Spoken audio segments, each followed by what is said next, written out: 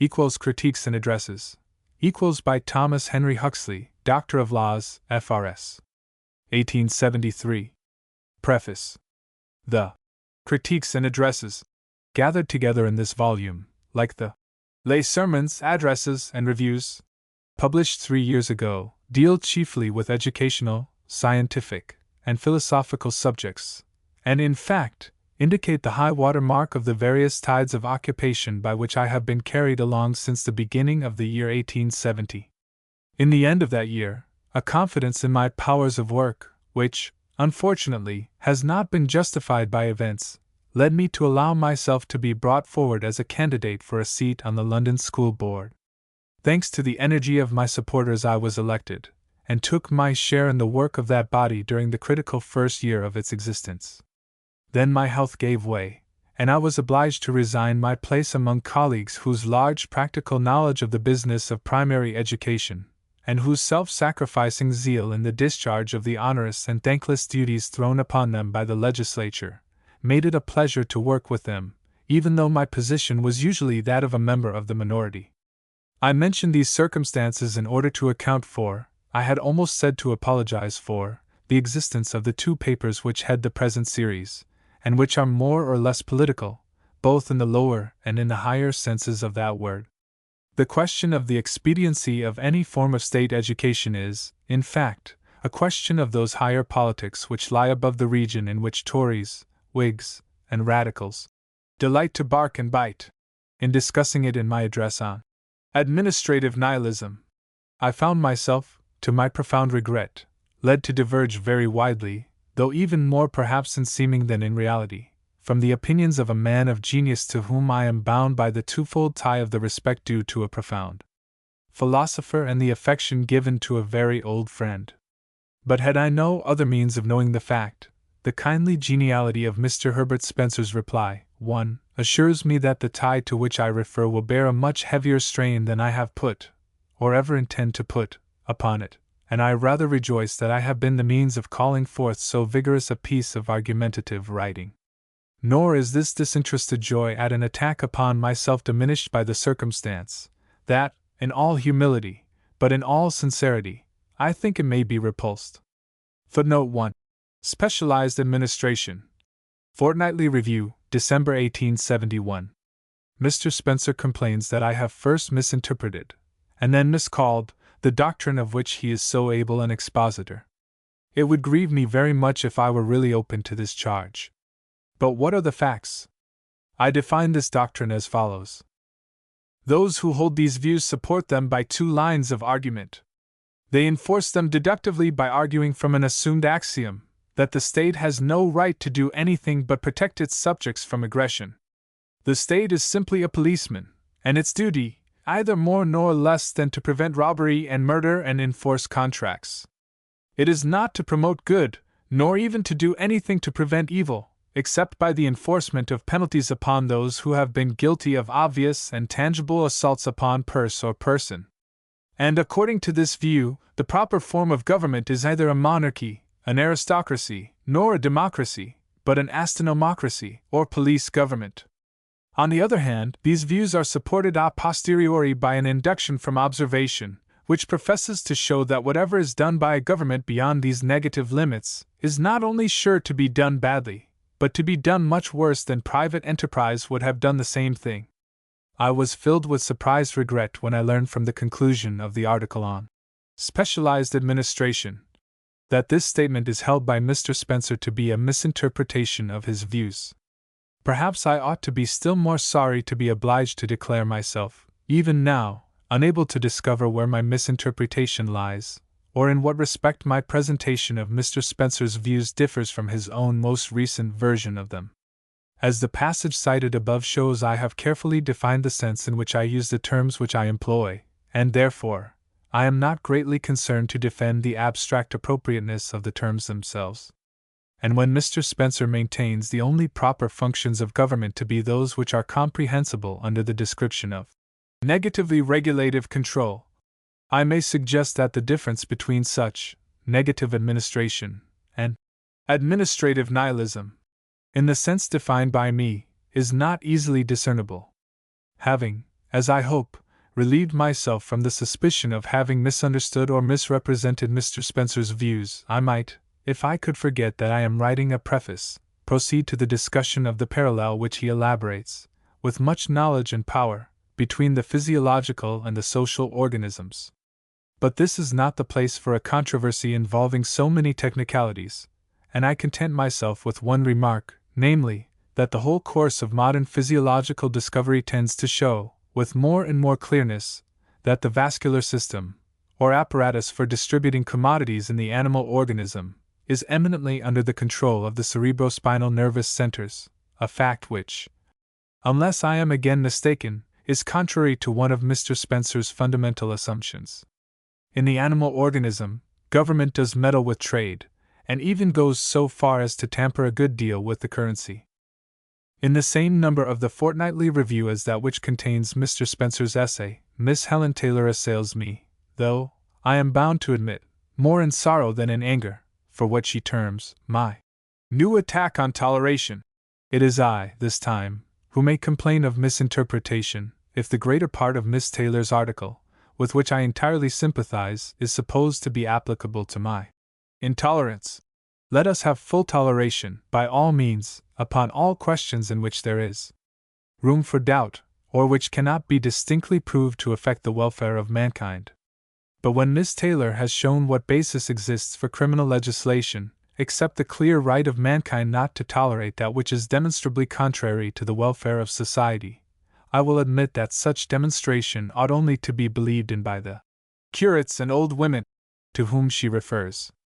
Recent events have not weakened the conviction I expressed in a much abused speech at the London School Board, that ultramontanism is demonstrably the enemy of society, and must be met with resistance, merely passive if possible, but active if necessary, by the whole power of the state.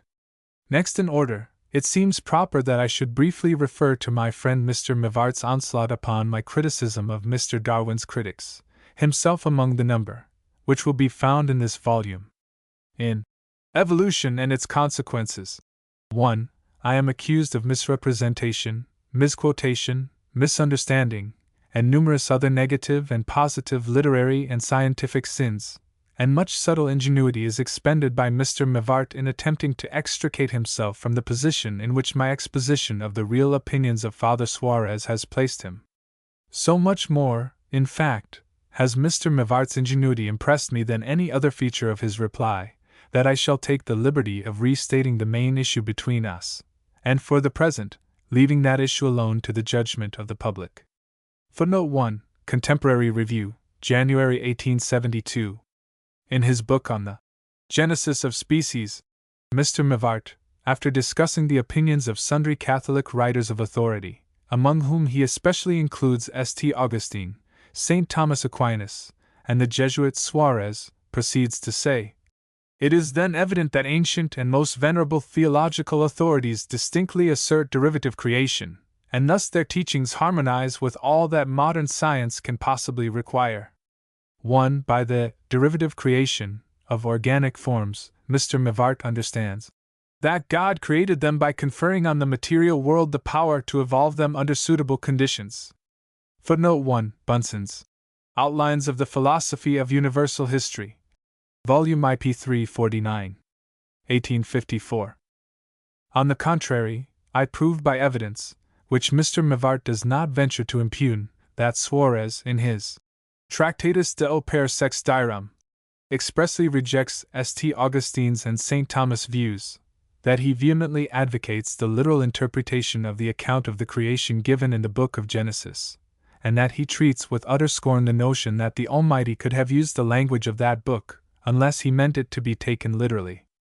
Mr. Mivart, therefore, either has read Suarez and has totally misrepresented him, a hypothesis which, I hope I need hardly say, I do not for a moment entertain, or he has got his information at second hand, and has himself been deceived.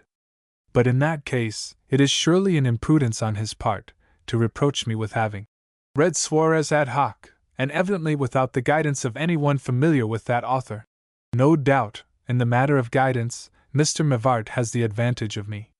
Nevertheless, the guides who supplied him with his references to Suarez Metaphysica, while they left him in ignorance of the existence of the Tractatus, are guides with whose services it might be better to dispense, leaders who wilfully shut their eyes, being even more liable to lodge one in a ditch than blind leaders.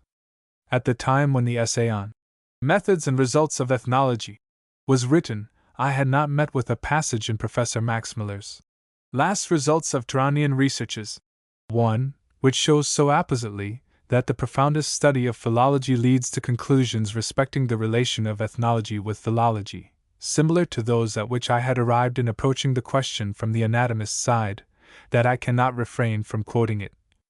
Footnote 1, London, April 1873.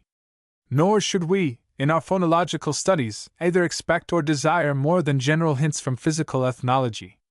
The proper and rational connection between the two sciences is that of mutual advice and suggestion, but nothing more. Much of the confusion of terms and indistinctness of principles, both in ethnology and phonology, are due to the combined study of these heterogeneous sciences. Ethnological race and phonological race are not commensurate, except in anti-historical times, or perhaps at the very dawn of history. With the migration of tribes, their wars, their colonies, their conquests and alliances, which, if we may judge from their effects, must have been much more violent in the ethnic than even in the political period of history, it is impossible to imagine that race and language should continue to run parallel. The physiologist should pursue his own science unconcerned about language.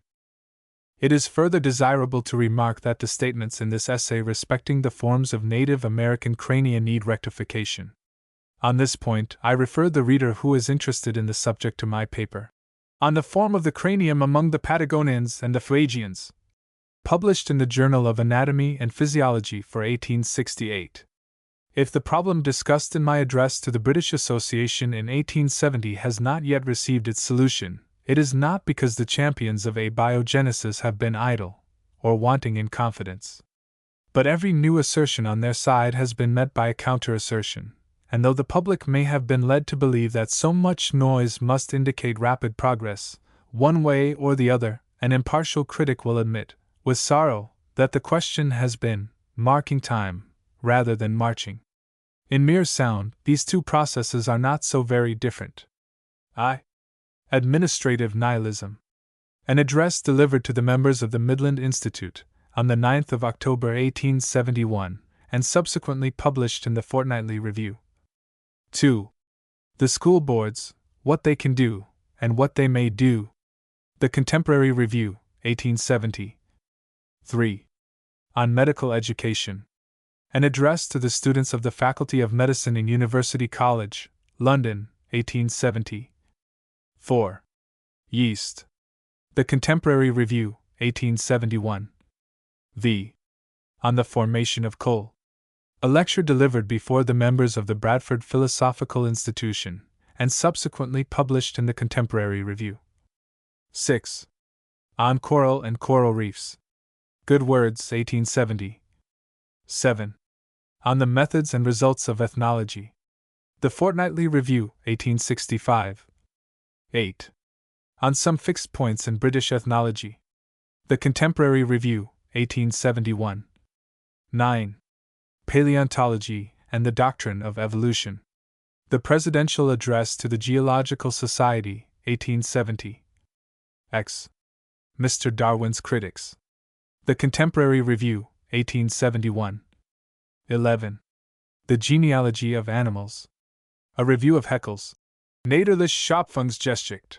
The Academy, 1869. 12. Bishop Berkeley on the Metaphysics of Sensation. Macmillan's Magazine, 1871. Critiques and Addresses. I. Administrative Nihilism. An address to the members of the Midland Institute, October 9, 1871. To me, and, as I trust, to the great majority of those whom I address, the great attempt to educate the people of England which has just been set afoot is one of the most satisfactory and hopeful events in our modern history. But it is impossible, even if it were desirable, to shut our eyes to the fact that there is a minority, not inconsiderable in numbers, nor deficient in supporters of weight and authority, in whose judgment all this legislation is a step in the wrong direction, false in principle, and consequently sure to produce evil in practice. The arguments employed by these objectors are of two kinds. The first is what I will venture to term the caste argument, for, if logically carried out, it would end in the separation of the people of this country into castes, as permanent and as sharply defined, if not as numerous, as those of India.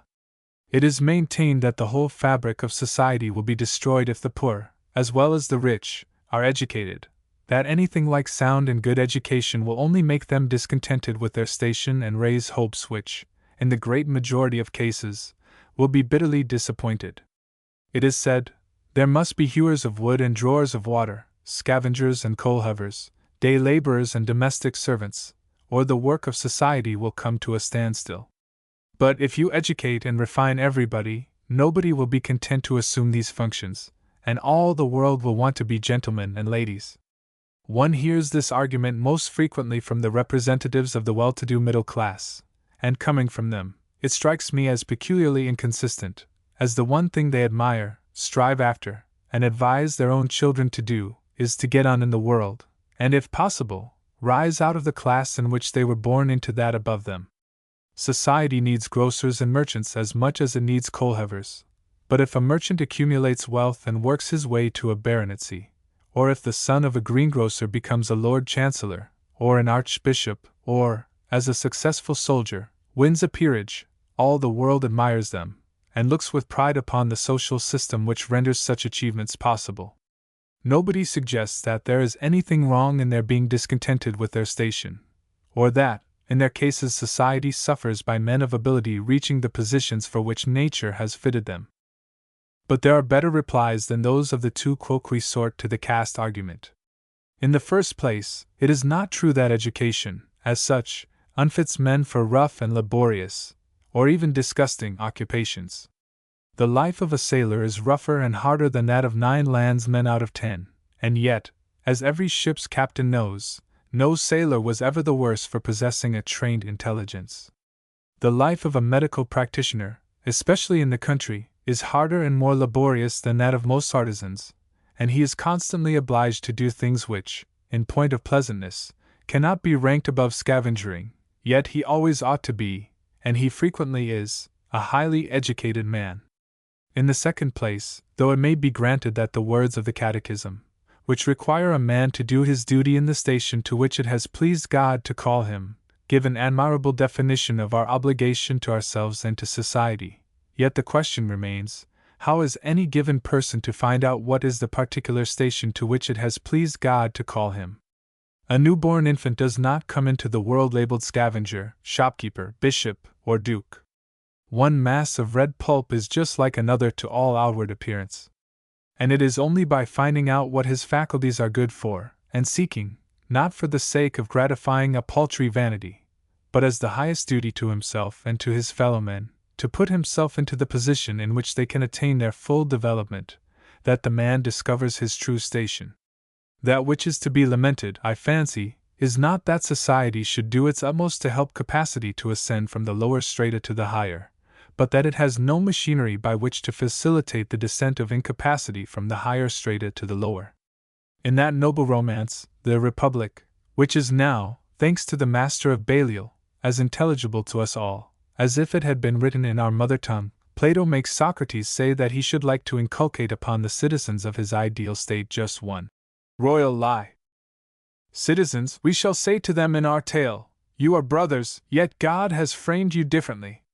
Some of you have the power of command, and these he has composed of gold, wherefore also they have the greatest honor, others of silver, to be auxiliaries, others again, who are to be husbandmen and craftsmen, he has made of brass and iron, and the species will generally be preserved in the children.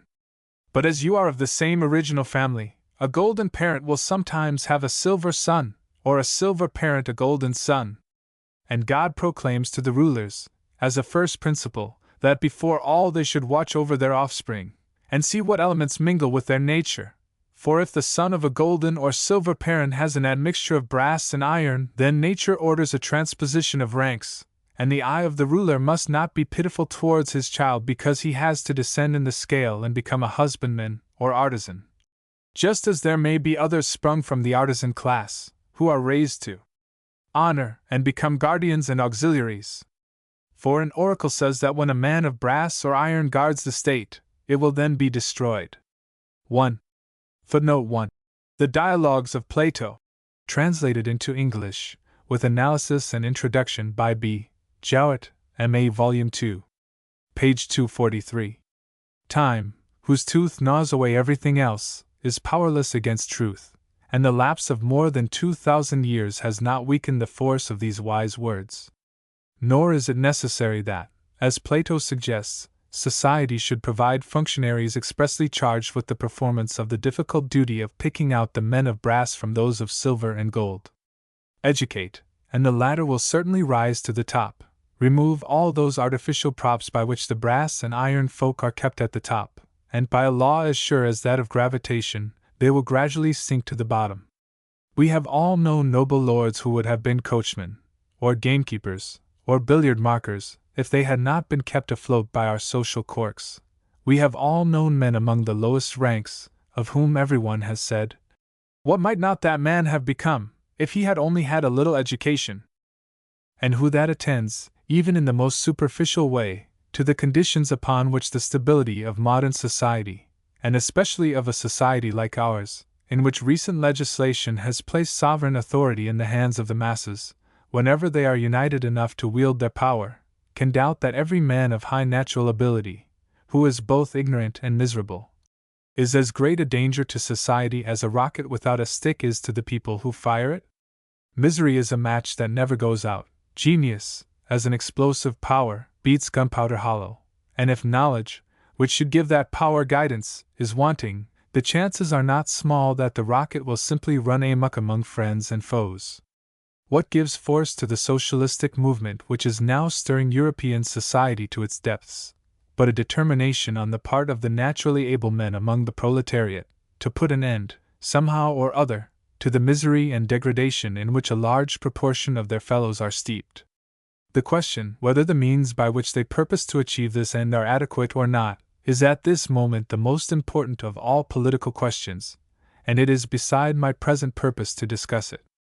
All I desire to point out is, that if the chance of the controversy being decided calmly and rationally, and not by passion and force, looks miserably small to an impartial bystander, the reason is that not 1 in 10,000 of those who constitute the ultimate court of appeal, by which questions of the utmost difficulty, as well as of the most momentous gravity, will have to be decided, is prepared by education to comprehend the real nature of the suit brought before their tribunal.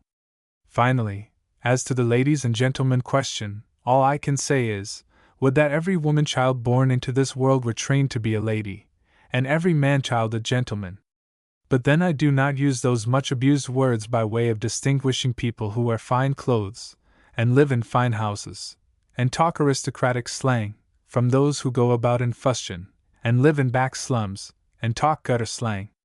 Some inborn plebeian blindness, in fact, prevents me from understanding what advantage the former have over the latter. I have never even been able to understand why pigeon shooting at Hullingham should be refined and polite, while a rat-killing match in Whitechapel is low, or why "What a lark!" should be coarse, when one hears "How awfully jolly!" drop from the most refined lips 20 times in an evening. Thoughtfulness for others, generosity, modesty, and self-respect are the qualities which make a real gentleman, or lady, as distinguished from the veneered article which commonly goes by that name. I by no means wish to express any sentimental preference for Lazarus against Dives, but, on the face of the matter, one does not see why the practice of these virtues should be more difficult in one state of life than another, and any one who has had a wide experience among all sorts and conditions of men, will, I think, agree with me that they are as common in the lower ranks of life as in the higher. Leaving the caste argument aside, then, as inconsistent with the practice of those who employ it, as devoid of any justification in theory, and as utterly mischievous if its logical consequences were carried out, let us turn to the other class of objectors. To these opponents, the Education Act is only one of a number of pieces of legislation to which they object on principle, and they include under like condemnation the Vaccination Act, the Contagious Diseases Act, and all other sanitary acts, all attempts on the part of the state to prevent adulteration, or to regulate injurious trades, all legislative interference with anything that bears directly or indirectly on commerce, such as shipping, harbors, railways, roads, cab fares, and the carriage of letters, and all attempts to promote the spread of knowledge by the establishment of teaching bodies, examining bodies, libraries, or museums, or by the sending out of scientific expeditions, all endeavors to advance art by the establishment of schools of design, or picture galleries, or by spending money upon an architectural public building when a brick box would answer the purpose. According to their views, not a shilling of public money must be bestowed upon a public park or pleasure ground, not sixpence upon the relief of starvation or the cure of disease. Those who hold these views support them by two lines of argument. They enforce them deductively by arguing from an assumed axiom that the state has no right to do anything but protect its subjects from aggression.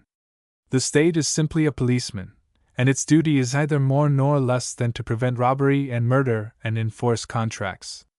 It is not to promote good, nor even to do anything to prevent evil, except by the enforcement of penalties upon those who have been guilty of obvious and tangible assaults upon purses or persons. And according to this view, the proper form of government is neither a monarchy, an aristocracy, nor a democracy, but an astynomocracy, or police government.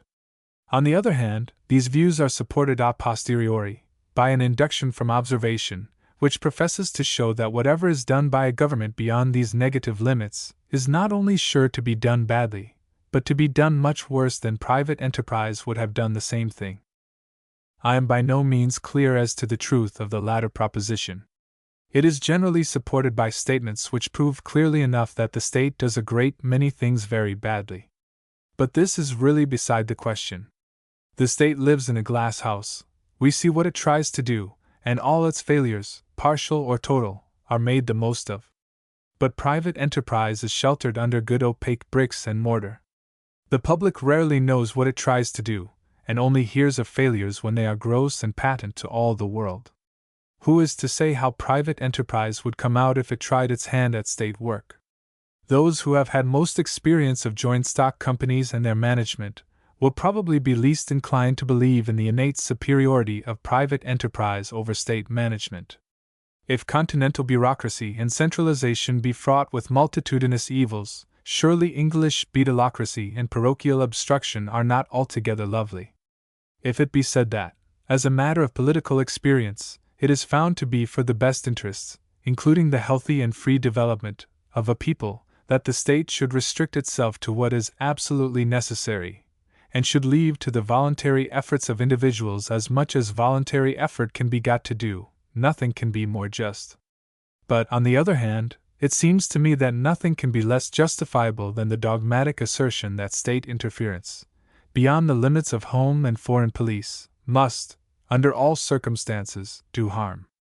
Suppose, however, for the sake of argument, that we accept the proposition that the functions of the state may be properly summed up in the one great negative commandment: "Thou shalt not allow any man to interfere with the liberty of any other man."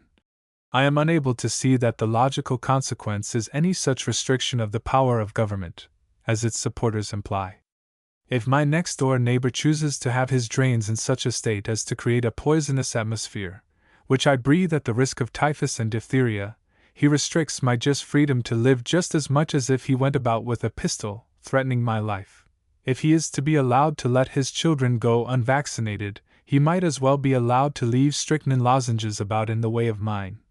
And if he brings them up untaught and untrained, to earn their living, he is doing his best to restrict my freedom, by increasing the burden of taxation for the support of jails and workhouses, which I have to pay. The higher the state of civilization, the more completely do the actions of one member of the social body influence all the rest, and the less possible is it for any one man to do a wrong thing without interfering, more or less, with the freedom of all his fellow citizens. So that, even upon the narrowest view of the functions of the state, it must be admitted to have wider powers than the advocates of the police theory are disposed to admit. It is urged, I am aware, that if the right of the state to step beyond the assigned limits is admitted at all, there is no stopping, and that the principle which justifies the state in enforcing vaccination or education will also justify it in prescribing my religious belief, or my mode of carrying on my trade or profession, in determining the number of courses I have for dinner, or the pattern of my waistcoat. But surely the answer is obvious that, on similar grounds, the right of a man to eat when he is hungry might be disputed, because if you once allow that he may eat at all, there is no stopping him until he gorges himself, and suffers all the ills of a surfeit. In practice, the man leaves off when reason tells him he has had enough, and in a properly organized state, the government, being nothing but the corporate reason of the community, will soon find out when state interference has been carried far enough. And so far as my acquaintance with those who carry on the business of government goes, I must say that I find them far less eager to interfere with the people than the people are to be interfered with. And the reason is obvious. The people are keenly sensible of particular evils, and, like a man suffering from pain, desire an immediate remedy. The statesman, on the other hand, is like the physician, who knows that he can stop the pain at once by an opiate, but who also knows that the opiate may do more harm than good in the long run. In 3 cases out of 4, the wisest thing he can do is to wait, and leave the case to nature. But in the 4th case, in which the symptoms are unmistakable, and the cause of the disease distinctly known, prompt remedy saves a life. Is the fact that a wise physician will give as little medicine as possible any argument for his abstaining from giving any at all? But the argument may be met directly. It may be granted that the state, or corporate authority of the people, might with perfect propriety order my religion, or my waistcoat, if as good grounds could be assigned for such an order as for the command to educate my children. And this leads us to the question which lies at the root of the whole discussion, the question, namely, upon what foundation does the authority of the state rest, and how are the limits of that authority to be determined? One of the oldest and profoundest of English philosophers, Hobbes of Malmesbury, writes thus: "The office of the sovereign, be it monarch or an assembly, consisteth in the end for which he was entrusted with the sovereign power, namely, the procuration of the safety of the people, to which he is obliged by the law of nature, and to render an account thereof to God, the author of that law, and to none but him. But by safety here is not meant a bare preservation, but also all other contentments of life, which every man by lawful industry, without danger or hurt to the commonwealth, shall acquire to himself." At first sight this may appear to be a statement of the police theory of government, pure and simple, but it is not so.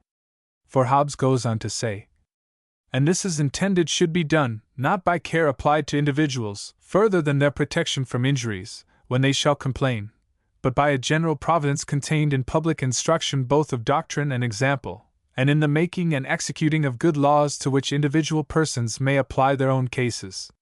1. Footnote 1. Leviathan. Molesworth's edition, page 322. To a witness of the civil war between Charles I.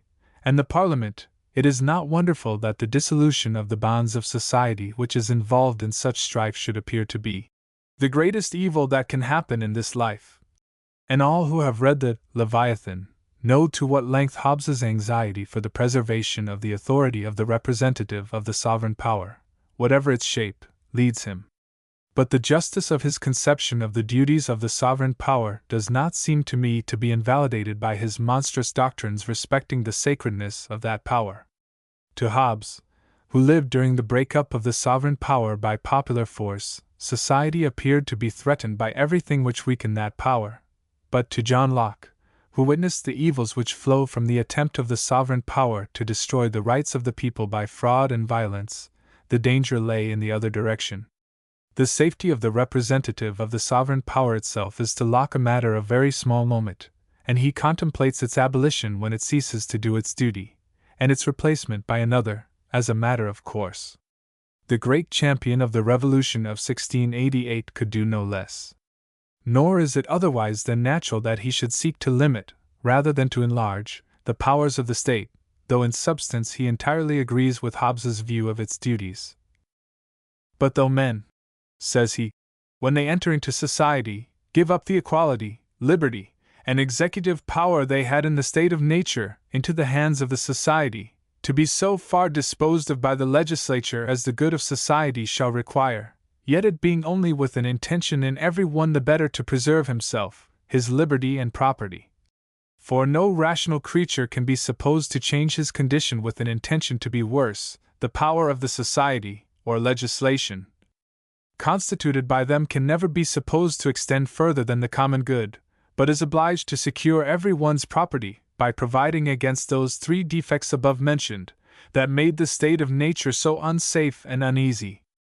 And so, whoever has the legislative or supreme power of any commonwealth is bound to govern by established standing laws promulgated and known to the people, and not by extemporary decrees, by indifferent and upright judges, who are to decide controversies by those laws, and to employ the force of the community at home only in the execution of such laws, or abroad, to prevent or redress foreign injuries, and secure the community from inroads and invasion. And all this to be directed to no other end than the peace, safety, and public good of the people. 1. Footnote 1 Locke's Essay of Civil Government, Section 131. Just as in the case of Hobbes, so in that of Locke, it may at first sight appear from this passage that the latter philosopher's views of the functions of government incline to the negative, rather than the positive, side. But a further study of Locke's writings will at once remove this misconception. In the famous Letter Concerning Toleration, Locke says, "The Commonwealth seems to me to be a society of men constituted only for the procuring, preserving, and advancing their own civil interests. Civil interests I call life, liberty, health, and indolency of body, and the possession of outward things, such as money, lands, houses, furniture, and the like. It is the duty of the civil magistrate, by the impartial execution of equal laws, to secure unto all the people in general, and to every one of his subjects in particular, the just possession of those things belonging to this life. The whole jurisdiction of the magistrate reaches only to these civil concernments. All civil power, right, and dominion is bounded and confined to the only care of promoting these things." Elsewhere in the same letter, Locke lays down the proposition that if the magistrate understand washing a child to be profitable to the curing or preventing any disease that children are subject unto, and esteem the matter weighty enough to be taken care of by a law, in that case he may order it to be done. Locke seems to differ most widely from Hobbes by his strong advocacy of a certain measure of toleration in religious matters.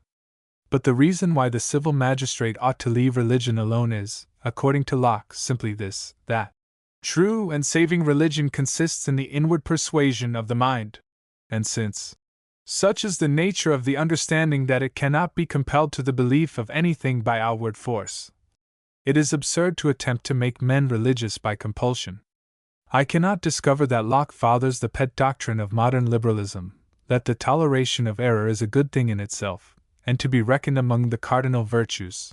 On the contrary, in this very letter on toleration, he states in the clearest language that no opinion contrary to human society, or to those moral rules which are necessary to the preservation of civil society, are to be tolerated by the magistrate.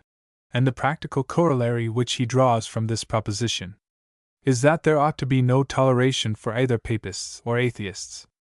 After Locke's time, the negative view of the functions of government gradually grew in strength, until it obtained systematic and able expression in Wilhelm von Humboldt's Ideen, 1, the essence of which is the denial that the state has a right to be anything more than chief policeman.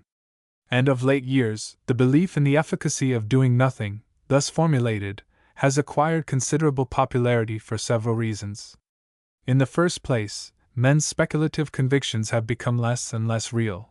Their tolerance is large because their belief is small. They know that the state had better leave things alone unless it has a clear knowledge about them, and with reason, they suspect that the knowledge of the governing power may stand no higher than the very low watermark of their own. Footnote 1. An English translation has been published under the title of Essay on the Sphere and Duties of Government. In the second place, men have become largely absorbed in the mere accumulation of wealth, and as this is a matter in which the plainest and strongest form of self-interest is intensely concerned, science, in the shape of political economy, has readily demonstrated that self-interest may be safely left to find the best way of attaining its ends. Rapidity and certainty of intercourse between different countries, the enormous development of the powers of machinery, and general peace, however interrupted by brief periods of warfare, have changed the face of commerce as completely as modern artillery has changed that of war. The merchant found himself as much burdened by ancient protective measures as the soldier by his armor, and negative legislation has been of as much use to the one as the stripping off of breastplates, greaves, and buff coat to the other. But because the soldier is better without his armor, it does not exactly follow that it is desirable that our defenders should strip themselves stark naked, and it is not more apparent why laissez-faire, great and beneficial as it may be in all that relates to the accumulation of wealth, should be the one great commandment which the state is to obey in all other matters, and especially in those in which the justification of laissez-faire, namely, the keen insight given by the strong stimulus of direct personal interest, in matters clearly understood, is entirely absent. Thirdly, to the indifference generated by the absence of fixed beliefs, and to the confidence in the efficacy of laissez-faire, apparently justified by experience of the value of that principle when applied to the pursuit of wealth, there must be added that nobler and better reason for a profound distrust of legislative interference, which animates von Humboldt and shines forth in the pages of Mr. Mill's famous essay on liberty. I mean the just fear lest the end should be sacrificed to the means, lest freedom and variety should be drilled and disciplined out of human life in order that the great mill of the state should grind smoothly. One of the profoundest of living English philosophers, who is at the same time the most thoroughgoing and consistent of the champions of astonomocracy, has devoted a very able and ingenious essay, 1. To the drawing out of a comparison between the process by which men have advanced from the savage state to the highest civilization, and that by which an animal passes from the condition of an almost shapeless and structureless germ, to that in which it exhibits a highly complicated structure and a corresponding diversity of powers. Mr. Spencer says with great justice. Footnote 1. The Social Organism. Essays. 2nd Series. That they gradually increase in mass, that they become, little by little, more complex, that, at the same time, their parts grow more mutually dependent, and that they continue to live and grow as wholes, while successive generations of their units appear and disappear, are broad peculiarities which bodies politic display, in common with all living bodies, and in which they and living bodies differ from everything else. In a very striking passage of this essay, Mr. Spencer shows with what singular closeness a parallel between the development of a nervous system, which is the governing power of the body in the series of animal organisms, and that of government, in the series of social organisms, can be drawn. Strange as the assertion will be thought, says Mr. Spencer, our Houses of Parliament discharge in the social economy functions that are, in sundry respects, comparable to those discharged by the cerebral masses in a vertebrate animal. The cerebrum coordinates the countless heterogeneous considerations which affect the present and future welfare of the individual as a whole, and the legislature coordinates the countless heterogeneous considerations which affect the immediate and remote welfare of the whole community. We may describe the office of the brain as that of averaging the interests of life, physical, intellectual, moral, social, and a good brain is one in which the desires answering to their respective interests are so balanced that the conduct they jointly dictate sacrifice none of them. Similarly, we may describe the office of Parliament as that of averaging the interests of the various classes in a community, and a good Parliament is one in which the parties answering to these respective interests are so balanced that their united legislation concedes to each class as much as consists with the claims of the rest. All this appears to be very just. But if the resemblances between the body physiological and the body politic are any indication, not only of what the latter is, and how it has become what it is, but of what it ought to be, and what it is tending to become, I cannot but think that the real force of the analogy is totally opposed to the negative view of state function. Suppose that, in accordance with this view, each muscle were to maintain that the nervous system had no right to interfere with its contraction, except to prevent it from hindering the contraction of another muscle, or each gland, that it had a right to secrete, so long as its secretion interfered with no other. Suppose every separate cell left free to follow its own interest, and laissez-faire lord of all, what would become of the body physiological? The fact is that the sovereign power of the body thinks for the physiological organism, acts for it, and rules the individual components with a rod of iron. Even the blood corpuscles can't hold a public meeting without being accused of congestion, and the brain, like other despots whom we have known, calls out at once for the use of sharp steel against them. As in Hobbes's Leviathan, the representative of the sovereign authority in the living organism, though he derives all his powers from the mass which he rules, is above the law. The questioning of his authority involves death, or that partial death which we call paralysis. Hence, if the analogy of the body politic with the body physiological counts for anything, it seems to me to be in favor of a much larger amount of governmental interference than exists at present, or than I, for one, at all desire to see.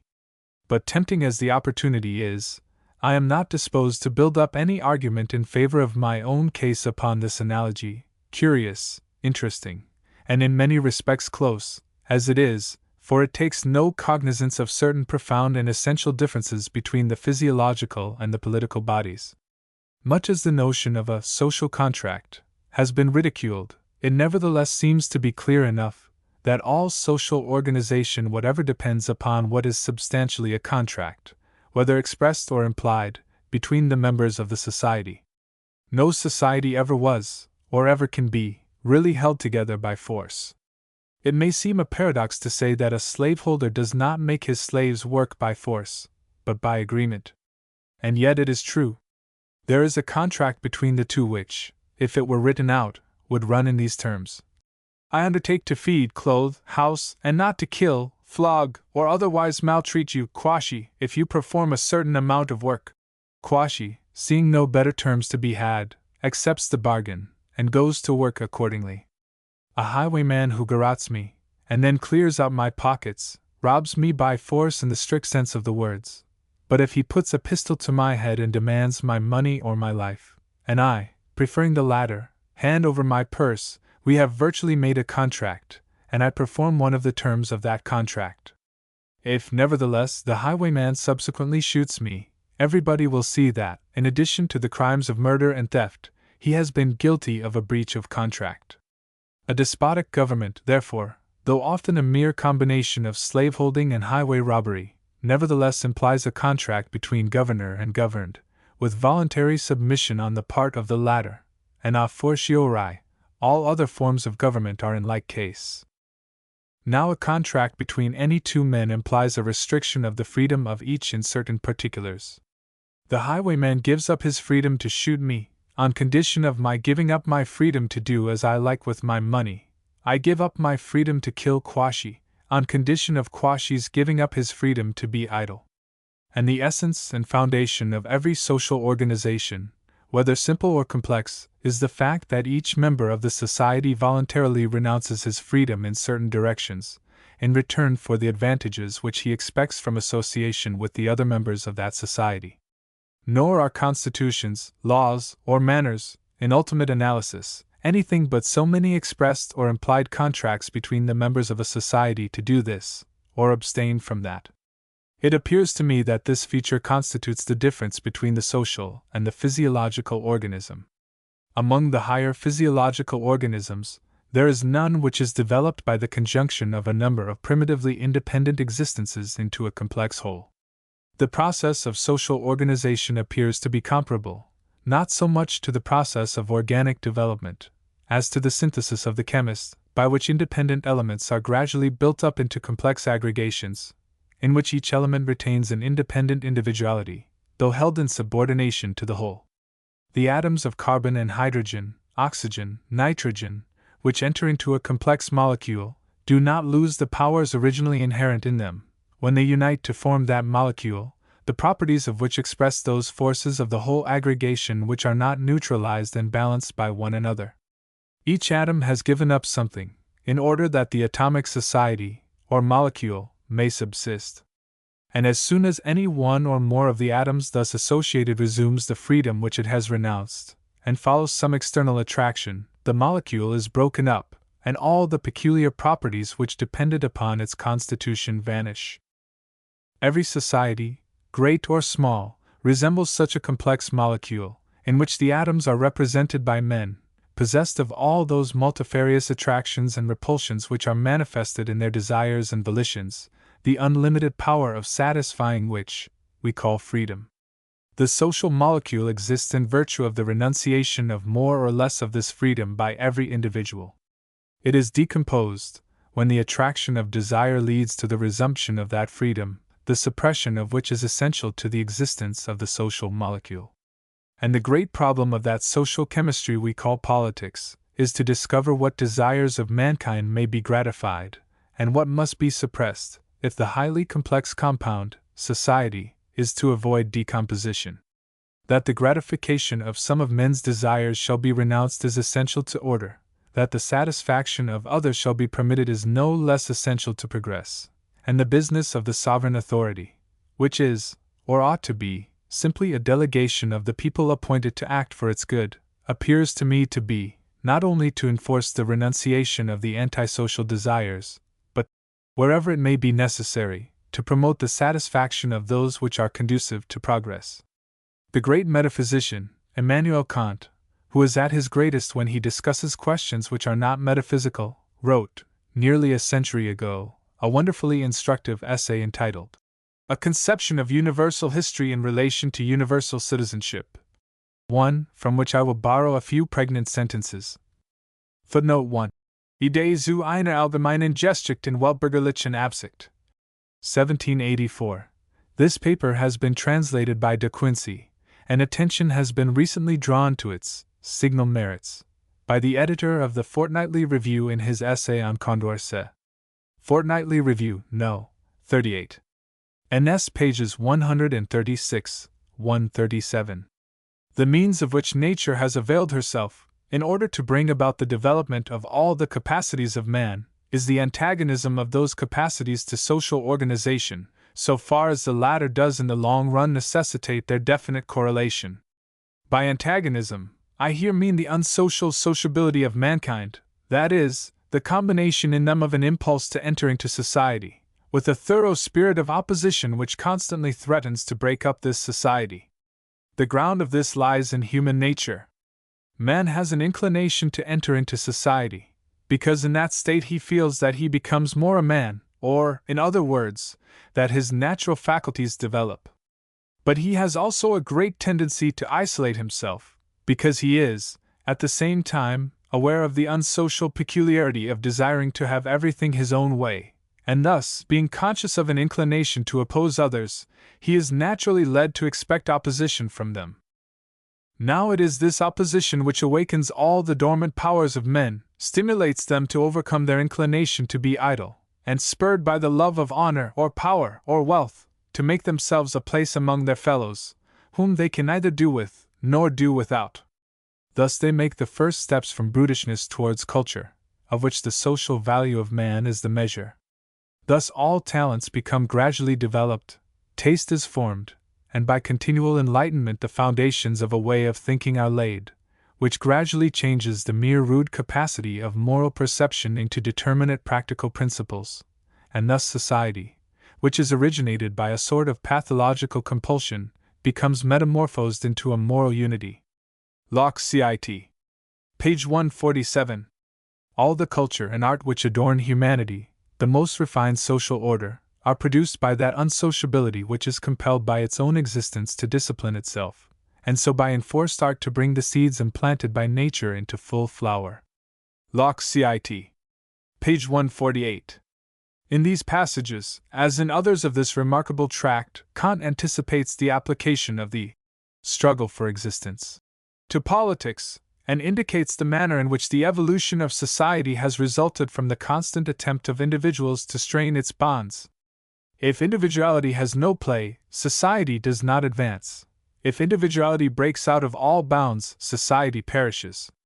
But when men living in society once become aware that their welfare depends upon two opposing tendencies of equal importance, the one restraining, the other encouraging, individual freedom, the question, what are the functions of government, is translated into another, namely, what ought we men, in our corporate capacity, to do, not only in the way of restraining that free individuality which is inconsistent with the existence of society, but in encouraging that free individuality which is essential to the evolution of the social organization? The formula which truly defines the function of government must contain the solution of both the problems involved, and not merely of one of them. Locke has furnished us with such a formula, in the noblest, and at the same time briefest, statement of the purpose of government known to me. The end of government is the good of mankind. 1. Footnote 1. Of Civil Government. Section 229. But the good of mankind is not a something which is absolute and fixed for all men, whatever their capacities or state of civilization. Doubtless it is possible to imagine a true civitas Dei, in which every man's moral faculty shall be such as leads him to control all those desires which run counter to the good of mankind, and to cherish only those which conduce to the welfare of society, and in which every man's native intellect shall be sufficiently strong, and his culture sufficiently extensive, to enable him to know what he ought to do and to seek after. And in that blessed state, police will be as much a superfluity as every other kind of government. But the eye of man has not beheld that state, and is not likely to behold it for some time to come. What we do see, in fact, is that states are made up of a considerable number of the ignorant and foolish, a small proportion of genuine knaves, and a sprinkling of capable and honest men, by whose efforts the former are kept in a reasonable state of guidance, and the latter of repression. And such being the case, I do not see how any limit whatever can be laid down as to the extent to which, under some circumstances, the action of government may be rightfully carried. Was our own government wrong in suppressing thuggee in India? If not, would it be wrong in putting down any enthusiast who attempted to set up the worship of Astarte in the Haymarket? Has the state no right to put a stop to gross and open violations of common decency? And if the state has, as I believe it has, a perfect right to do all these things, are we not bound to admit, with Locke, that it may have a right to interfere with popery and atheism, if it be really true that the practical consequences of such beliefs can be proved to be injurious to civil society? The question where to draw the line between those things with which the state ought, and those with which it ought not, to interfere, then, is one which must be left to be decided separately for each individual case. The difficulty which meets the statesman is the same as that which meets us all in individual life, in which our abstract rights are generally clear enough, though it is frequently extremely hard to say at what point it is wise to cease our attempts to enforce them.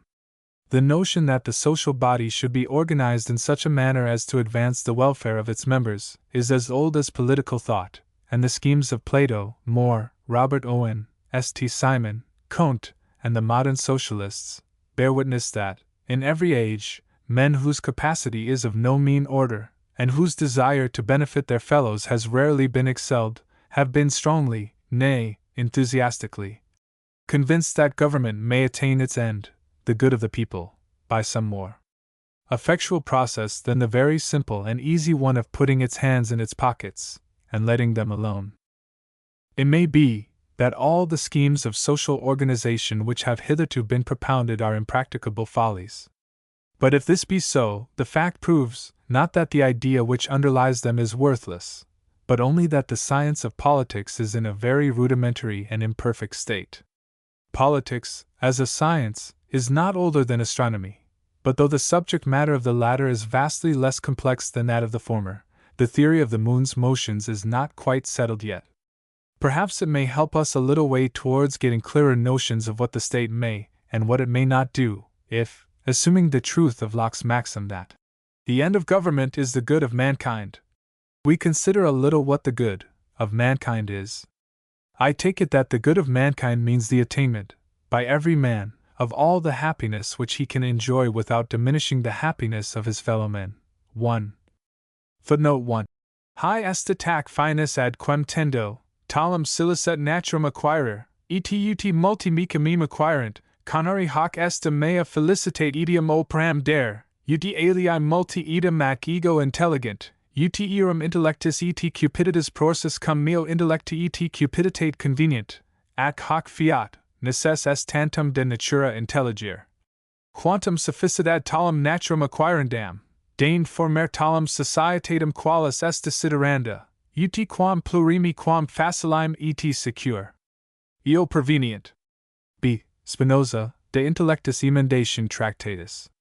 If we inquire what kinds of happiness come under this definition, we find those derived from the sense of security or peace, from wealth, or commodity, obtained by commerce, from art, whether it be architecture, sculpture, painting, music, or literature, from knowledge, or science, and finally, from sympathy or friendship.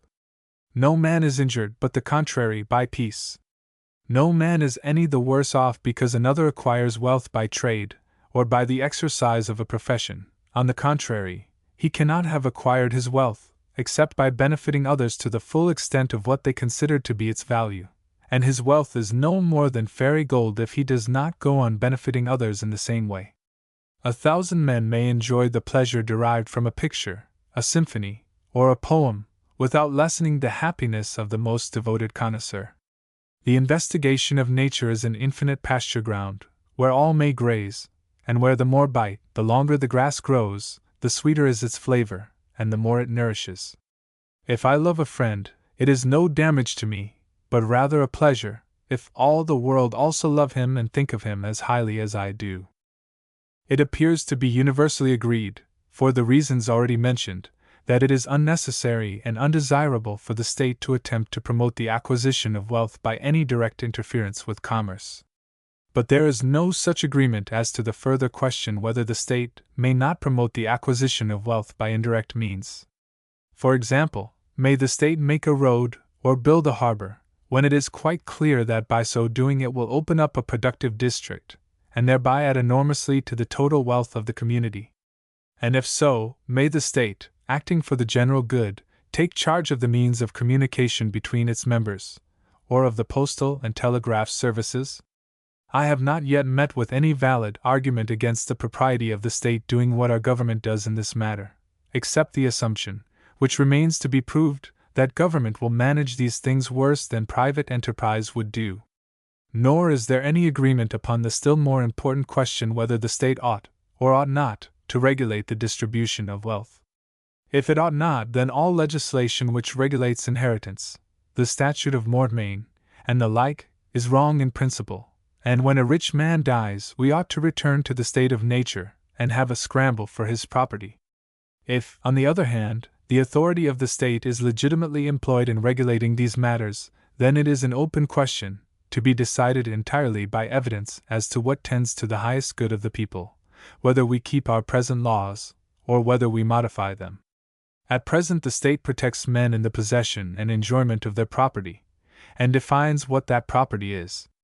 The justification for its so doing is that its action promotes the good of the people. If it can be clearly proved that the abolition of property would tend still more to promote the good of the people, the state will have the same justification for abolishing property that it now has for maintaining it.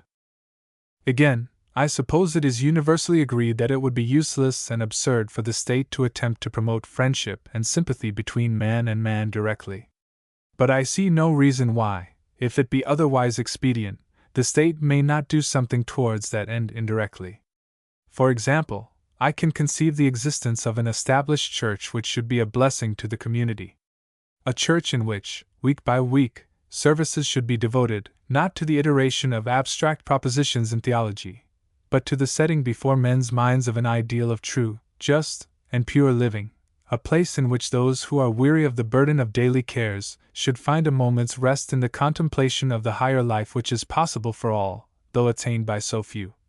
A place in which the man of strife and of business should have time to think how small, after all, are the rewards he covets compared with peace and charity. Depend upon it, if such a church existed, no one would seek to disestablish it. Whatever the state may not do, however, it is universally agreed that it may take charge of the maintenance of internal and external peace. Even the strongest advocate of administrative nihilism admits that government may prevent aggression of one man on another. But this implies the maintenance of an army and navy, as much as of a body of police. It implies a diplomatic as well as a detective force, and it implies, further, that the state, as a corporate whole, shall have distinct and definite views as to its wants, powers, and obligations. For independent states stand in the same relation to one another as men in a state of nature, or unlimited freedom. Each endeavors to get all it can, until the inconvenience of the state of war suggests either the formation of those express contracts we call treaties, or mutual consent to those implied contracts which are expressed by international law. The moral rights of a state rest upon the same basis as those of an individual. If any number of states agree to observe a common set of international laws, they have, in fact, set up a sovereign authority or supranational government, the end of which, like that of all governments, is the good of mankind, and the possession of as much freedom by each state as is consistent with the attainment of that end. But there is this difference, that the government thus set up over nations is ideal, and has no concrete representative of the sovereign power, whence the only way of settling any dispute finally is to fight it out. Thus the supranational society is continually in danger of returning to the state of nature, in which contracts are void, and the possibility of this contingency justifies a government in restricting the liberty of its subjects in many ways that would otherwise be unjustifiable. Finally, with respect to the advancement of science and art, I have never yet had the good fortune to hear any valid reason alleged why that corporation of individuals we call the state may not do what voluntary effort fails in doing, either from want of intelligence or lack of will. And here it cannot be alleged that the action of the state is always hurtful. On the contrary, in every country in Europe, universities, public libraries, picture galleries, museums, and laboratories have been established by the state, and have done infinite service to the intellectual and moral progress and the refinement of mankind.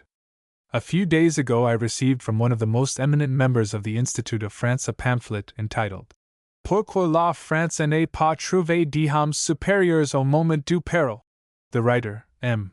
Pasteur, has no doubt that the cause of the astounding collapse of his countrymen is to be sought in the miserable neglect of the higher branches of culture, which has been one of the many disgraces of the Second Empire, if not of its predecessors.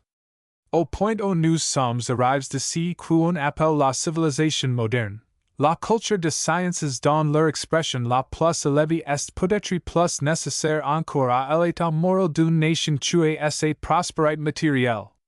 Les grandes découvertes, les méditations de la pensée dans les arts, dans les sciences et dans les lettres, NNMOT les travaux désintéressés de l'esprit dans tous les genres, les centres d'enseignement propres à les faire connaître, introduisant dans le cours social tout entier l'esprit philosophique aux uses scientifiques, cet esprit de discernment que sommet tout en raison sévère, condamne l'ignorance.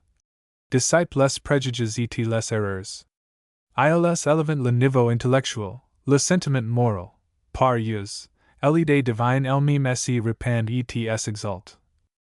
Ainsi, au moment du péril suprême, la France n'est pas trouvée de hommes supérieurs pour mettre en œuvre ses ressources et le courage de ses enfants, il faut l'attribuer, j'en la conviction, à ce que la France est désintéressée, depuis un demi-siècle, de grands travaux de la pensée, particulièrement dans les sciences exactes.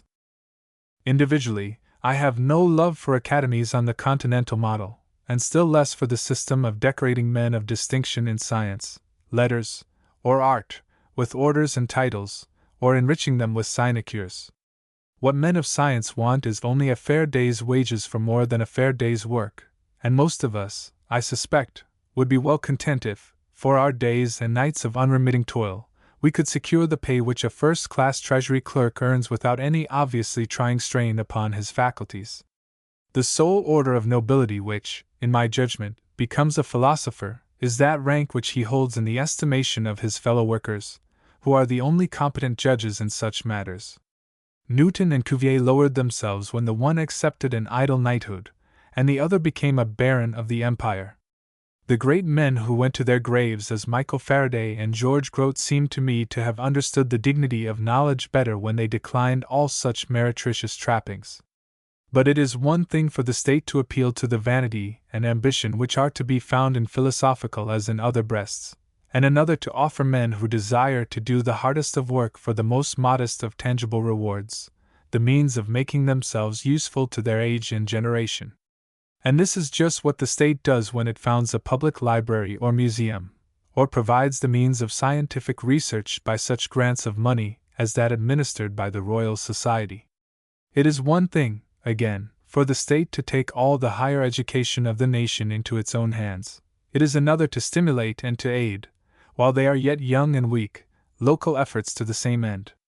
The Midland Institute, Owens College in Manchester, the newly instituted Science College in Newcastle, are all noble products of local energy and munificence. But the good they are doing is not local.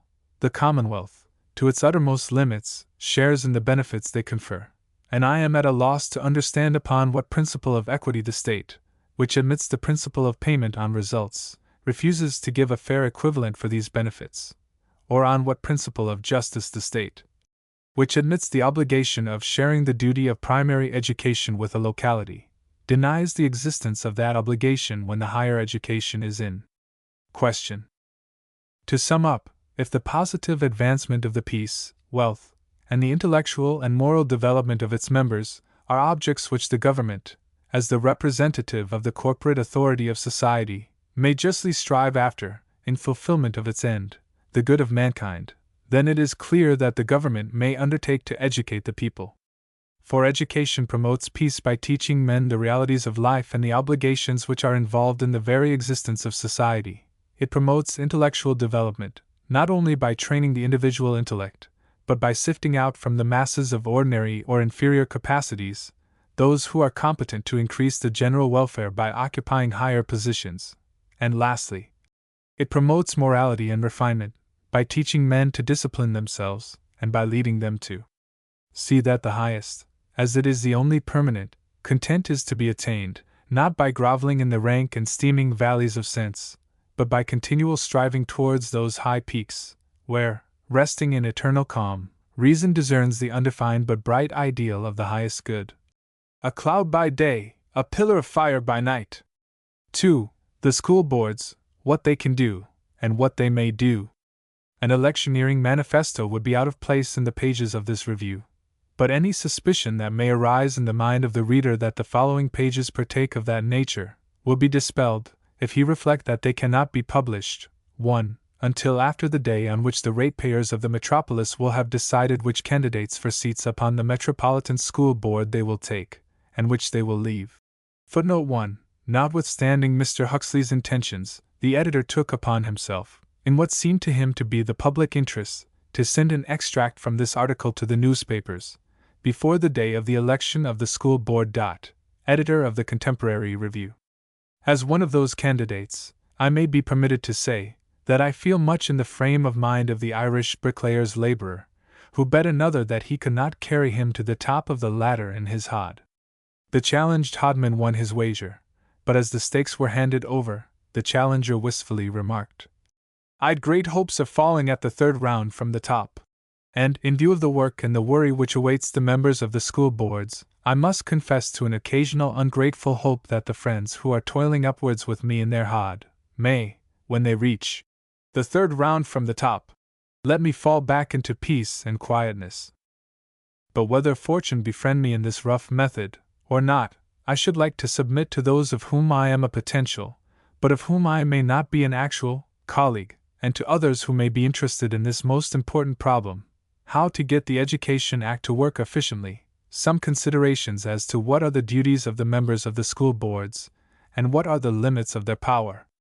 I suppose no one will be disposed to dispute the proposition that the prime duty of every member of such a board is to endeavor to administer the Act honestly, or in accordance, not only with its letter, but with its spirit. And if so, it would seem that the first step towards this very desirable end is to obtain a clear notion of what that letter signifies, and what that spirit implies, or, in other words, what the clauses of the Act are intended to enjoin and to forbid. So that it is really not admissible, except for factious and abusive purposes, to assume that any one who endeavors to get at this clear meaning is desirous only of raising quibbles and making difficulties. Reading the Act with this desire to understand it, I find that its provisions may be classified, as might naturally be expected, under two heads, the one set relating to the subject matter of education, the other to the establishment, maintenance, and administration of the schools in which that education is to be conducted. Now it is a most important circumstance that all the sections of the Act, except 4, belong to the latter division, that is, they refer to mere matters of administration. The 4 sections in question are the 7th, the 14th, the 16th, and the 97th. Of these, the 7th, the 14th, and the 97th deal with the subject matter of education, while the 16th defines the nature of the relations which are to exist between the Education Department, an euphemism for the future Minister of Education, and the school boards. It is the 16th clause which is the most important, and in some respects, the most remarkable of all.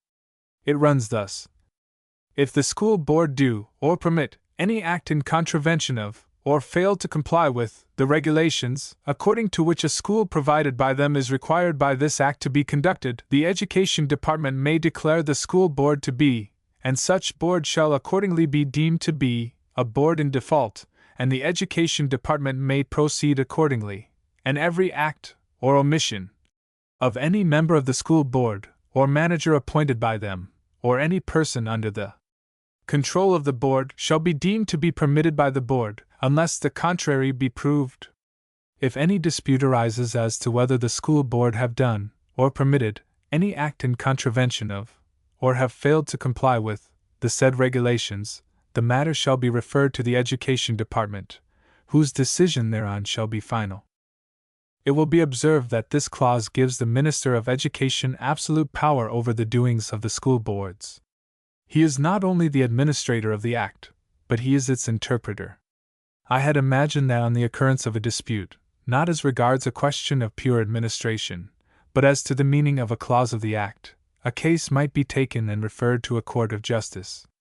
But I am led to believe that the legislature has, in the present instance, deliberately taken this power out of the hands of the judges and lodged it in those of the Minister of Education, who, in accordance with our method of making ministers, will necessarily be a political partisan, and who may be a strong theological sectary into the bargain.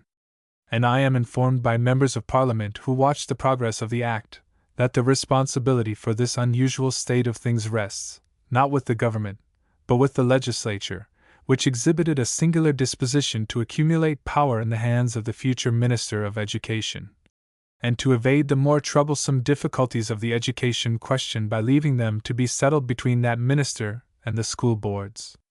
I express no opinion whether it is, or is not, desirable that such powers of controlling all the school boards in the country should be possessed by a person who may be, like Mr. Forster, eminently likely to use these powers justly and wisely, but who also may be quite the reverse. I merely wish to draw attention to the fact that such powers are given to the minister, whether he be fit or unfit.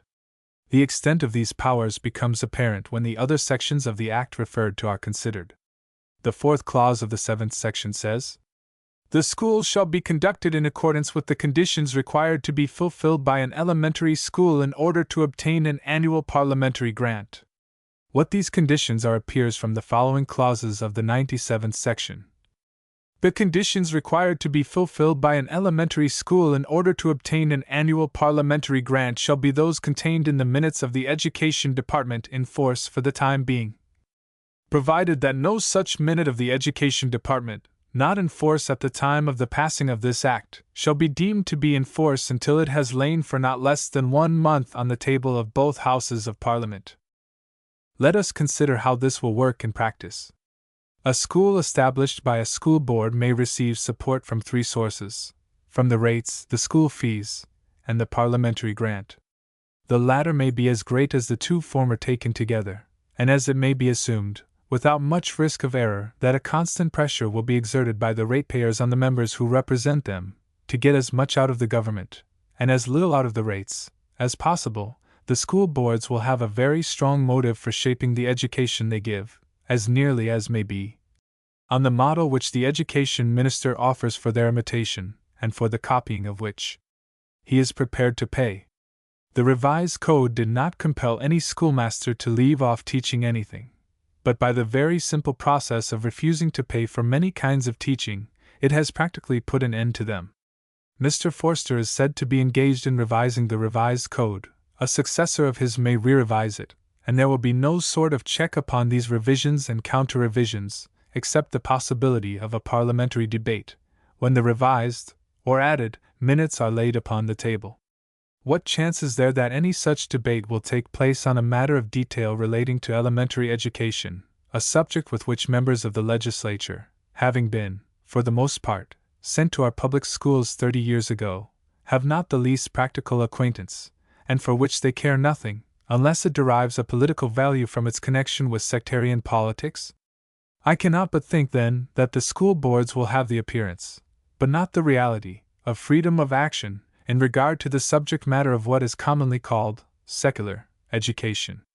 As respects what is commonly called religious education, the power of the minister of education is even more despotic. An interest, almost amounting to pathos, attaches itself, in my mind, to the frantic exertions which are at present going on in almost every school division, to elect certain candidates, whose names have never before been heard of in connection with education, and who are either sectarian partisans, or nothing. In my own particular division, a body organized ad hoc is moving heaven and earth to get the 7 seats filled by 7 gentlemen, 4 of whom are good churchmen, and 3 no less good dissenters. But why should this 7 times heated fiery furnace of theological zeal be so desirous to shed its genial warmth over the London School Board? Can it be that these zealous sectaries mean to evade the solemn pledge given in the Act? No religious catechism or religious formulary which is distinctive of any particular denomination shall be taught in the school. I confess I should have thought it my duty to reject any such suggestion, as dishonoring to a number of worthy persons, if it had not been for a leading article and some correspondence which appeared in The Guardian of November 9, 1870. The Guardian is, as everybody knows, one of the best of the religious newspapers, and personally, I have every reason to speak highly of the fairness, and indeed kindness, with which the editor is good enough to deal with a writer who must, in many ways, be so objectionable to him as myself. I quote the following passages from a leading article on a letter of mine, therefore, with all respect, and with a genuine conviction that the course of conduct advocated by the writer must appear to him in a very different light from that under which I see it. The first of these points is the interpretation which Professor Huxley puts on the Cooper Temple Clause. It is, in fact, that which we foretold some time ago as likely to be forced upon it by those who think with him. The clause itself was one of those compromises which it is very difficult to define or to maintain logically. On the one side was the simple freedom to school boards to establish what schools they pleased, which Mr. Forster originally gave, but against which the nonconformists lifted up their voices, because they conceived it likely to give too much power to the Church. On the other side there was the proposition to make the schools secular, intelligible enough, but in the consideration of public opinion simply impossible, and there was the vague impracticable idea, which Mr. Gladstone thoroughly tore to pieces, of enacting that the teaching of all schoolmasters in the new schools should be strictly undenominational. The Cooper Temple Clause was, we repeat, proposed simply to tide over the difficulty.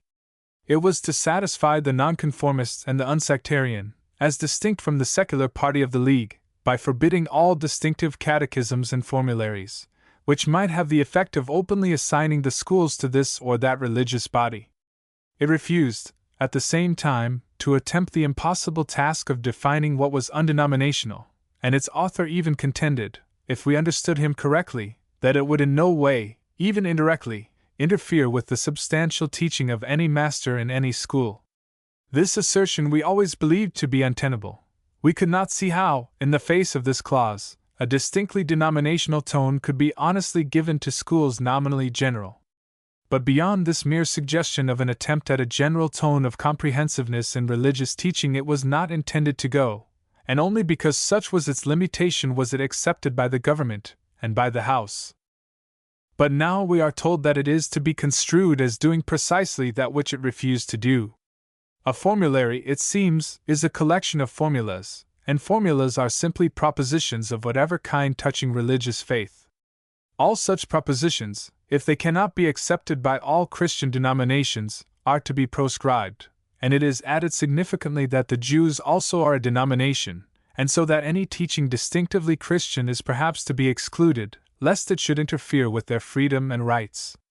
Are we then to fall back on the simple reading of the letter of the Bible? No! This, it is granted, would be an unworthy pretense. The teacher is to give grammatical, geographical, or historical explanations, but he is to keep clear of theology proper, because, as Professor Huxley takes great pains to prove, there is no theological teaching which is not opposed by some sect or other, from Roman Catholicism on the one hand to Unitarianism on the other. It was not, perhaps, hard to see that this difficulty would be started, and to those who, like Professor Huxley, look at it theoretically, without much practical experience of schools, it may appear serious or unanswerable. But there is very little in it practically. When it is faced determinately and handled firmly, it will soon shrink into its true dimensions. The class who are least frightened at it are the school teachers, simply because they know most about it. It is quite clear that the school managers must be cautioned against allowing their schools to be made places of proselytism, but when this is done, the case is simple enough. Leave the masters under this general understanding to teach freely. If there is ground of complaint, let it be made, but leave the onus probandi on the objectors. For extreme peculiarities of belief or unbelief there is the conscience clause. As to the mass of parents, they will be more anxious to have religion taught than afraid of its assuming this or that particular shade.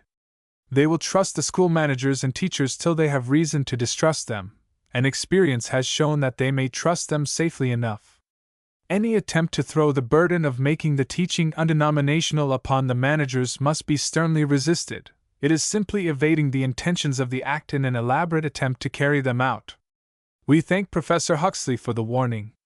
To be forewarned is to be forearmed.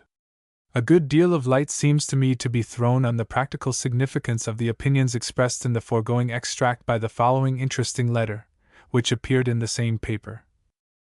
Sir, I venture to send to you the substance of a correspondence with the Education Department upon the question of the lawfulness of religious teaching in rate schools under Section 14(2) of the Act.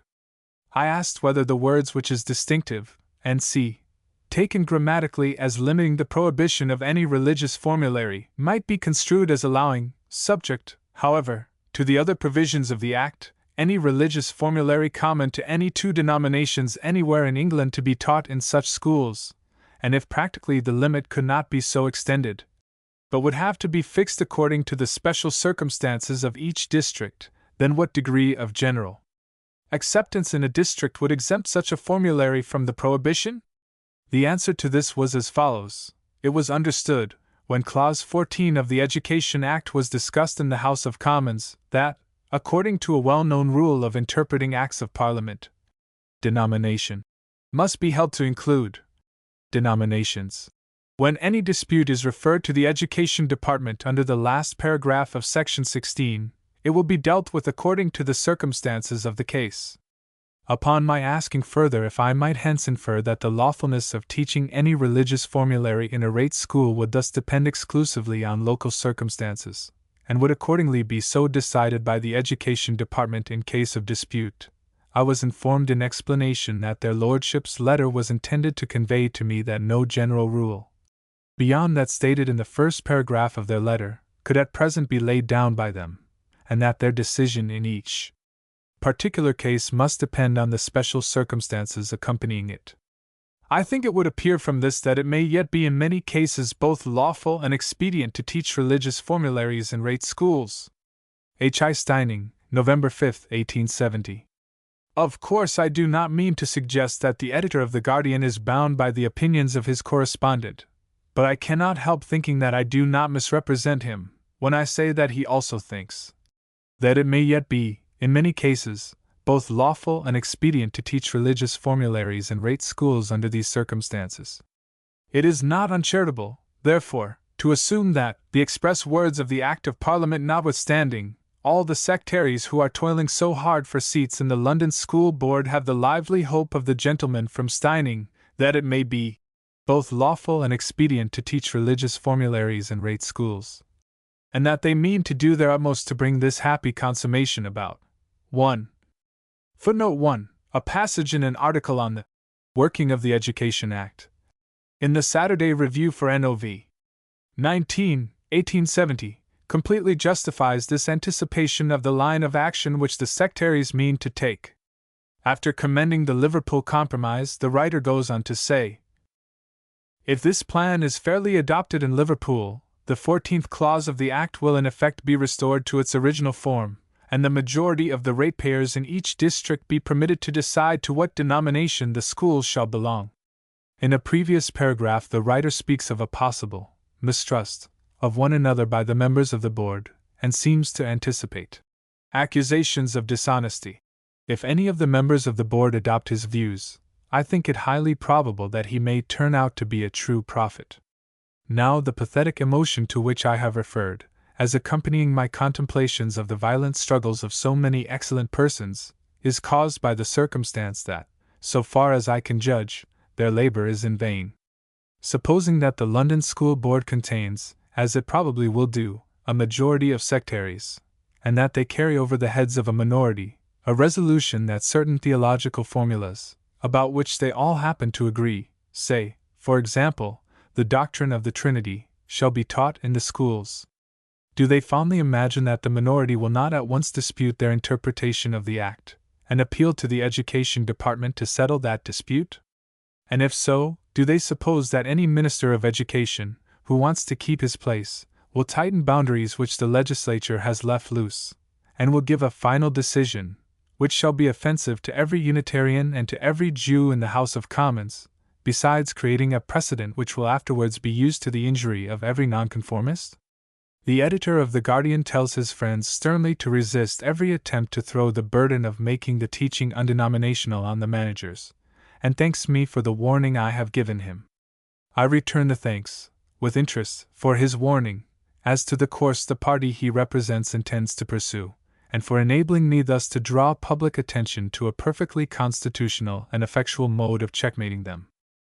And in truth, it is wonderful to note the surprising entanglement into which our able editor gets himself in the struggle between his native honesty and judgment and the necessities of his party.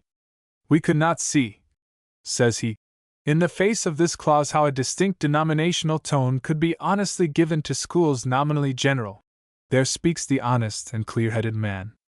Any attempt to throw the burden of making the teaching undenominational must be sternly resisted. There speaks the advocate holding a brief for his party. Verily, as Trinculo says, the monster hath two mouths.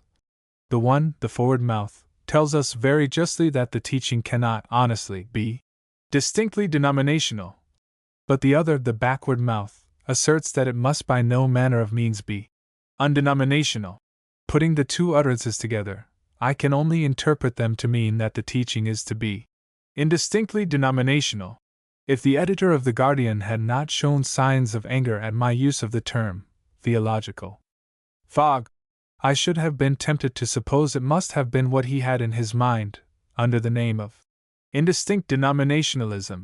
But this reading being plainly inadmissible, I can only imagine that he inculcates the teaching of formulas common to a number of denominations. But the Education Department has already told the gentleman from Steining that any such proceeding will be illegal. According to a well-known rule of interpreting Acts of Parliament, denomination would be held to include denominations. In other words, we must read the Act thus: no religious catechism or religious formulary which is distinctive of any particular denominations shall be taught. Thus we are really very much indebted to the editor of The Guardian and his correspondent.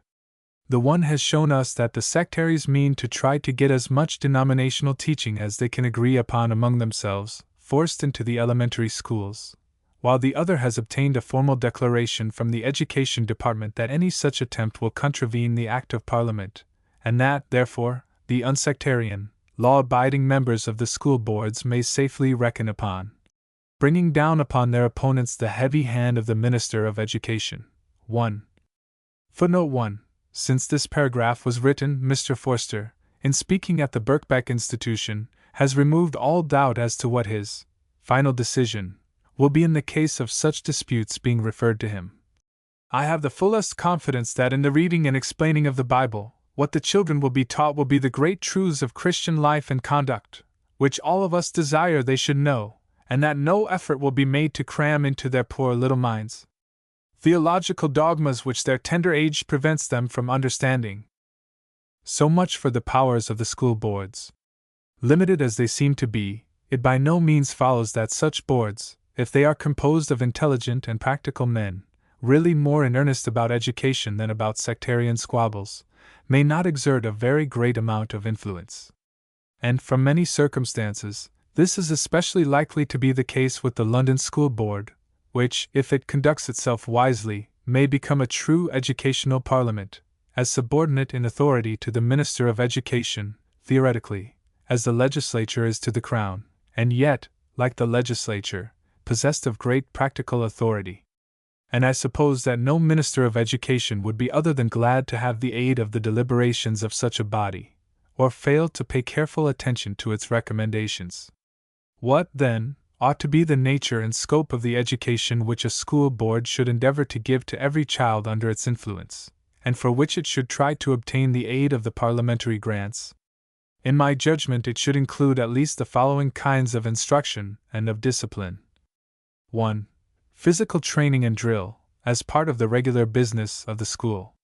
It is impossible to insist too much on the importance of this part of education for the children of the poor of great towns. All the conditions of their lives are unfavorable to their physical well-being. They are badly lodged, badly housed, badly fed, and live from one year's end to another in bad air, without chance of a change. They have no playgrounds.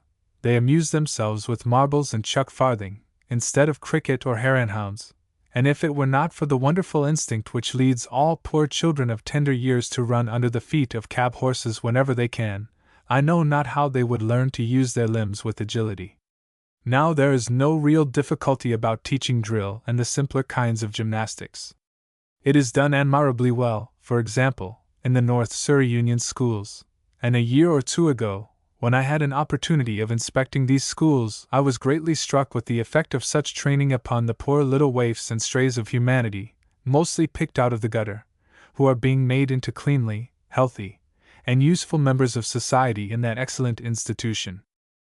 Whatever doubts people may entertain about the efficacy of natural selection, there can be none about artificial selection, and the breeder who should attempt to make, or keep up, a fine stock of pigs, or sheep, under the conditions to which the children of the poor are exposed, would be the laughing-stock even of the bucolic mind. Parliament has already done something in this direction, by declining to be an accomplice in the asphyxiation of school children. It refuses to make any grant to a school in which the cubical contents of the schoolroom are inadequate to allow of proper respiration. I should like to see it make another step in the same direction, and either refuse to give a grant to a school in which physical training is not a part of the program, or, at any rate, offer to pay upon such training. If something of the kind is not done, the English physique, which has been, and is still, on the whole, a grand one, will become as extinct as the dodo, in the great towns. And then the moral and intellectual effect of drill, as an introduction to, and aid of, all other sorts of training, must not be overlooked. If you want to break in a colt, surely the first thing to do is to catch him and get him quietly to face his trainer, to know his voice and bear his hand, to learn that colts have something else to do with their heels than to kick them up whenever they feel so inclined, and to discover that the dreadful human figure has no desire to devour, or even to beat him, but that, in case of attention and obedience, he may hope for patting and even a sieve of oats.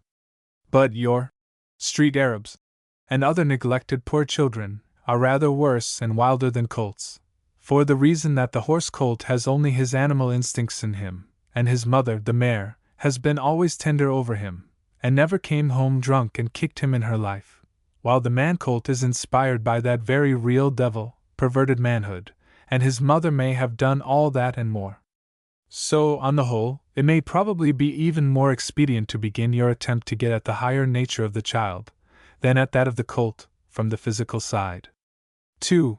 Next in order to physical training I put the instruction of children, and especially of girls, in the elements of household work and of domestic economy, in the first place for their own sakes, and in the second for that of their future employers. Everyone who knows anything of the life of the English poor is aware of the misery and waste caused by their want of knowledge of domestic economy, and by their lack of habits of frugality and method. I suppose it is no exaggeration to say that a poor Frenchwoman would make the money which the wife of a poor Englishman spends in food go twice as far, and at the same time turn out twice as palatable a dinner. Why, Englishmen, who are so notoriously fond of good living, should be so helplessly incompetent in the art of cookery, is one of the great mysteries of nature. But from the varied abominations of the railway refreshment rooms to the monotonous dinners of the poor, English feeding is either wasteful or nasty, or both. And as to domestic service, the groans of the housewives of England ascend to heaven. In 5 cases out of 6, the girl who takes a place has to be trained by her mistress in the first rudiments of decency and order, and it is a mercy if she does not turn up her nose at anything like the mention of an honest and proper economy. Thousands of young girls are said to starve, or worse, yearly in London, and at the same time thousands of mistresses of households are ready to pay high wages for a decent housemaid, or cook, or a fair workwoman, and can by no means get what they want. Surely, if the elementary schools are worth anything, they may put an end to a state of things which is demoralizing the poor, while it is wasting the lives of those better off in small worries and annoyances. 3. But the boys and girls for whose education the school boards have to provide have not merely to discharge domestic duties, but each of them is a member of a social and political organization of great complexity, and has, in future life, to fit himself into that organization, or be crushed by it. To this end it is surely needful, not only that they should be made acquainted with the elementary laws of conduct, but that their affections should be trained, so as to love with all their hearts that conduct which tends to the attainment of the highest good for themselves and their fellowmen, and to hate with all their hearts that opposite course of action which is fraught with evil. So far as the laws of conduct are determined by the intellect, I apprehend that they belong to science, and to that part of science which is called morality. But the engagement of the affections in favor of that particular kind of conduct which we call good, seems to me to be something quite beyond mere science. And I cannot but think that it, together with the awe and reverence, which have no kinship with base fear, but arise whenever one tries to pierce below the surface of things, whether they be material or spiritual, constitutes all that has any unchangeable reality in religion. And just as I think it would be a mistake to confound the science, morality, with the affection, religion, so do I conceive it to be a most lamentable and mischievous error, that the science, theology, is so confounded in the minds of many, indeed, I might say, of the majority of men. I do not express any opinion as to whether theology is a true science, or whether it does not come under the apostolic definition of science falsely so called, though I may be permitted to express the belief that if the apostle to whom that much misapplied phrase is due could make the acquaintance of much of modern theology, he would not hesitate a moment in declaring that it is exactly what he meant the words to denote. But it is at any rate conceivable that the nature of the deity, and his relations to the universe, and more especially to mankind, are capable of being ascertained, either inductively or deductively, or by both processes. And if they have been ascertained, then a body of science has been formed which is very properly called theology. Further, there can be no doubt that affection for the being thus defined and described by theologic science would be properly termed religion, but it would not be the whole of religion. The affection for the ethical ideal defined by moral science would claim equal if not superior rights. For suppose theology established the existence of an evil deity, and some theologies, even Christian ones, have come very near this, is the religious affection to be transferred from the ethical ideal to any such omnipotent demon? I trow not. Better 1,000 times that the human race should perish under his thunderbolts than it should say, "Evil, be thou my good." There is nothing new that I know of in this statement of the relations of religion with the science of morality on the one hand and that of theology on the other. But I believe it to be altogether true, and very needful, at this time, to be clearly and emphatically recognized as such, by those who have to deal with the education question. We are divided into 2 parties, the advocates of so-called religious teaching on the one hand, and those of so-called secular teaching on the other. And both parties seem to me to be not only hopelessly wrong, but in such a position that if either succeeded completely, it would discover, before many years were over, that it had made a great mistake and done serious evil to the cause of education.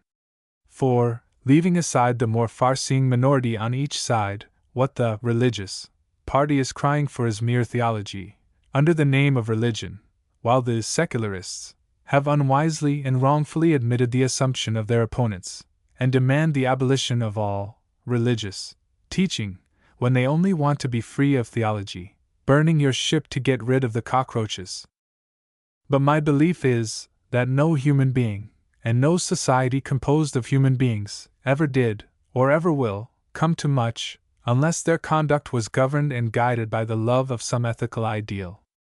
Undoubtedly, your gutter child may be converted by mere intellectual drill into the subtlest of all the beasts of the field. But we know what has become of the original of that description, and there is no need to increase the number of those who imitate him successfully without being aided by the rates. And if I were compelled to choose for one of my own children, between a school in which real religious instruction is given, and one without it, I should prefer the former, even though the child might have to take a good deal of theology with it. 9/10 of a dose of bark is mere half-rotten wood, but one swallows it for the sake of the particles of quinine, the beneficial effect of which may be weakened, but is not destroyed, by the wooden dilution, unless in a few cases of exceptionally tender stomachs. Hence, when the great mass of the English people declare that they want to have the children in the elementary schools taught the Bible, and when it is plain from the terms of the Act, the debates in and out of Parliament, and especially the emphatic declarations of the Vice President of the Council, that it was intended that such Bible reading should be permitted, unless good cause for prohibiting it could be shown, I do not see what reason there is for opposing that wish. Certainly, I, individually, could with no shadow of consistency oppose the teaching of the children of other people to do that which my own children are taught to do. And even if the reading the Bible were not, as I think it is, consonant with political reason and justice, and with a desire to act in the spirit of the education measure, I am disposed to think it might still be well to read that book in the elementary schools. I have always been strongly in favor of secular education, in the sense of education without theology. But I must confess I have been no less seriously perplexed to know by what practical measures the religious feeling, which is the essential basis of conduct, was to be kept up, in the present utterly chaotic state of opinion on these matters, without the use of the Bible. The pagan moralists lack life and color, and even the noble Stoic, Marcus Antoninus, is too high and refined for an ordinary child. Take the Bible as a whole. Make the severest deductions which fair criticism can dictate for shortcomings and positive errors. Eliminate, as a sensible lay teacher would do, if left to himself, all that it is not desirable for children to occupy themselves with, and there still remains in this old literature a vast residuum of moral beauty and grandeur. And then consider the great historical fact that, for 3 centuries, this book has been woven into the life of all that is best and noblest in English history, that it has become the national epic of Britain, and is as familiar to noble and simple, from John O'Groat's house to Land's End, as Dante and Tasso once were to the Italians, that it is written in the noblest and purest English, and abounds in exquisite beauties of mere literary form, and finally, that it forbids the veriest hind, who never left his village, to be ignorant of the existence of other countries and other civilizations, and of a great past, stretching back to the furthest limits of the oldest nations in the world. By the study of what other book could children be so much humanized and made to feel that each figure in that vast historical procession fills, like themselves, but a momentary space in the interval between 2 eternities, and earns the blessings or the curses of all time, according to its effort to do good and hate evil, even as they also are earning their payment for their work? On the whole, then, I am in favor of reading the Bible, with such grammatical, geographical, and historical explanations by a lay teacher as may be needful, with rigid exclusion of any further theological teaching than that contained in the Bible itself. And in stating what this is, the teacher would do well not to go beyond the precise words of the Bible, for if he does, he will, in the first place, undertake a task beyond his strength, seeing that all the Jewish and Christian sects have been at work upon that subject for more than 2,000 years, and have not yet arrived, and are not in the least likely to arrive, at an agreement. And, in the second place, he will certainly begin to teach something distinctively denominational, and thereby come into violent collision with the Act of Parliament. 4. The intellectual training to be given in the elementary schools must, of course, in the first place, consist in learning to use the means of acquiring knowledge, or reading, writing, and arithmetic, and it will be a great matter to teach reading so completely that the act shall have become easy and pleasant. If reading remains hard, that accomplishment will not be much resorted to for instruction, and still less for amusement, which last is one of its most valuable uses to hard-worked people. But along with a due proficiency in the use of the means of learning, a certain amount of knowledge, of intellectual discipline, and of artistic training should be conveyed in the elementary schools, and in this direction, for reasons which I am afraid to repeat, having urged them so often, I can conceive no subject matter of education so appropriate and so important as the rudiments of physical science, with drawing, modeling, and singing. Not only would such teaching afford the best possible preparation for the technical schools about which so much is now said, but the organization for carrying it into effect already exists. The Science and Art Department, the operations of which have already attained considerable magnitude, not only offers to examine and pay the results of such examination in elementary science and art, but it provides what is still more important, viz., a means of giving children of high natural ability, who are just as abundant among the poor as among the rich, a helping hand. A good old proverb tells us that one should not take a razor to cut a block. The razor is soon spoiled, and the block is not so well cut as it would be with a hatchet. But it is worse economy to prevent a possible what from being anything but a stoker, or to give a possible Faraday no chance of doing anything but to bind books. Indeed, the loss in such cases of mistaken vocation has no measure. It is absolutely infinite and irreparable. And among the arguments in favor of the interference of the state in education, none seems to be stronger than this, that it is the interest of every one that ability should be neither wasted, nor misapplied, by any one, and therefore, that every one's representative, the state, is necessarily fulfilling the wishes of its constituents when it is helping the capacities to reach their proper places. It may be said that the scheme of education here sketched is too large to be effected in the time during which the children will remain at school, and secondly, that even if this objection did not exist, it would cost too much. I attach no importance whatever to the first objection until the experiment has been fairly tried.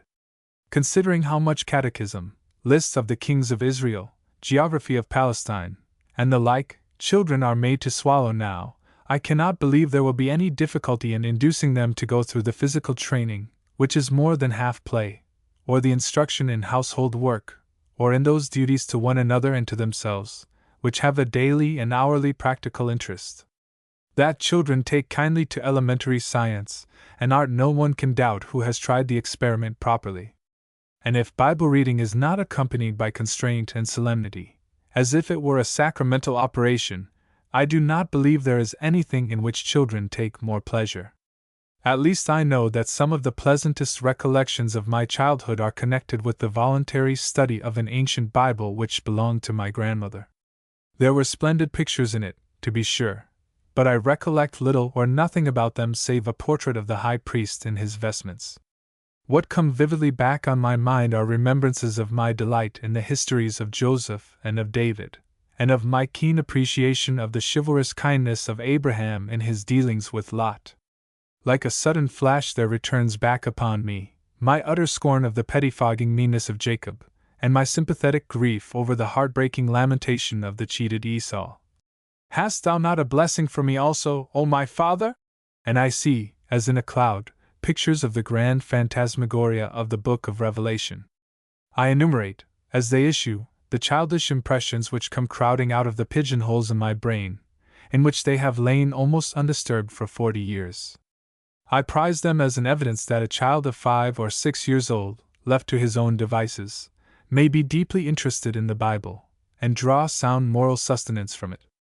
And I rejoice that I was left to deal with the Bible alone, for if I had had some theological explainer at my side, he might have tried, as such do, to lessen my indignation against Jacob, and thereby have warped my moral sense forever, while the great apocalyptic spectacle of the ultimate triumph of right and justice might have been turned to the base purposes of a pious lampooner of the papacy.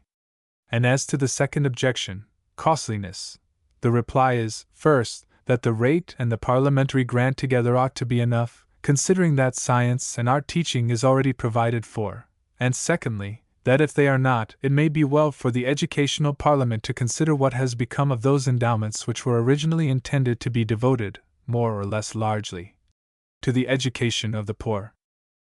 When the monasteries were spoiled, some of their endowments were applied to the foundation of cathedrals, and in all such cases it was ordered that a certain portion of the endowment should be applied to the purposes of education. How much is so applied?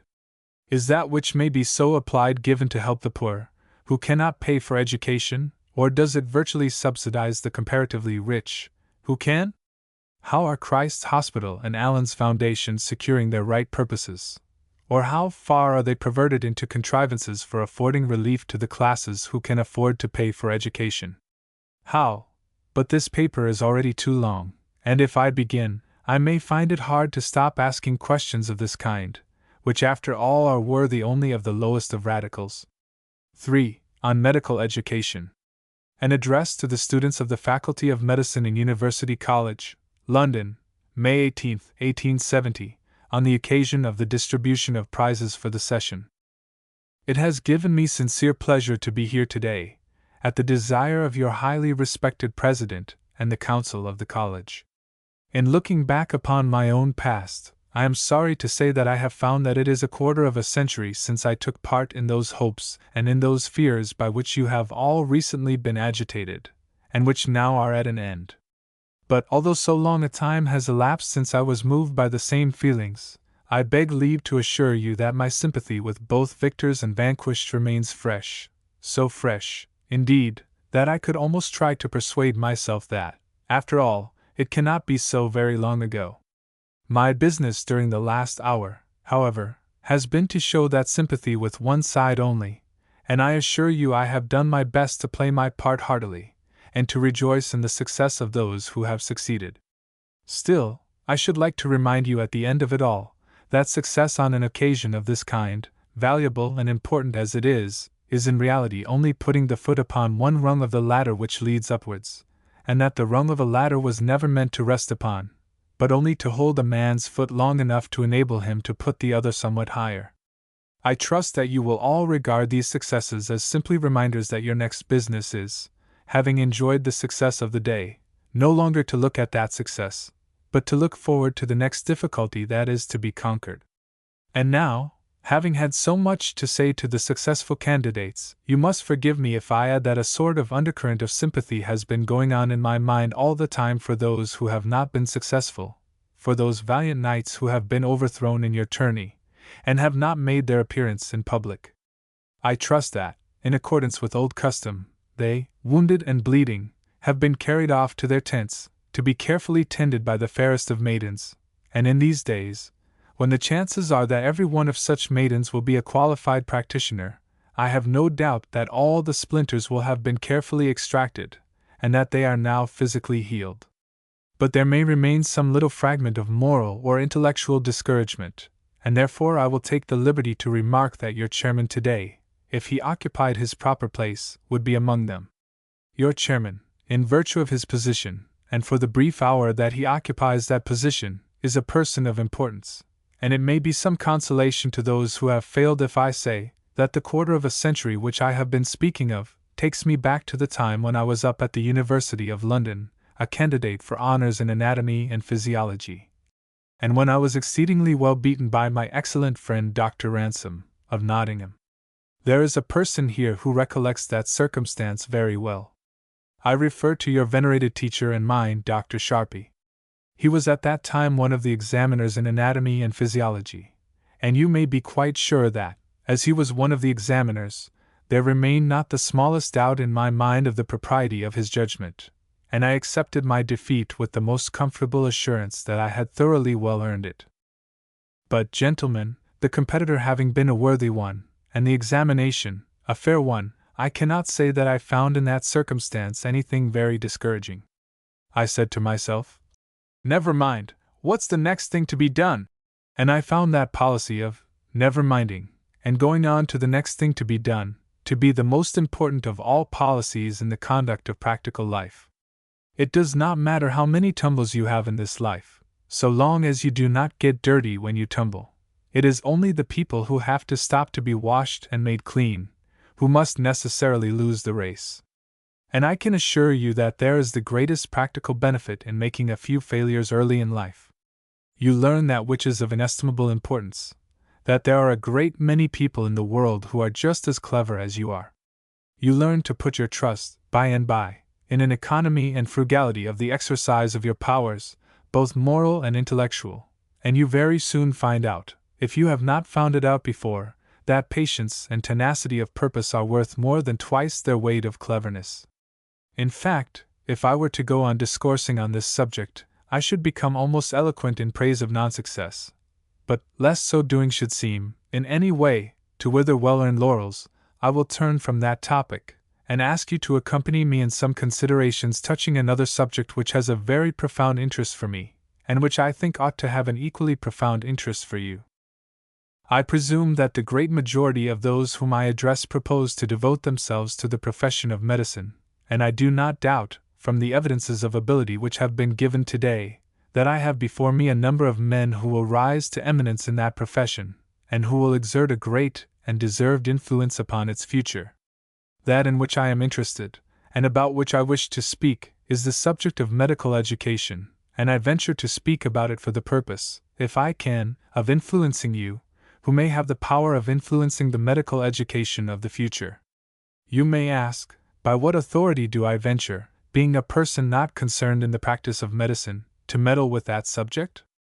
I can only tell you it is a fact, of which a number of you I dare say are aware by experience, and I trust the experience has no painful associations, that I have been for a considerable number of years, 12 or 13 years to the best of my recollection, one of the examiners in the University of London.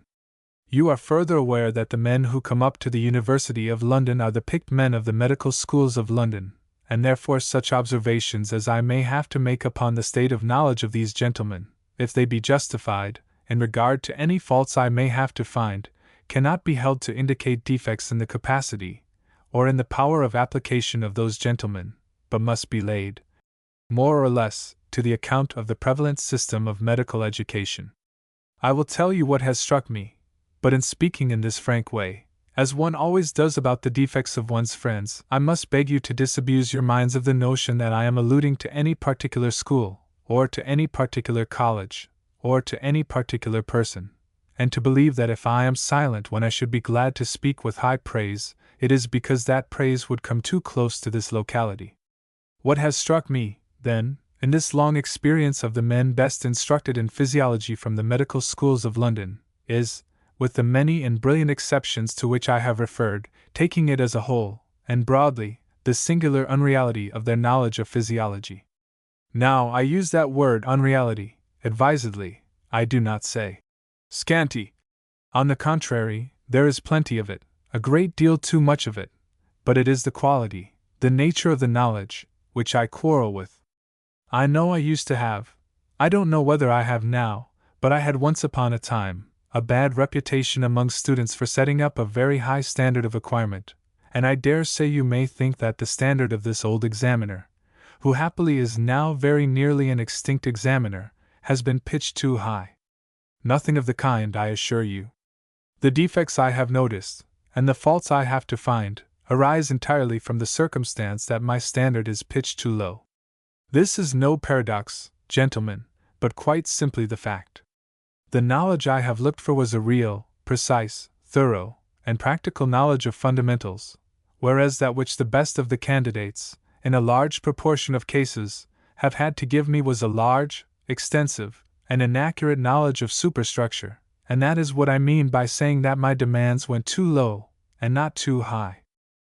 What I have had to complain of is, that a large proportion of the gentlemen who come up for physiology to the University of London do not know it as they know their anatomy, and have not been taught it as they have been taught their anatomy.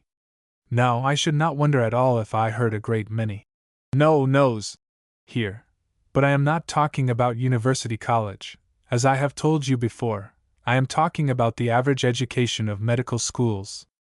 What I have found, and found so much reason to lament, is, that while anatomy has been taught as a science ought to be taught, as a matter of autopsy, and observation, and strict discipline, in a very large number of cases, physiology has been taught as if it were a mere matter of books and of hearsay. I declare to you, gentlemen, that I have often expected to be told, when I have been asked a question about the circulation of the blood, that Professor Breitkopf is of opinion that it circulates, but that the whole thing is an open question. I assure you that I am hardly exaggerating the state of mind on matters of fundamental importance which I have found over and over again to obtain, among gentlemen coming up to that picked examination of the University of London. Now, I do not think that is a desirable state of things.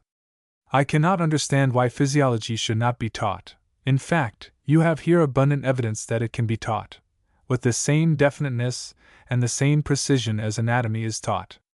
And you may depend upon this, that the only physiology which is to be of any good whatever in medical practice, or in its application to the study of medicine, is that physiology which a man knows of his own knowledge, just as the only anatomy which would be of any good to the surgeon is the anatomy which he knows of his own knowledge. Another peculiarity I have found in the physiology which has been current, and that is, that in the minds of a great many gentlemen it has been supplanted by histology. They have learned a great deal of histology, and they have fancied that histology and physiology are the same things. I have asked for some knowledge of the physics and the mechanics and the chemistry of the human body, and I have been met by talk about cells. I declare to you I believe it will take me 2 years, at least, of absolute rest from the business of an examiner to hear the word cell, germinal matter, or carmine, without a sort of inward shudder. Well, now, gentlemen, I am sure my colleagues in this examination will bear me out in saying that I have not been exaggerating the evils and defects which are current, have been current, in a large quantity of the physiological teaching, the results of which come before examiners. And it becomes a very interesting question to know how all this comes about, and in what way it can be remedied. How it comes about will be perfectly obvious to any one who has considered the growth of medicine. I suppose that medicine and surgery first began by some savage, more intelligent than the rest, discovering that a certain herb was good for a certain pain, and that a certain pull, somehow or other, set a dislocated joint right. I suppose all things had their humble beginnings, and medicine and surgery were in the same condition. People who wear watches know nothing about watchmaking. A watch goes wrong and it stops. You see the owner giving it a shake, or, if he is very bold, he opens the case and gives the balance wheel a turn. Gentlemen, that is empirical practice, and you know what are the results upon the watch. I should think you can divine what are the results of analogous operations upon the human body. And because men of sense very soon found that such were the effects of meddling with very complicated machinery they did not understand, I suppose the first thing, as being the easiest, was to study the nature of the works of the human watch, and the next thing was to study the way the parts worked together, and the way the watch worked. Thus, by degrees, we have had growing up our body of anatomists, or knowers of the construction of the human watch, and our physiologists, who know how the machine works. And just as any sensible man, who has a valuable watch, does not meddle with it himself, but goes to someone who has studied watchmaking, and understands what the effect of doing this or that may be, so, I suppose, the man who, having charge of that valuable machine, his own body, wants to have it kept in good order, comes to a professor of the medical art for the purpose of having it set right, believing that, by deduction from the facts of structure and from the facts of function, the physician will divine what may be the matter with his bodily watch at that particular time, and what may be the best means of setting it right. If that may be taken as a just representation of the relation of the theoretical branches of medicine, what we may call the institutes of medicine, to use an old term, to the practical branches, I think it will be obvious to you that they are of prime and fundamental importance. Whatever tends to affect the teaching of them injuriously must tend to destroy and to disorganize the whole fabric of the medical art. I think every sensible man has seen this long ago, but the difficulties in the way of attaining good teaching in the different branches of the theory, or institutes, of medicine are very serious. It is a comparatively easy matter, pray mark that I use the word, comparatively. It is a comparatively easy matter to learn anatomy and to teach it. It is a very difficult matter to learn physiology and to teach it. It is a very difficult matter to know and to teach those branches of physics and those branches of chemistry which bear directly upon physiology, and hence it is that, as a matter of fact, the teaching of physiology, and the teaching of the physics and the chemistry which bear upon it, must necessarily be in a state of relative imperfection. And there is nothing to be grumbled at in the fact that this relative imperfection exists. But is the relative imperfection which exists only such as is necessary, or is it made worse by our practical arrangements? I believe, and if I did not so believe I should not have troubled you with these observations, I believe it is made infinitely worse by our practical arrangements, or rather, I ought to say, our very unpractical arrangements. Some very wise man long ago affirmed that every question, in the long run, was a question of finance, and there is a good deal to be said for that view. Most assuredly the question of medical teaching is, in a very large and broad sense, a question of finance. What I mean is this, that in London the arrangements of the medical schools, and the number of them, are such as to render it almost impossible that men who confine themselves to the teaching of the theoretical branches of the profession should be able to make their bread by that operation. And you know, if a man cannot make his bread, he cannot teach, at least his teaching comes to a speedy end. That is a matter of physiology. Anatomy is fairly well taught, because it lies in the direction of practice, and a man is all the better surgeon for being a good anatomist. It does not absolutely interfere with the pursuits of a practical surgeon if he should hold the chair of anatomy, though I do not for one moment say that he would not be a better teacher if he did not devote himself to practice. Applause. Yes, I know exactly what that cheer means, but I am keeping as carefully as possible from any sort of allusion to Professor Ellis. But the fact is, that even human anatomy has now grown to be so large a matter, that it takes the whole devotion of a man's life to put the great mass of knowledge upon that subject into such a shape that it can be teachable to the mind of the ordinary student. What the student wants in a professor is a man who shall stand between him and the infinite diversity and variety of human knowledge, and who shall gather all that together, and extract from it that which is capable of being assimilated by the mind. That function is a vast and an important one, and unless, in such subjects as anatomy, a man is wholly free from other cares, it is almost impossible that he can perform it thoroughly and well. But if it be hardly possible for a man to pursue anatomy without actually breaking with his profession, how is it possible for him to pursue physiology? I get every year those very elaborate reports of Henley and Meissner, volumes of, I suppose, 400 pages altogether, and they consist merely of abstracts of the memoirs and works which have been written on anatomy and physiology, only abstracts of them. How is a man to keep up his acquaintance with all that is doing in the physiological world, in a world advancing with enormous strides every day and every hour, if he has to be distracted with the cares of practice? You know very well it must be impracticable to do so. Our men of ability join our medical schools with an eye to the future.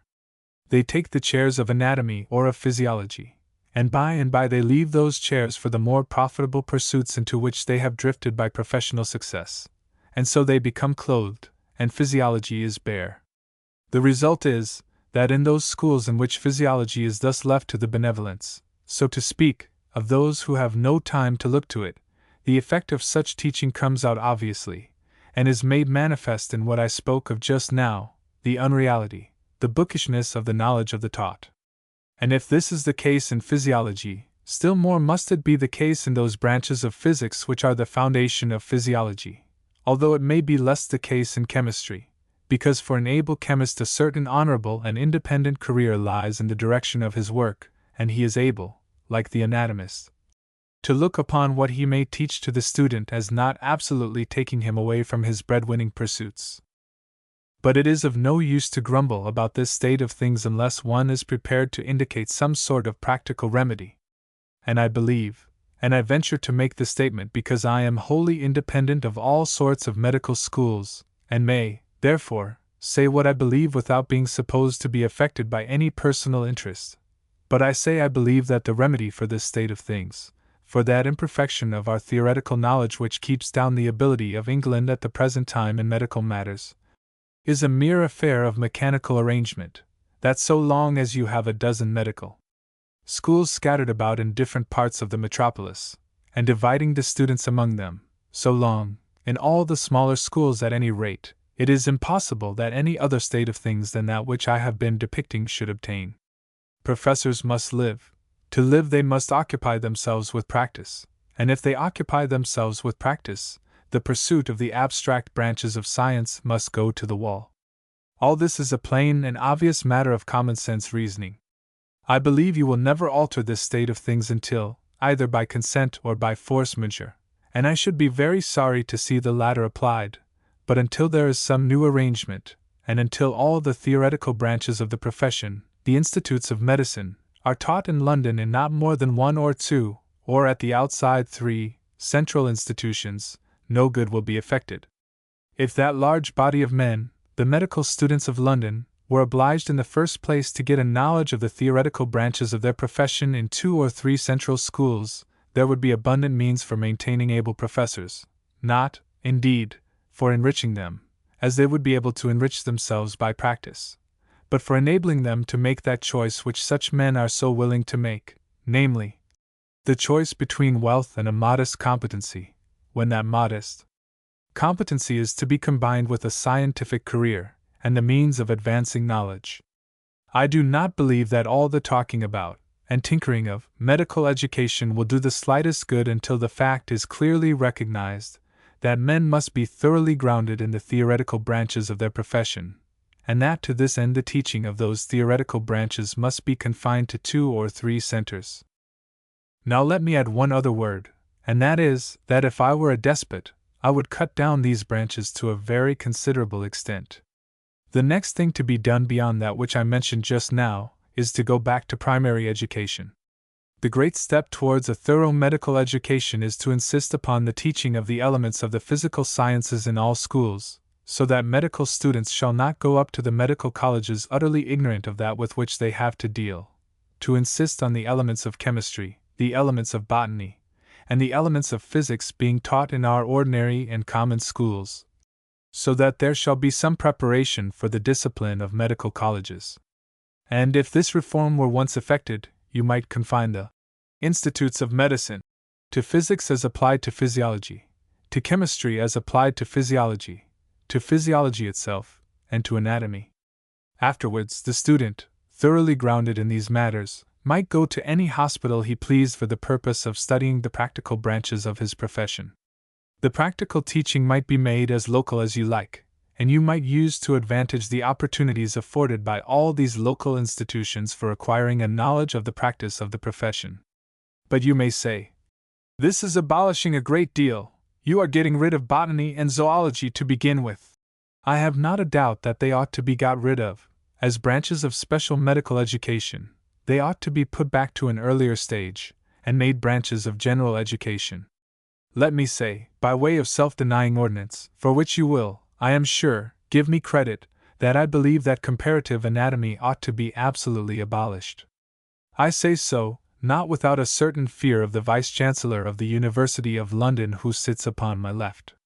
But I do not think the Charter gives him very much power over me. Moreover, I shall soon come to an end of my examinership, and therefore I am not afraid, but shall go on to say what I was going to say, and that is, that in my belief it is a downright cruelty, I have no other word for it, to require from gentlemen who are engaged in medical studies the pretense, for it is nothing else, and can be nothing else, than a pretense, of a knowledge of comparative anatomy as part of their medical curriculum. Make it part of their arts teaching if you like, make it part of their general education if you like, make it part of their qualification for the scientific degree by all means, that is its proper place. But to require that gentlemen whose whole faculties should be bent upon the acquirement of a real knowledge of human physiology should worry themselves with getting up hearsay about the alternation of generations in the salpe is really monstrous. I cannot characterize it in any other way. And having sacrificed my own pursuit, I am sure I may sacrifice other people's, and I make this remark with all the more willingness because I discovered, on reading the name of your professors just now, that the professor of materia medica is not present.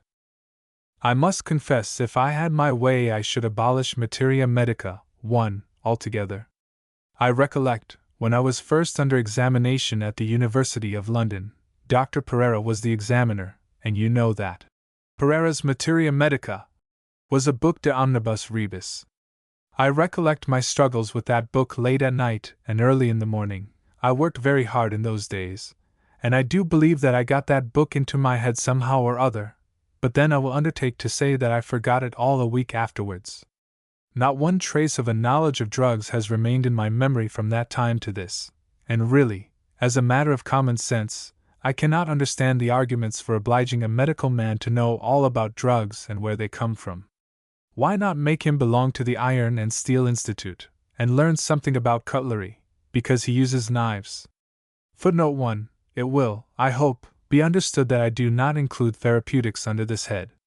But do not suppose that, after all these deductions, there would not be ample room for your activity. Let us count up what we have left. I suppose all the time for medical education that can be hoped for is, at the outside, about 4 years. Well, what have you to master in those 4 years upon my supposition? Physics applied to physiology, chemistry applied to physiology, anatomy, surgery, medicine, including therapeutics, obstetrics, hygiene, and medical jurisprudence, 9 subjects for 4 years. And when you consider what those subjects are, and that the acquisition of anything beyond the rudiments of any one of them may tax the energies of a lifetime, I think that even those energies which you young gentlemen have been displaying for the last hour or two might be taxed to keep you thoroughly up to what is wanted for your medical career. I entertain a very strong conviction that any one who adds to medical education 1 iota or 2 beyond what is absolutely necessary is guilty of a very grave offense. Gentlemen, it will depend upon the knowledge that you happen to possess, upon your means of applying it within your own field of action, whether the bills of mortality of your district are increased or diminished, and that, gentlemen, is a very serious consideration indeed. And under those circumstances, the subjects with which you have to deal being so difficult, their extent so enormous, and the time at your disposal so limited, I could not feel my conscience easy if I did not, on such an occasion as this, raise a protest against employing your energies upon the acquisition of any knowledge which may not be absolutely needed in your future career. 4. Yeast. It has been known, from time immemorial, that the sweet liquids which may be obtained by expressing the juices of the fruits and stems of various plants, or by steeping malted barley in hot water, or by mixing honey with water, are liable to undergo a series of very singular changes, if freely exposed to the air and left to themselves, in warm weather. However clear and pellucid the liquid may have been when first prepared, however carefully it may have been freed, by straining and filtration, from even the finest visible impurities, it will not remain clear. After a time it will become cloudy and turbid. Little bubbles will be seen rising to the surface, and their abundance will increase until the liquid hisses as if it were simmering on the fire. By degrees, some of the solid particles which produce the turbidity of the liquid collect at its surface into a scum, which is blown up by the emerging air bubbles into a thick, foamy froth. Another moiety sinks to the bottom, and accumulates as a muddy sediment, or lees. When this action has continued, with more or less violence, for a certain time, it gradually moderates. The evolution of bubbles slackens, and finally comes to an end. Scum and lees alike settle at the bottom, and the fluid is once more clear and transparent. But it has acquired properties of which no trace existed in the original liquid. Instead of being a mere sweet fluid, mainly composed of sugar and water, the sugar has more or less completely disappeared, and it has acquired that peculiar smell and taste which we call spirituous. Instead of being devoid of any obvious effect upon the animal economy, it has become possessed of a very wonderful influence on the nervous system, so that in small doses it exhilarates, while in larger it stupefies, and may even destroy life. Moreover, if the original fluid is put into a still, and heated for a while, the first and last product of its distillation is simple water, while, when the altered fluid is subjected to the same process, the matter which is first condensed in the receiver is found to be a clear, volatile substance, which is lighter than water, has a pungent taste and smell, possesses the intoxicating powers of the fluid in an eminent degree, and takes fire the moment it is brought in contact with a flame. The alchemists called this volatile liquid, which they obtained from wine, spirits of wine, just as they called hydrochloric acid, spirits of salt, and as we, to this day, call refined turpentine, spirits of turpentine, as the spiritus, or breath, of a man was thought to be the most refined and subtle part of him. The intelligent essence of man was also conceived as a sort of breath, or spirit, and by analogy, the most refined essence of anything was called its spirit, and thus it has come about that we use the same word for the soul of man and for a glass of gin. At the present day, however, we even more commonly use another name for this peculiar liquid, namely, alcohol, and its origin is not less singular. The Dutch physician, Van Helmont, lived in the latter part of the 16th and the beginning of the 17th century, in the transition period between alchemy and chemistry, and was rather more alchemist than chemist. Appended to his Opera Omnia, published in 1707, there is a very needful Clavis ad obscuriorum sensum referendum, in which the following passage occurs: Alcohol.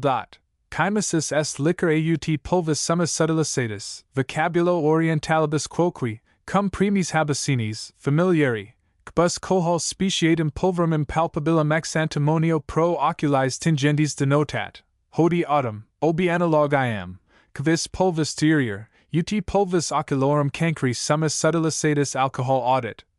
Hand a liter ac spiritus rectificatissimi alkalisati dicunter.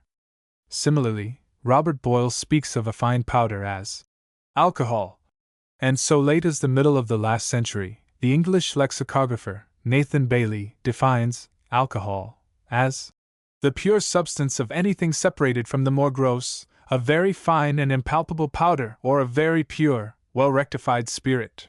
But by the time of the publication of Lavoisier's Traité élémentaire de chimie, in 1789, the term alcohol, or alkyl, for it is spelt in all three ways which Van Helmont had applied primarily to a fine powder, and only secondarily to spirits of wine, had lost its primary meaning altogether, and from the end of the last century until now, it has, I believe, been used exclusively as the denotation of spirits of wine, and bodies chemically allied to that substance.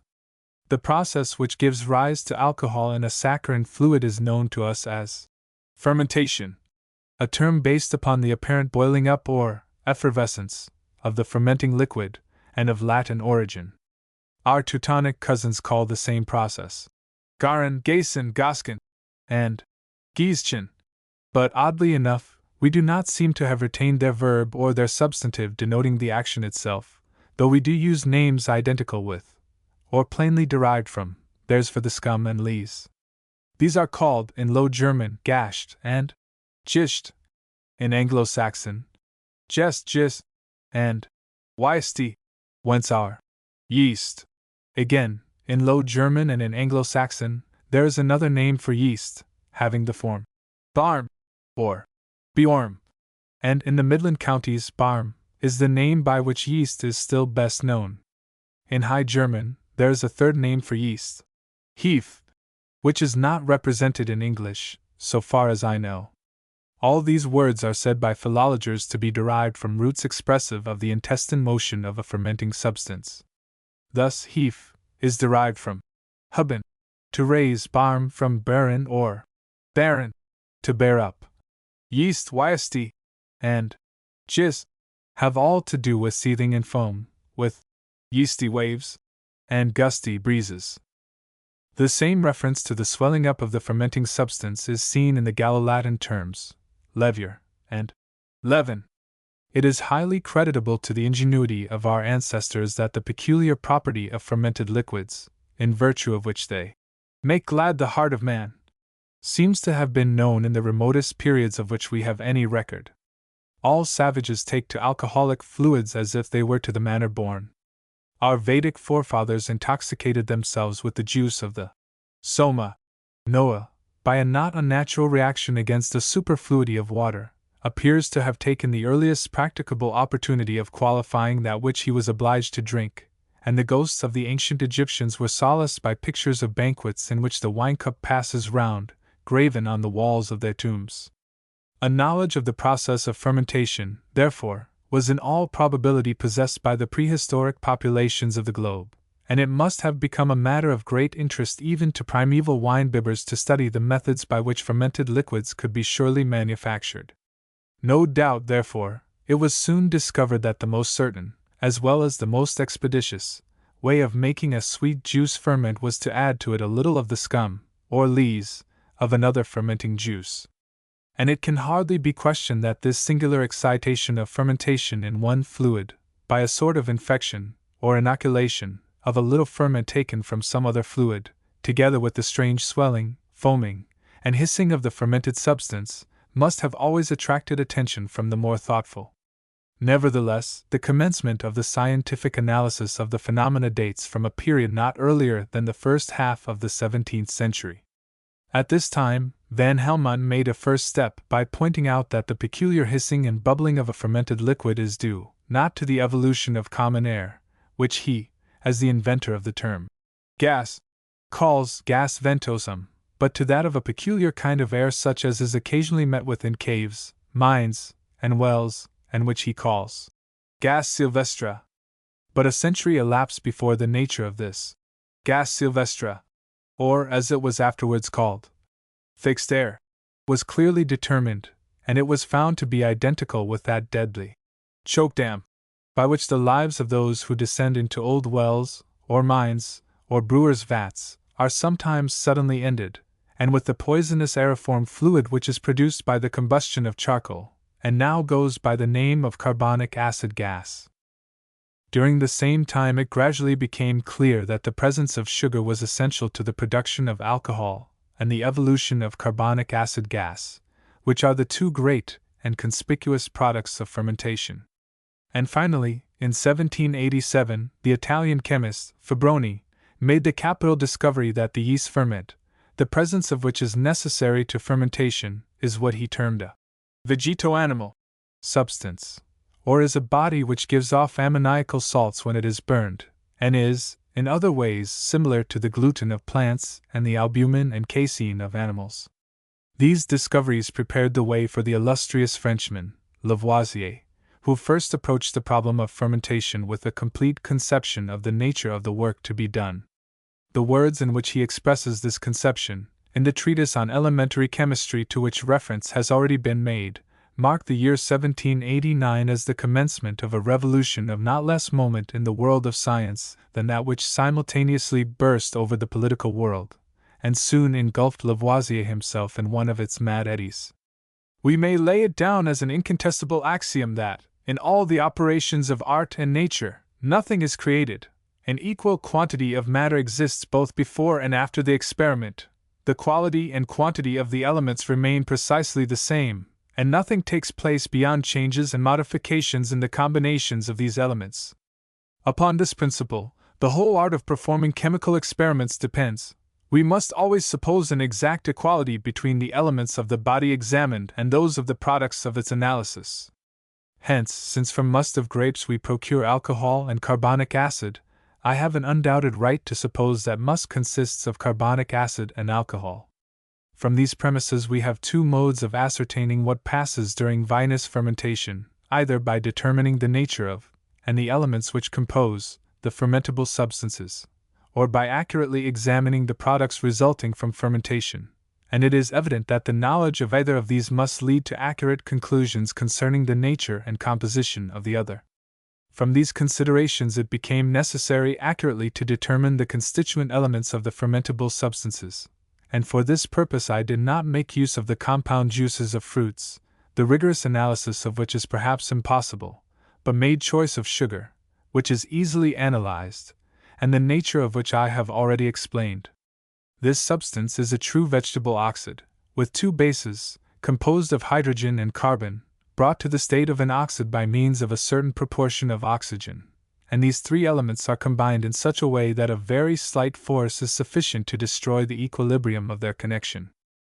After giving the details of his analysis of sugar and of the products of fermentation, Lavoisier continues: The effect of the vinous fermentation upon sugar is thus reduced to the mere separation of its elements into two portions. One part is oxygenated at the expense of the other, so as to form carbonic acid, while the other part, being disoxygenated in favor of the latter, is converted into the combustible substance called alcohol. Therefore, if it were possible to reunite alcohol and carbonic acid together, we ought to form sugar.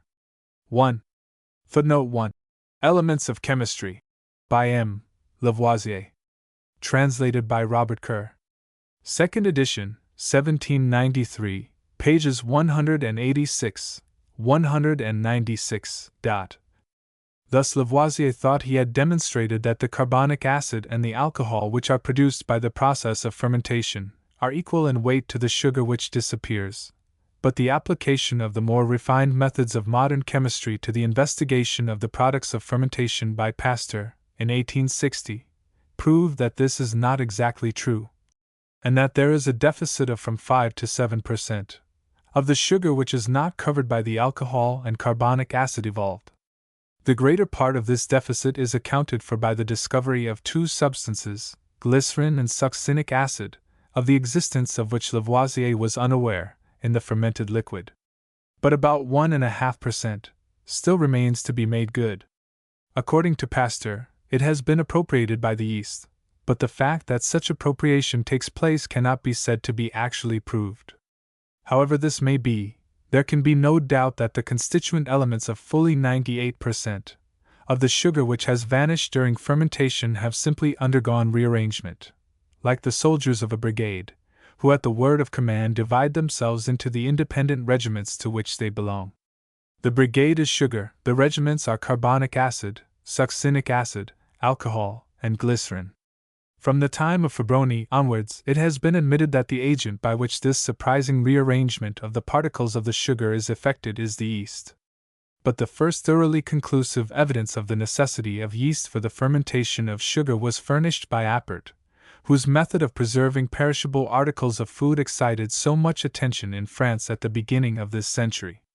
Gay-Lussac, in his Memoires sur la fermentation, 1, alludes to Appert's method of preserving beer wort unfermented for an indefinite time, by simply boiling the wort and closing the vessel in which the boiling fluid is contained, in such a way as thoroughly to exclude air, and he shows that, if a little yeast be introduced into such wort, after it has cooled, the wort at once begins to ferment, even though every precaution be taken to exclude air.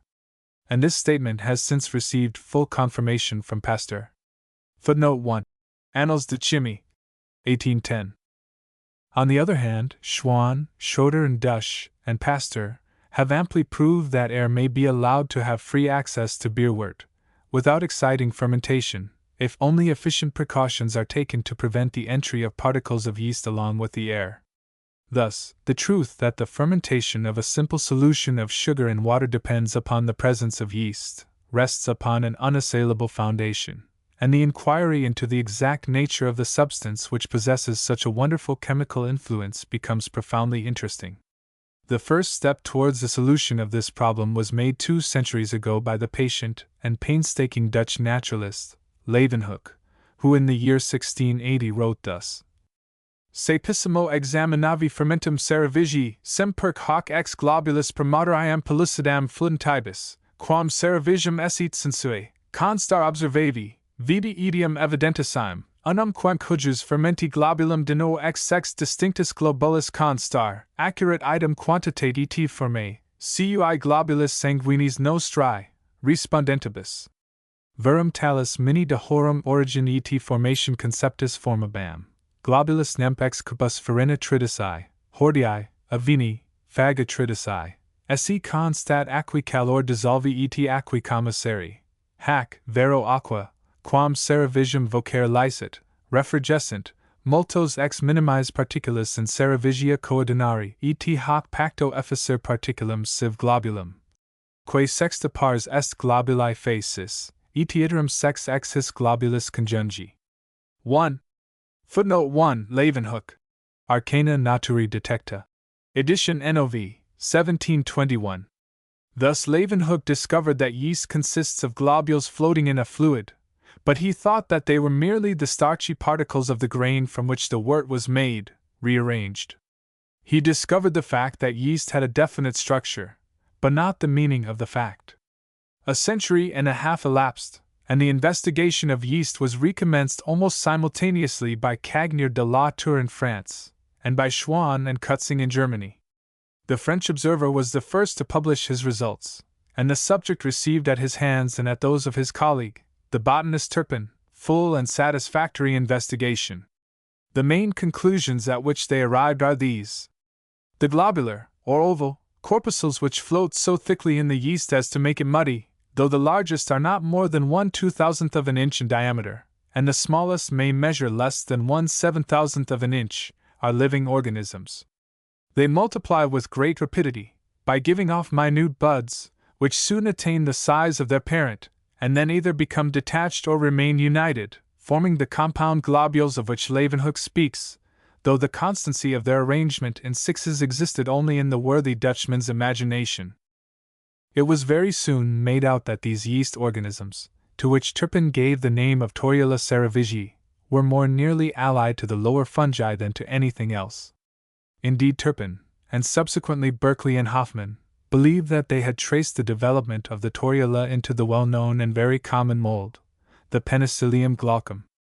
Other observers have not succeeded in verifying these statements, and my own observations lead me to believe that while the connection between Torula and the molds is a very close one, it is of a different nature from that which has been supposed.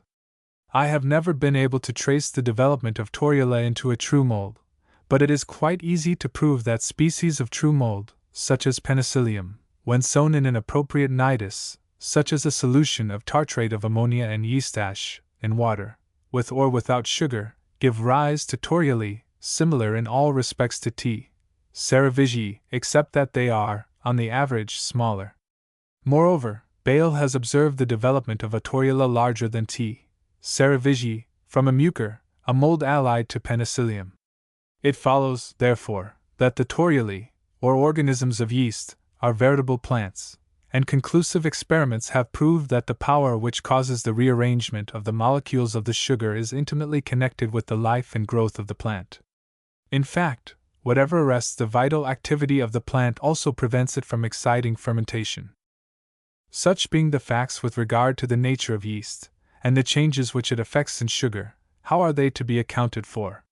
Before modern chemistry had come into existence, Stahl, stumbling, with the stride of genius, upon the conception which lies at the bottom of all modern views of the process, put forward the notion that the ferment, being in a state of internal motion, communicated that motion to the sugar, and thus caused its resolution into new substances.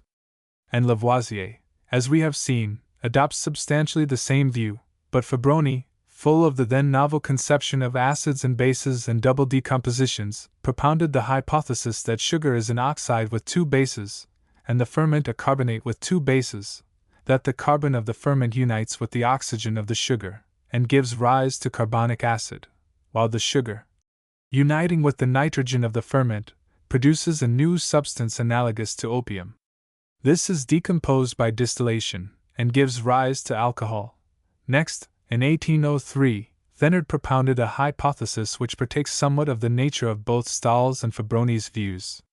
I do not believe with Lavoisier, he says, that all the carbonic acid formed proceeds from the sugar. How, in that case, could we conceive the action of the ferment on it?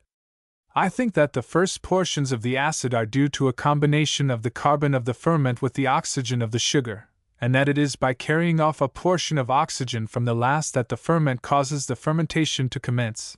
The equilibrium between the principles of the sugar being disturbed, they combine afresh to form carbonic acid and alcohol. The three views here before us may be familiarly exemplified by supposing the sugar to be a card house. According to Stahl, the ferment is somebody who knocks the table and shakes the card house down. According to Fabroni, the ferment takes out some cards, but puts others in their places. According to Thenard, the ferment simply takes a card out of the bottom story, the result of which is that all the others fall. As chemistry advanced, facts came to light which put a new face upon Stahl's hypothesis, and gave it a safer foundation than it previously possessed. The general nature of these phenomena may be thus stated: a body, A, without giving to, or taking from, another body, B, any material particles, causes B to decompose into other substances, C, D, E, the sum of the weights of which is equal to the weight of B, which decomposes. Thus, bitter almonds contain two substances, amygdalin and synaptase, which can be extracted, in a separate state, from the bitter almonds. The amygdalin thus obtained, if dissolved in water, undergoes no change. But if a little synaptase be added to the solution, the amygdalin splits up into bitter almond oil, prussic acid, and a kind of sugar. A short time after Cagnier de la Tour discovered the yeast plant, Liebig, struck with the similarity between this and other such processes and the fermentation of sugar, put forward the hypothesis that yeast contains a substance which acts upon sugar, as synaptase acts upon amygdalin. And as the synaptase is certainly neither organized nor alive, but a mere chemical substance, Liebig treated Cagnier de la Tour's discovery with no small contempt, and from that time to the present, has steadily repudiated the notion that the decomposition of the sugar is, in any sense, the result of the vital activity of the torula. But though the notion that the torula is a creature which eats sugar and excretes carbonic acid and alcohol, which is not unjustly ridiculed in the most surprising paper that ever made its appearance in a grave scientific journal, may be untenable, the fact that the toruli are alive, and that yeast does not excite fermentation unless it contains living toruli, stands fast. Moreover, of late years, the essential participation of living organisms in fermentation other than the alcoholic has been clearly made out by Pasteur and other chemists. Footnote 1. Das Intrazeltgeheimnis der geistigen Gärung, Vorlaufige brieflich Mitteilung, is the title of an anonymous contribution to Wohler and Liebig's Annalen der Pharmacie for 1839, in which a somewhat Rabelaisian imaginary description of the organization of the yeast animals, and of the manner in which their functions are performed, is given with a circumstantiality worthy of the author of Gulliver's Travels. As a specimen of the writer's humor, his account of what happens when fermentation comes to an end may suffice. Sobald namelijk die Thier keinen Zucker mehr vorfinden, so fressen sie sich gegenseitig selbst auf, was durch eine eigen Manipulation geschicht. Alles wird bis auf die Eier, welch unverandert durch den Darmkanal hineingehen. Man hat zuletzt wieder Gerungsfähigkeit, namelijk den Samen der Thier, der übrig bleibt. However, it may be asked, is there any necessary opposition between the so-called vital and the strictly physico-chemical views of fermentation?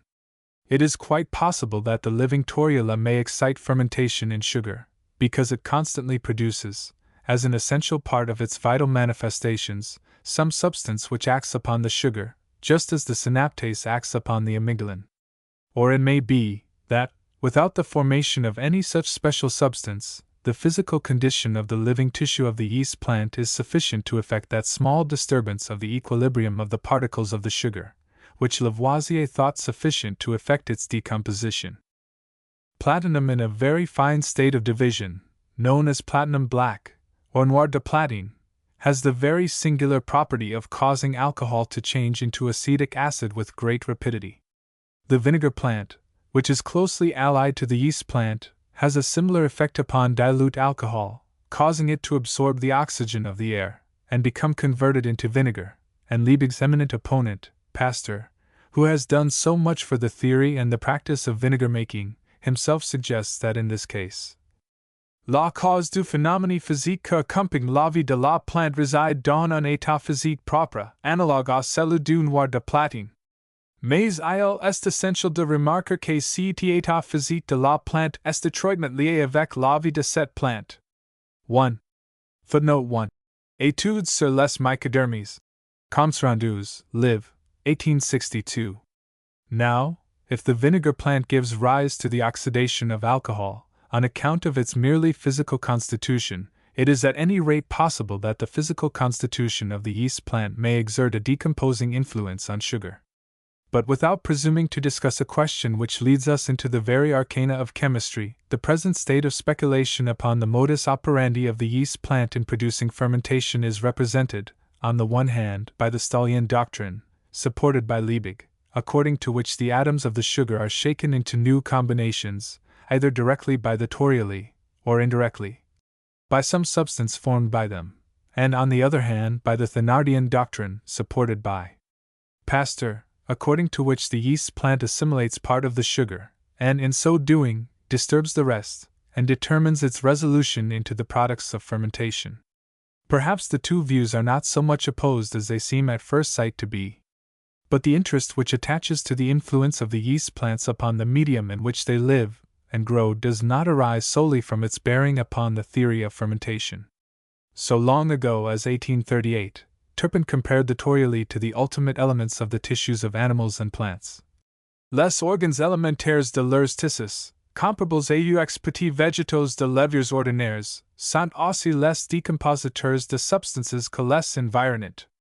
Almost at the same time, and probably equally guided by his study of yeast, Schwann was engaged in those remarkable investigations into the form and development of the ultimate structural elements of the tissues of animals, which led him to recognize their fundamental identity with the ultimate structural elements of vegetable organisms. The yeast plant is a mere sac or cell, containing a semi-fluid matter, and Schwann's microscopic analysis resolved all living organisms, in the long run, into an aggregation of such sacs or cells, variously modified, and tended to show that all, whatever their ultimate complication, begin their existence in the condition of such simple cells. In his famous Mikroskopische Untersuchungen, Schwann speaks of Torula as a cell, and in a remarkable note to the passage in which he refers to the yeast plant, Schwann says, "I have been unable to avoid mentioning fermentation, because it is the most fully and exactly known operation of cells, and represents, in the simplest fashion, the process which is repeated by every cell of the living body." In other words, Schwann conceives that every cell of the living body exerts an influence on the matter which surrounds and permeates it, analogous to that which a torula exerts on the saccharine solution by which it is bathed. A wonderfully suggestive thought, opening up views of the nature of the chemical processes of the living body, which have hardly yet received all the development of which they are capable. Kant defined the special peculiarity of the living body to be that the parts exist for the sake of the whole and the whole for the sake of the parts. But when Turpin and Schwann resolved the living body into an aggregation of quasi-independent cells, each, like a torula, leading its own life and having its own laws of growth and development, the aggregation being dominated and kept working towards a definite end only by a certain harmony among these units, or by the superaddition of a controlling apparatus, such as a nervous system, this conception ceased to be tenable. The cell lives for its own sake, as well as for the sake of the whole organism, and the cells, which float in the blood, live at its expense, and profoundly modify it, are almost as much independent organisms as the torioli which float in beerwort. Schwann burdened his enunciation of this cell theory with two false suppositions: the one, that the structures he called nucleus and cell wall are essential to a cell; the other, that cells are usually formed independently of other cells. But in 1839, it was a vast and clear gain to arrive at the conception that the vital functions of all the higher animals and plants are the resultant of the forces inherent in the innumerable minute cells of which they are composed, and that each of them is, itself, an equivalent of one of the lowest and simplest of independent living beings, the torula. From purely morphological investigations, Turpin and Schwann, as we have seen, arrived at the notion of the fundamental unity of structure of living beings. And before long, the researches of chemists gradually led up to the conception of the fundamental unity of their composition. So far back as 1803, Thenard pointed out, in most distinct terms, the important fact that yeast contains a nitrogenous, animal, substance, and that such a substance is contained in all ferments. Before him, Fabroni and Forquer speak of the vegeto-animal matter of yeast.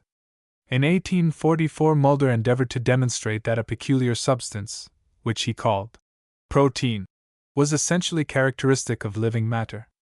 In 1846, Payen writes, "Enfin, un lois sans exception me semble apparaître dans les faits nombreux que j'ai observes et conduire à envisager sous un nouveau jour la vie végétale.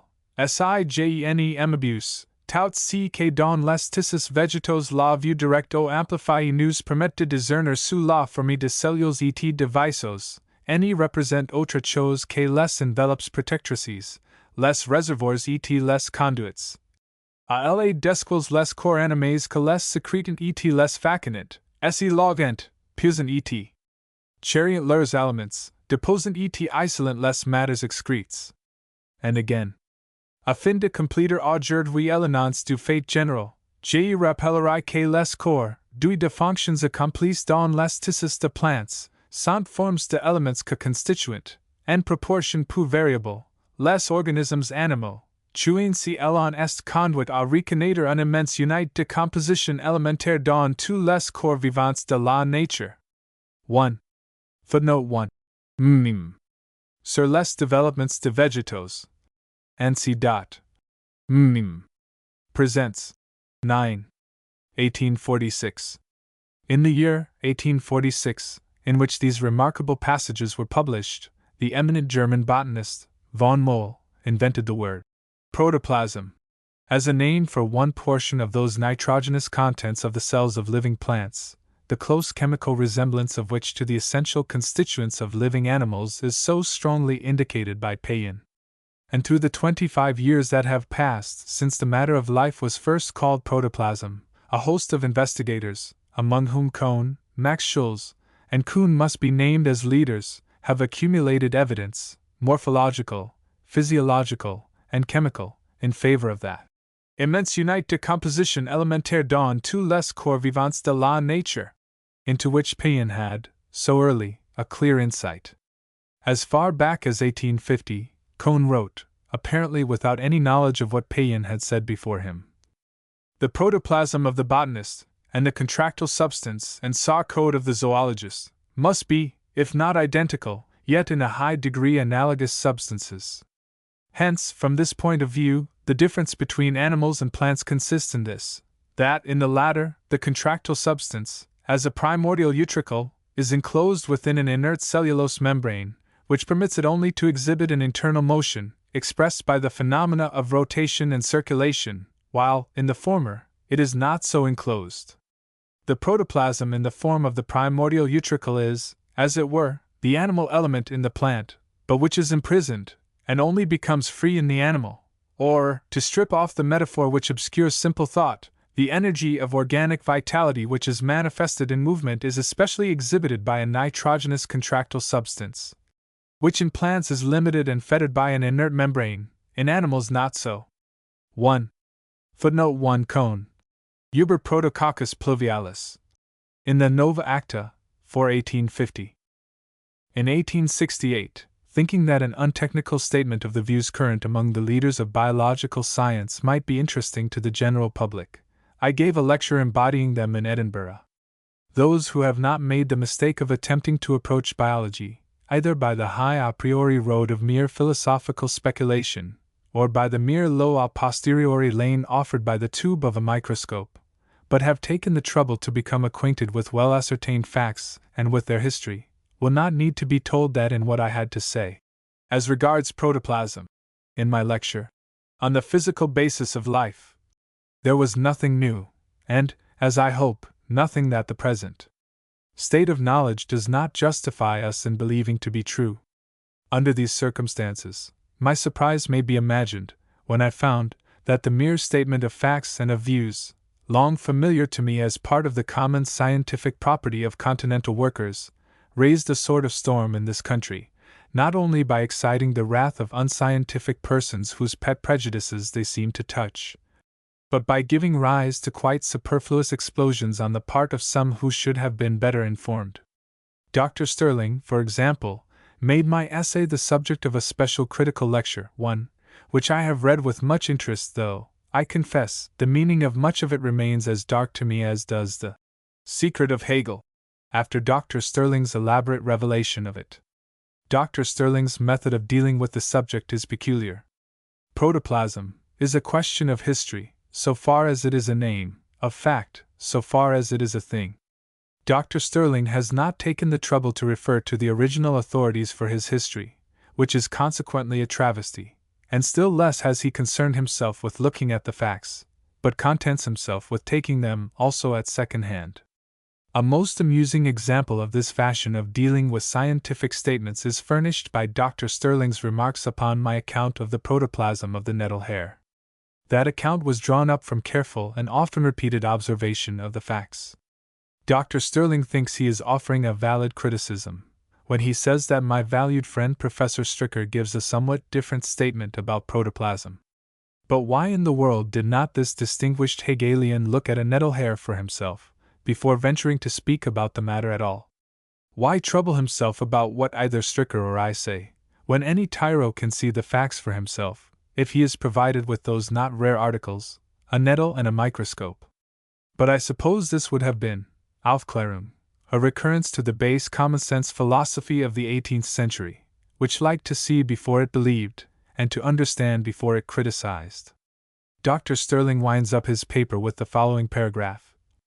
Footnote 1, subsequently published under the title of As Regards Protoplasm. In short, the whole position of Mr. Huxley, 1. That all organisms consist alike of the same life matter, 2. Which life matter is, for its part, due only to chemistry, must be pronounced untenable, nor less untenable, 3. The materialism he would found on it. The paragraph contains 3 distinct assertions concerning my views, and just the same number of utter misrepresentations of them. That which I have numbered 1 turns on the ambiguity of the word same, for a discussion of which I would refer Dr. Stirling to a great hero of Aufklärung, Archbishop Whately. Statement number 2 is, in my judgment, absurd, and certainly I have never said anything resembling it, while, as to number 3, one great object of my essay was to show that what is called materialism has no sound philosophical basis. As we have seen, the study of yeast has led investigators face to face with problems of immense interest in pure chemistry, and in animal and vegetable morphology. Its physiology is not less rich in subjects for inquiry. Take, for example, the singular fact that yeast will increase indefinitely when grown in the dark, in water containing only tartrate of ammonia, a small percentage of mineral salts, and sugar. Out of these materials the Toriuli will manufacture nitrogenous protoplasm, cellulose, and fatty matters, in any quantity, although they are wholly deprived of those rays of the sun, the influence of which is essential to the growth of ordinary plants. There has been a great deal of speculation lately, as to how the living organisms buried beneath 2,000 or 3,000 fathoms of water, and therefore in all probability almost deprived of light, live. If any of them possess the same powers as yeast, and the same capacity for living without light is exhibited by some other fungi, there would seem to be no difficulty about the matter. Of the pathological bearings of the study of yeast, and other such organisms, I have spoken elsewhere. It is certain that, in some animals, devastating epidemics are caused by fungi of low order, similar to those of which Torula is a sort of offshoot. It is certain that such diseases are propagated by contagion and infection, in just the same way as ordinary contagious and infectious diseases are propagated. Of course, it does not follow from this that all contagious and infectious diseases are caused by organisms of as definite and independent a character as the Torula, but I think it does follow that it is prudent and wise to satisfy oneself in each particular case that the germ theory cannot and will not explain the facts, before having recourse to hypotheses which have no equal support from analogy. v. On the formation of coal. The lumps of coal in a coal scuttle very often have a roughly cubical form. If one of them be picked out and examined with a little care, it will be found that its 6 sides are not exactly alike. 2 opposite sides are comparatively smooth and shining, while the other 4 are much rougher, and are marked by lines which run parallel with the smooth sides. The coal readily splits along these lines, and the split surfaces thus formed are parallel with the smooth faces. In other words, there is a sort of rough and incomplete stratification in the lump of coal, as if it were a book, the leaves of which had stuck together very closely. Sometimes the faces along which the coal splits are not smooth, but exhibit a thin layer of dull, charred-looking substance, which is known as mineral charcoal. Occasionally one of the faces of a lump of coal will present impressions, which are obviously those of the stem, or leaves, of a plant, but though hard mineral masses of parietes, and even fine mud, may occur here and there, neither sand nor pebbles are met with. When the coal burns, the chief ultimate products of its combustion are carbonic acid, water, and ammoniacal products, which escape up the chimney, and a greater or less amount of residual earthy salts, which take the form of ash. These products are, to a great extent, such as would result from the burning of so much wood. These properties of coal may be made out without any very refined appliances, but the microscope reveals something more. Black and opaque as ordinary coal is, slices of it become transparent if they are cemented in Canada balsam, and rubbed down very thin, in the ordinary way of making thin sections of non-transparent bodies. But as the thin slices, made in this way, are very apt to crack and break into fragments, it is better to employ marine glue as the cementing material. By the use of this substance, slices of considerable size and of extreme thinness and transparency may be obtained. 1. Footnote 1. My assistant in the Museum of Practical Geology, Mr. Newton, invented this excellent method of obtaining thin slices of coal. Now let us suppose 2 such slices to be prepared from our lump of coal, one parallel with the bedding, the other perpendicular to it, and let us call the one the horizontal, and the other the vertical, section. The horizontal section will present more or less rounded yellow patches and streaks, scattered irregularly through the dark brown, or blackish, ground substance, while the vertical section will exhibit more elongated bars and granules of the same yellow materials, disposed in lines which correspond, roughly, with the general direction of the bedding of the coal. This is the microscopic structure of an ordinary piece of coal. But if a great series of coals, from different localities and seams, or even from different parts of the same seam, be examined, this structure will be found to vary in 2 directions. In the anthracitic, or stone coals, which burn like coke, the yellow matter diminishes, and the ground substance becomes more predominant, and blacker, and more opaque, until it becomes impossible to grind a section thin enough to be translucent, while, on the other hand, in such as the better bed coal of the neighborhood of Bradford, which burns with much flame, the coal is of a far lighter color, and transparent sections are very easily obtained. In the browner parts of this coal, sharp eyes will readily detect multitudes of curious little quaint-shaped bodies, of a yellowish-brown color, embedded in the dark brown ground substance.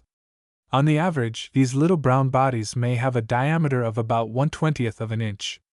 They lie with their flat surfaces nearly parallel with the 2 smooth faces of the block in which they are contained, and on one side of each, there may be discerned a figure, consisting of 3 straight linear marks, which radiate from the center of the disc, but do not quite reach its circumference.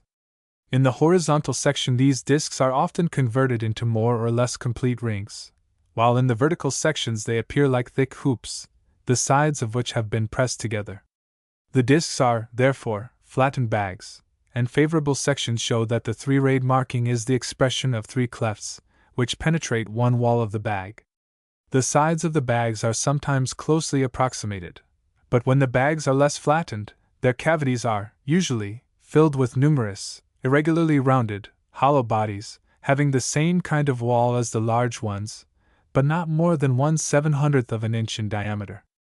In favorable specimens, again, almost the whole ground substance appears to be made up of similar bodies, more or less carbonized or blackened, and in these, there can be no doubt that, with the exception of patches of mineral charcoal, here and there, the whole mass of the coal is made up of an accumulation of the larger and of the smaller sacks. But in one and the same slice, every transition can be observed from this structure to that which has been described as characteristic of ordinary coal. The latter appears to rise out of the former, by the breaking up and increasing carbonization of the larger and the smaller sacks.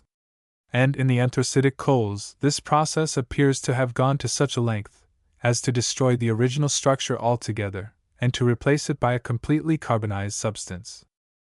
Thus coal may be said, speaking broadly, to be composed of 2 constituents, firstly, mineral charcoal, and secondly, coal proper. The nature of the mineral charcoal has long since been determined. Its structure shows it to consist of the remains of the stems and leaves of plants, reduced to little more than their carbon. Again, some of the coal is made up of the crushed and flattened bark, or outer coat, of the stems of plants, the inner wood of which has completely decayed away. But what I may term the saccular matter of the coal, which either in its primary or in its degraded form, constitutes by far the greater part of all the bituminous coals I have examined, is certainly not mineral charcoal, nor is its structure that of any stem or leaf. Hence its real nature is, at first, by no means apparent, and has been the subject of much discussion. The first person who threw any light upon the problem, as far as I have been able to discover, was the well-known geologist, Professor Morris. It is now 34 years since he carefully described and figured the quaint-shaped bodies, or larger sacs, as I have called them, in a note appended to the famous paper on the Coalbrookdale coal field, published at that time by the present president of the Geological Society, Mr. Prestwich. With much sagacity, Professor Morris divined the real nature of these bodies, and boldly affirmed them to be the spore cases of a plant allied to the living club mosses. But discovery sometimes makes a long halt, and it is only a few years since Mr. Carruthers determined the plant, or rather one of the plants, which produces these spore cases, by finding the discoidal sacs still adherent to the leaves of the fossilized cone which produced them. He gave the name of Flemingites gracilis to the plant of which the cones form a part. The branches and stem of this plant are not yet certainly known, but there is no sort of doubt that it was closely allied to the lepidodendron, the remains of which abound in the coal formation. The lepidodendra were shrubs and trees which put one more in mind of an araucaria than of any other familiar plant, and the ends of the fruiting branches were terminated by cones, or catkins, somewhat like the bodies so named in a fir or a willow. These conical fruits, however, did not produce seeds, but the leaves of which they were composed bore upon their surfaces sacs full of spores or sporangia, such as those one sees on the under surface of a bracken leaf. Now, it is these sporangia of the lepidodendroid plant Flemingites which were identified by Mr. Carruthers with the free sporangia described by Professor Morris, which are the same as the large sacs of which I have spoken. And more than this, there is no doubt that the small sacs are the spores, which were originally contained in the sporangia. The living club mosses are, for the most part, insignificant and creeping herbs, which, superficially, very closely resemble true mosses, and none of them reach more than 2 or 3 feet in height. But in their essential structure, they very closely resemble the earliest lepidodendroid trees of the coal. Their stems and leaves are similar, so are their cones, and no less like are the sporangia and spores, while even in their size, the spores of the lepidodendron and those of the existing lycopodium, or club moss, very closely approach one another. Thus, the singular conclusion is forced upon us, that the greater and the smaller sacs of the better bed, and other coals, in which the primitive structure is well preserved, are simply the sporangia and spores of certain plants, many of which were closely allied to the existing club mosses. And if, as I believe, it can be demonstrated that ordinary coal is nothing but saccular, coal which has undergone a certain amount of that alteration which, if continued, would convert it into anthracite, then, the conclusion is obvious, that the great mass of the coal we burn is the result of the accumulation of the spores and spore cases of plants, other parts of which have furnished the carbonized stems and the mineral charcoal, or have left their impressions on the surfaces of the layer. Of the multitudinous speculations which, at various times, have been entertained respecting the origin and mode of formation of coal, several appear to be negatived, and put out of court by the structural facts the significance of which I have endeavored to explain. These facts, for example, do not permit us to suppose that coal is an accumulation of peaty matter, as some have held. Again, the late Professor Quiquet was one of the first observers who gave a correct description of what I have termed the saccular structure of coal, and rightly perceiving that this structure was something quite different from that of any known plant, he imagined that it proceeded from some extinct vegetable organism which was peculiarly abundant amongst the coal-forming plants. But this explanation is at once shown to be untenable when the smaller and the larger sacs are proved to be spores or sporangia. Some, once more, have imagined that coal was of submarine origin, and though the notion is amply and easily refuted by other considerations, it may be worth while to remark that it is impossible to comprehend how a mass of light and resinous spores should have reached the bottom of the sea, or should have stopped in that position if they had got there. At the same time, it is proper to remark that I do not presume to suggest that all coal must needs have the same structure, or that there may not be coals in which the proportions of wood and spores, or spore cases, are very different from those which I have examined. All I repeat is, that none of the coals which have come under my notice have enabled me to observe such a difference. but according to Principal Dawson, who has so sedulously examined the fossil remains of plants in North America, it is otherwise with the vast accumulations of coal in that country.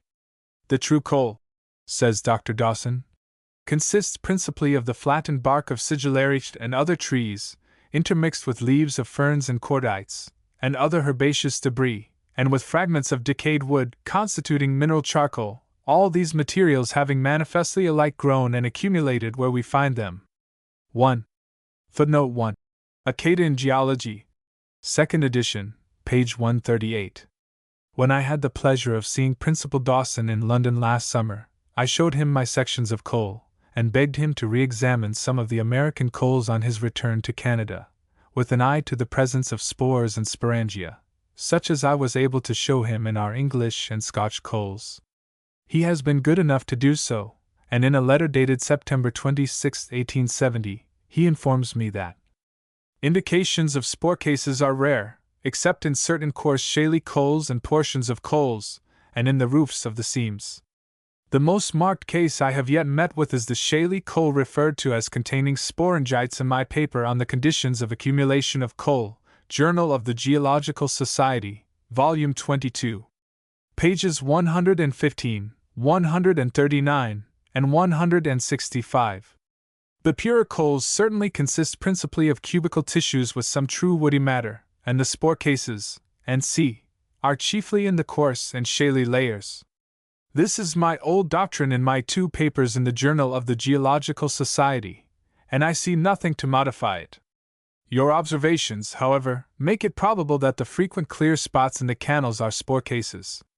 Dr. Dawson's results are the more remarkable, as the numerous specimens of British coal, from various localities, which I have examined, tell one tale as to the predominance of the spore and sporangium element in their composition, and as it is exactly in the finest and purest coals, such as the better bed coal of Lomur, that the spores and sporangia obviously constitute almost the entire mass of the deposit.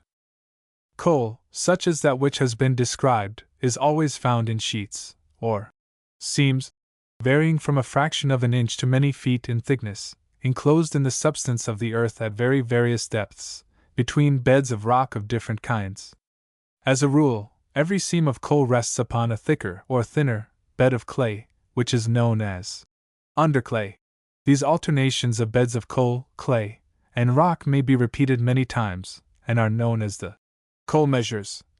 And in some regions, as in South Wales and in Nova Scotia, the coal measures attain a thickness of 12 or 14,000 feet, and enclose 80 or 100 seams of coal, each with its underclay, and separated from those above and below by beds of sandstone and shale. The position of the beds which constitute the coal measures is infinitely diverse. Sometimes they are tilted up vertically, sometimes they are horizontal, sometimes curved into great basins, sometimes they come to the surface, sometimes they are covered up by thousands of feet of rock.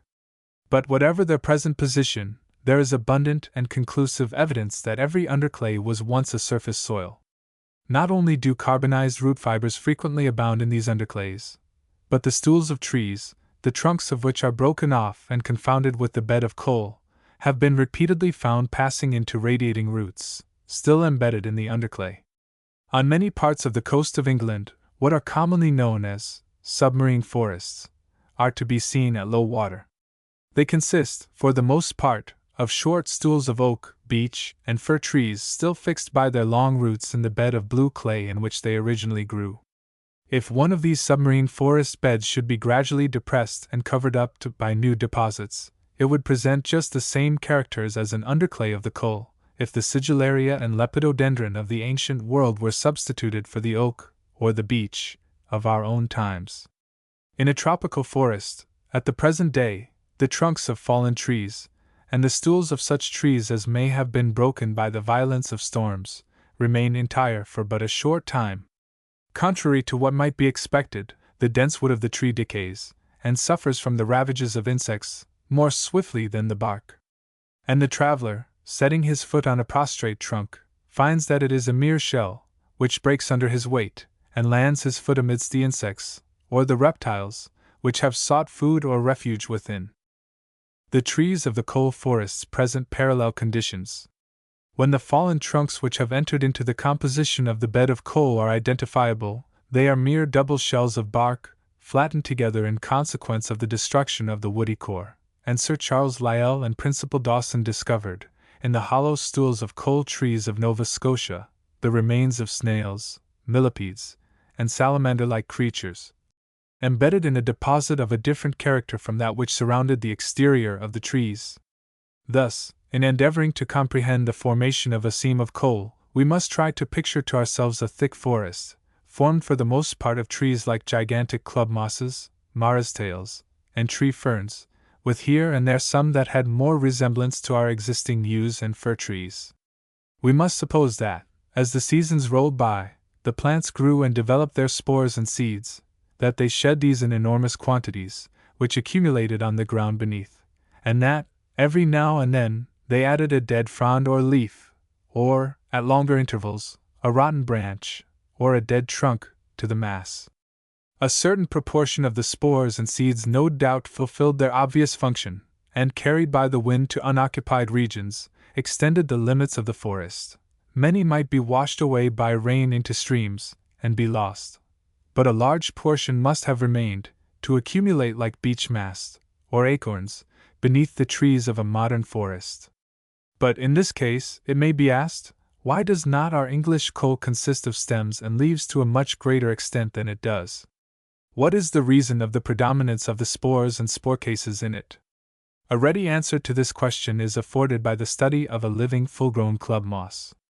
Shake it upon a piece of paper, and it emits a cloud of fine dust, which falls over the paper, and is the well-known lycopodium powder. Now this powder used to be, and I believe still is, employed for two objects, which seem at first sight to have no particular connection with one another. It is, or was, employed in making lightning, and in making pills. The coats of the spores contain so much resinous matter, that a pinch of lycopodium powder, thrown through the flame of a candle, burns with an instantaneous flash, which has long done duty for lightning on the stage. And the same character makes it a capital coating for pills, for the resinous powder prevents the drug from being wetted by the saliva, and thus bars the nauseous flavor from the sensitive papillae of the tongue. But this resinous matter, which lies in the walls of the spores and sporangia, is a substance not easily altered by air and water, and hence tends to preserve these bodies, just as the bituminized cerecloth preserves an Egyptian mummy, while, on the other hand, the merely woody stem and leaves tend to rot, as fast as the wood of the mummy's coffin has rotted. Thus the mixed heap of spores, leaves, and stems in the coal forest would be persistently searched by the long-continued action of air and rain. The leaves and stems would gradually be reduced to little but their carbon, or, in other words, to the condition of mineral charcoal in which we find them, while the spores and sporangia remained as a comparatively unaltered and compact residuum. There is, indeed, tolerably clear evidence that the coal must, under some circumstances, have been converted into a substance hard enough to be rolled into pebbles, while it yet lay at the surface of the earth, for in some seams of coal, the courses of rivulets, which must have been living water, while the stratum in which their remains are found was still at the surface, have been observed to contain rolled pebbles of the very coal through which the stream has cut its way. The structural facts are such as to leave no alternative but to adopt the view of the origin of such coal as I have described, which has just been stated. But happily, the process is not without analogy at the present day. I possess a specimen of what is called white coal, from Australia. It is an inflammable material, burning with a bright flame, and having much the consistence and appearance of oat cake, which, I am informed, covers a considerable area. It consists, almost entirely, of a compacted mass of spores and spore cases. But the fine particles of blown sand which are scattered through it show that it must have accumulated, subaerially, upon the surface of a soil covered by a forest of cryptogamous plants, probably tree ferns. As regards this important point of the subaerial region of coal, I am glad to find myself in entire accordance with Principal Dawson, who bases his conclusions upon other, but no less forcible, considerations. In a passage, which is the continuation of that already cited, he writes, 3. the microscopical structure and chemical composition of the beds of cannel coal and earthy bitumen, and of the more highly bituminous and carbonaceous shale, show them to have been of the nature of the fine vegetable mud which accumulates in the ponds and shallow lakes of modern swamps. When such fine vegetable sediment is mixed, as is often the case, with clay, it becomes similar to the bituminous limestone and calcareo-bituminous shales of the coal measures. 4. A few of the underclays, which support beds of coal, are of the nature of the vegetable mud above referred to, but the greater part are argillo-arenaceous in composition, with little vegetable matter, and bleached by the drainage from them of water containing the products of vegetable decay. They are, in short, loamy or clay soils, and must have been sufficiently above water to admit of drainage. The absence of sulphurettes, and the occurrence of carbonate of iron in connection with them, prove that, when they existed as soils, rainwater, and not seawater, percolated them. 5. The coal and the fossil forests present many evidences of subaerial conditions. Most of the erect and prostrate trees had become hollow shells of bark before they were finally embedded, and their wood had broken into cubical pieces of mineral charcoal. Land snails and galleyworms xylobius crept into them, and they became dens, or traps, for reptiles. Large quantities of mineral charcoal occur on the surface of all the large beds of coal. None of these appearances could have been produced by subaqueous action. 6. Though the roots of the sigillaria bear more resemblance to the rhizomes of certain aquatic plants, yet, structurally, they are absolutely identical with the roots of cycads, which the stems also resemble. Further, the sigillaria grew on the same soils which supported conifers, lepidodendra, cordytes, and ferns, plants which could not have grown in water. Again, with the exception perhaps of some pinularii and asterophyllites, there is a remarkable absence from the coal measures of any form of properly aquatic vegetation.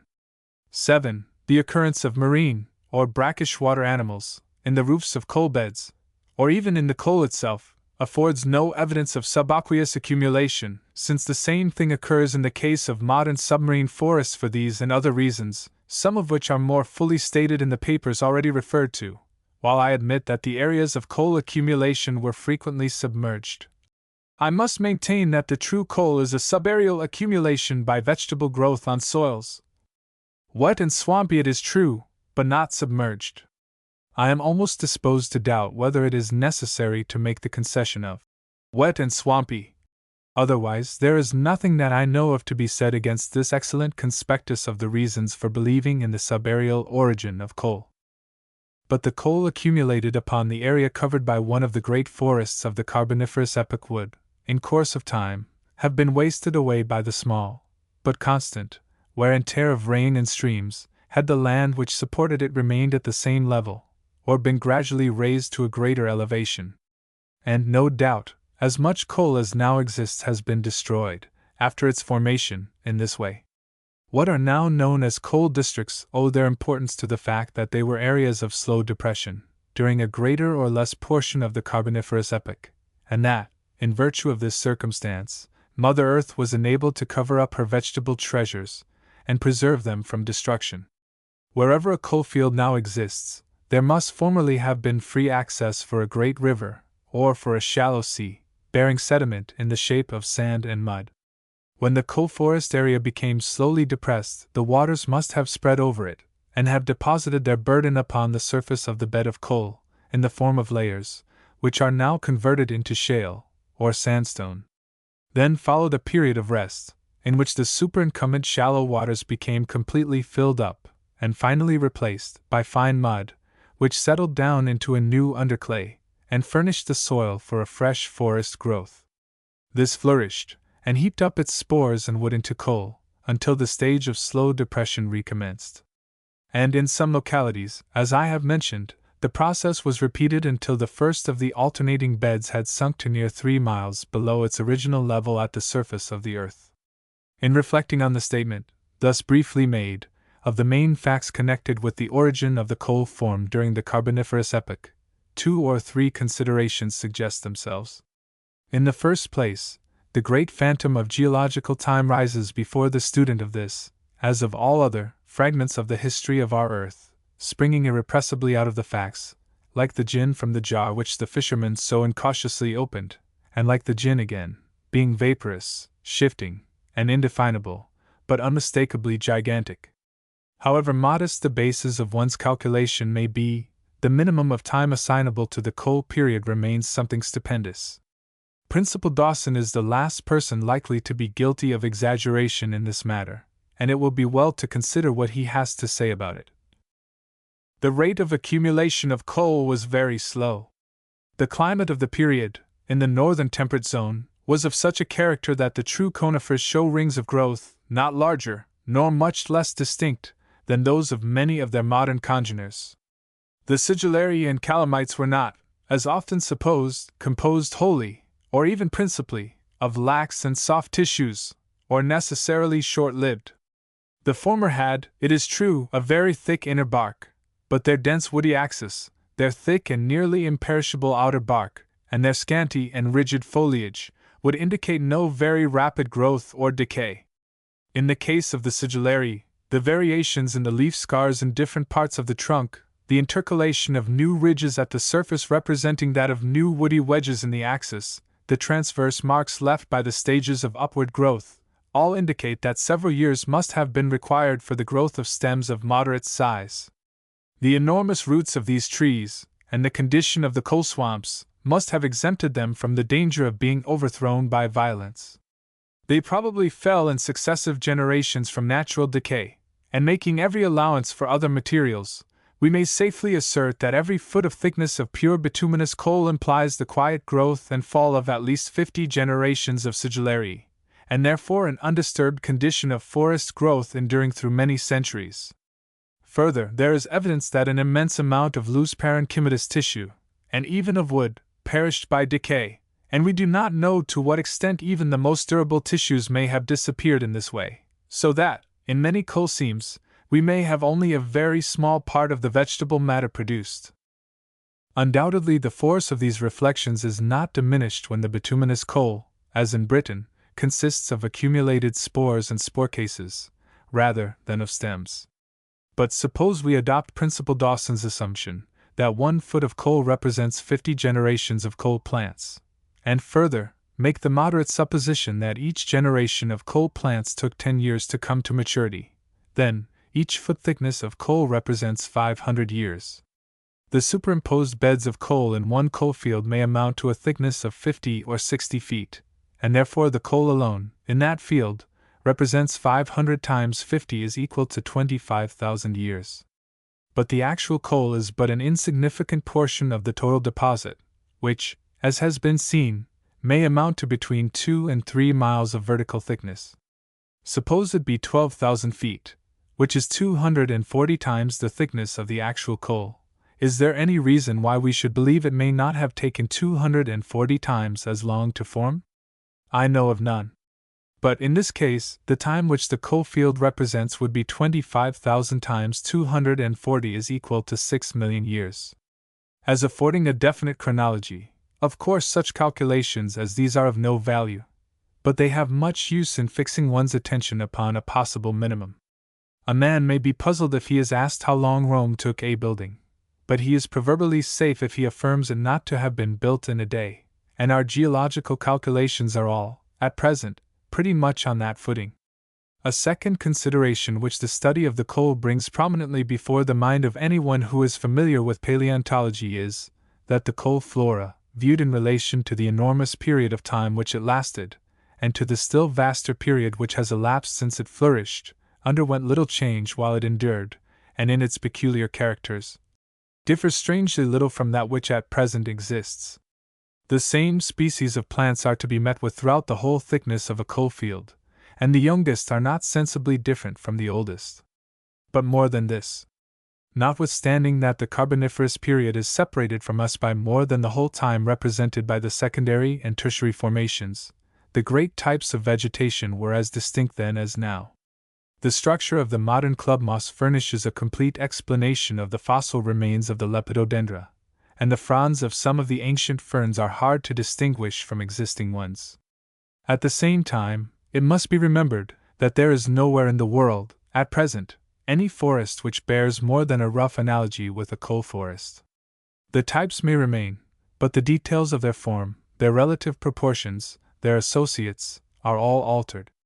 And the tree fern forest of Tasmania, or New Zealand, gives one only a faint and remote image of the vegetation of the ancient world. Once more, an invariably recurring lesson of geological history, at whatever point its study is taken up, the lesson of the almost infinite slowness of the modification of living forms. The lines of the pedigrees of living things break off almost before they begin to converge. Finally, yet another curious consideration. Let us suppose that one of the stupid, salamander-like labyrinthodonts, which pottered, with much belly and little leg, like Falstaff in his old age, among the coal forests, could have had thinking power enough in his small brain to reflect upon the showers of spores which kept on falling through years and centuries, while perhaps not 1 in 10 million fulfilled its apparent purpose, and reproduced the organism which gave it birth. Surely he might have been excused for moralizing upon the thoughtless and wanton extravagance which nature displayed in her operations. But we have the advantage over our shovel-headed predecessor, or possibly ancestor, and can perceive that a certain vein of thrift runs through this apparent prodigality. Nature is never in a hurry, and seems to have had always before her eyes the adage, "Keep a thing long enough, and you will find a use for it." She has kept her beds of coal many millions of years without being able to find much use for them. She has sent them down beneath the sea, and the sea beasts could make nothing of them. She has raised them up into dry land, and laid the black veins bare, and still, for ages and ages, there was no living thing on the face of the earth that could see any sort of value in them, and it was only the other day, so to speak, that she turned a new creature out of her workshop, who by degrees acquired sufficient wits to make a fire, and then to discover that the black rock would burn. I suppose that 1900 years ago, when Julius Caesar was good enough to deal with Britain as we have dealt with New Zealand, the primeval Briton, blue with cold and woad, may have known that the strange black stone, of which he found lumps here and there in his wanderings, would burn, and so help to warm his body and cook his food. Saxon, Dane, and Norman swarmed into the land. The English people grew into a powerful nation, and nature still waited for a full return of the capital she had invested in the ancient club mosses. The 18th century arrived, and with it James Watt.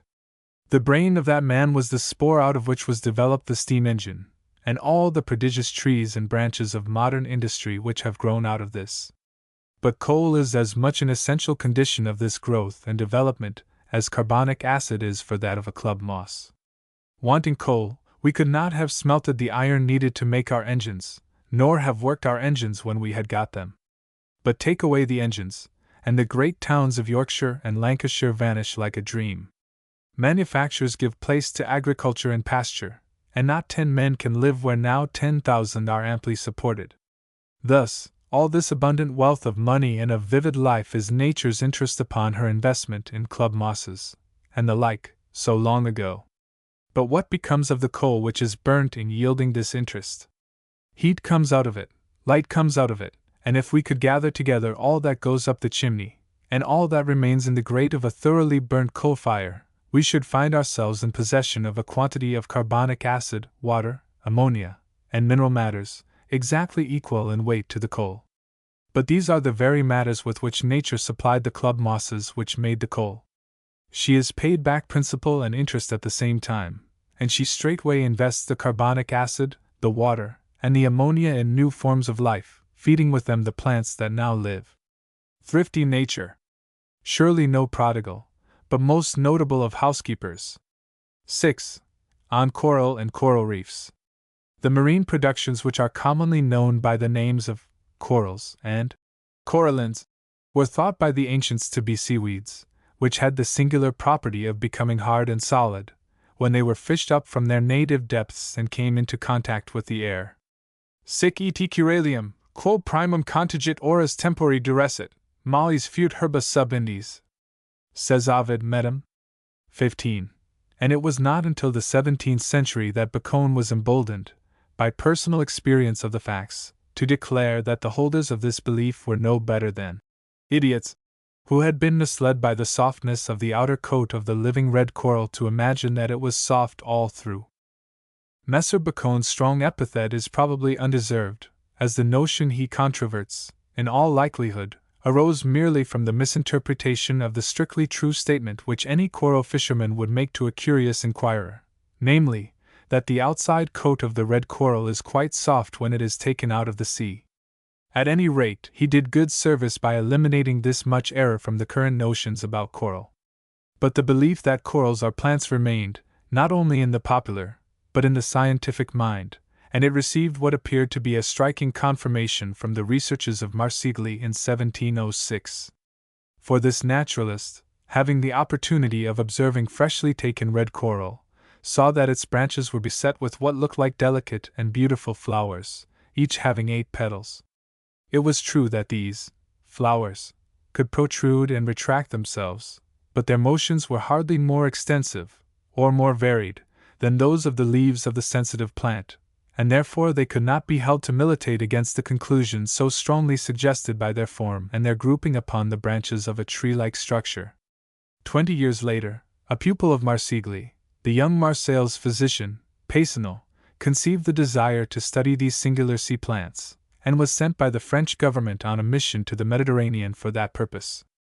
The pupil undertook the investigation full of confidence in the ideas of his master, but being able to see and think for himself, he soon discovered that those ideas by no means altogether corresponded with reality.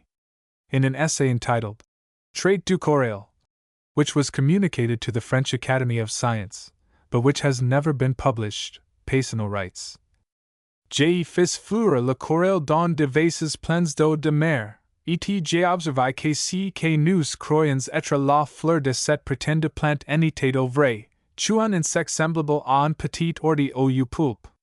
J'ai avais le plaisir de voir remuer les pattes, au pieds, de cet ordi, et ayant mis le vase plein d'eau le corail était en douche le opres du feu, tous les petits insectes s'épanouirent. L'ordi sortit attend les pieds, et fermi cm. De Marsigli et moi avions pris pour les pétales de la fleur. Le calice de cette prétendue fleur est le corps même de l'animal avant et sorti, or de la cellule. 1. Footnote 1. This extract from Peyssonneu's manuscript is given by M. Lecaze Duthiers in his valuable Histoire naturelle du corail, 1866. The comparison of the flowers of the coral to a petit ordi, or little nettle, is perfectly just, but needs explanation. Ordi de mer, or sea nettle, is, in fact, the French appellation for our sea anemone, a creature with which everybody, since the great aquarium mania, must have become familiar, even to the limits of boredom. In 1710, the great naturalist, Réaumur, had written a memoir for the express purpose of demonstrating that these ordis are animals, and with this important paper Peyssonneau must necessarily have been familiar. Therefore, when he declared the flowers of the red coral to be little ordis, it was the same thing as saying that they were animals of the same general nature as sea anemones. But to Peyssonneu's contemporaries this was an extremely startling announcement.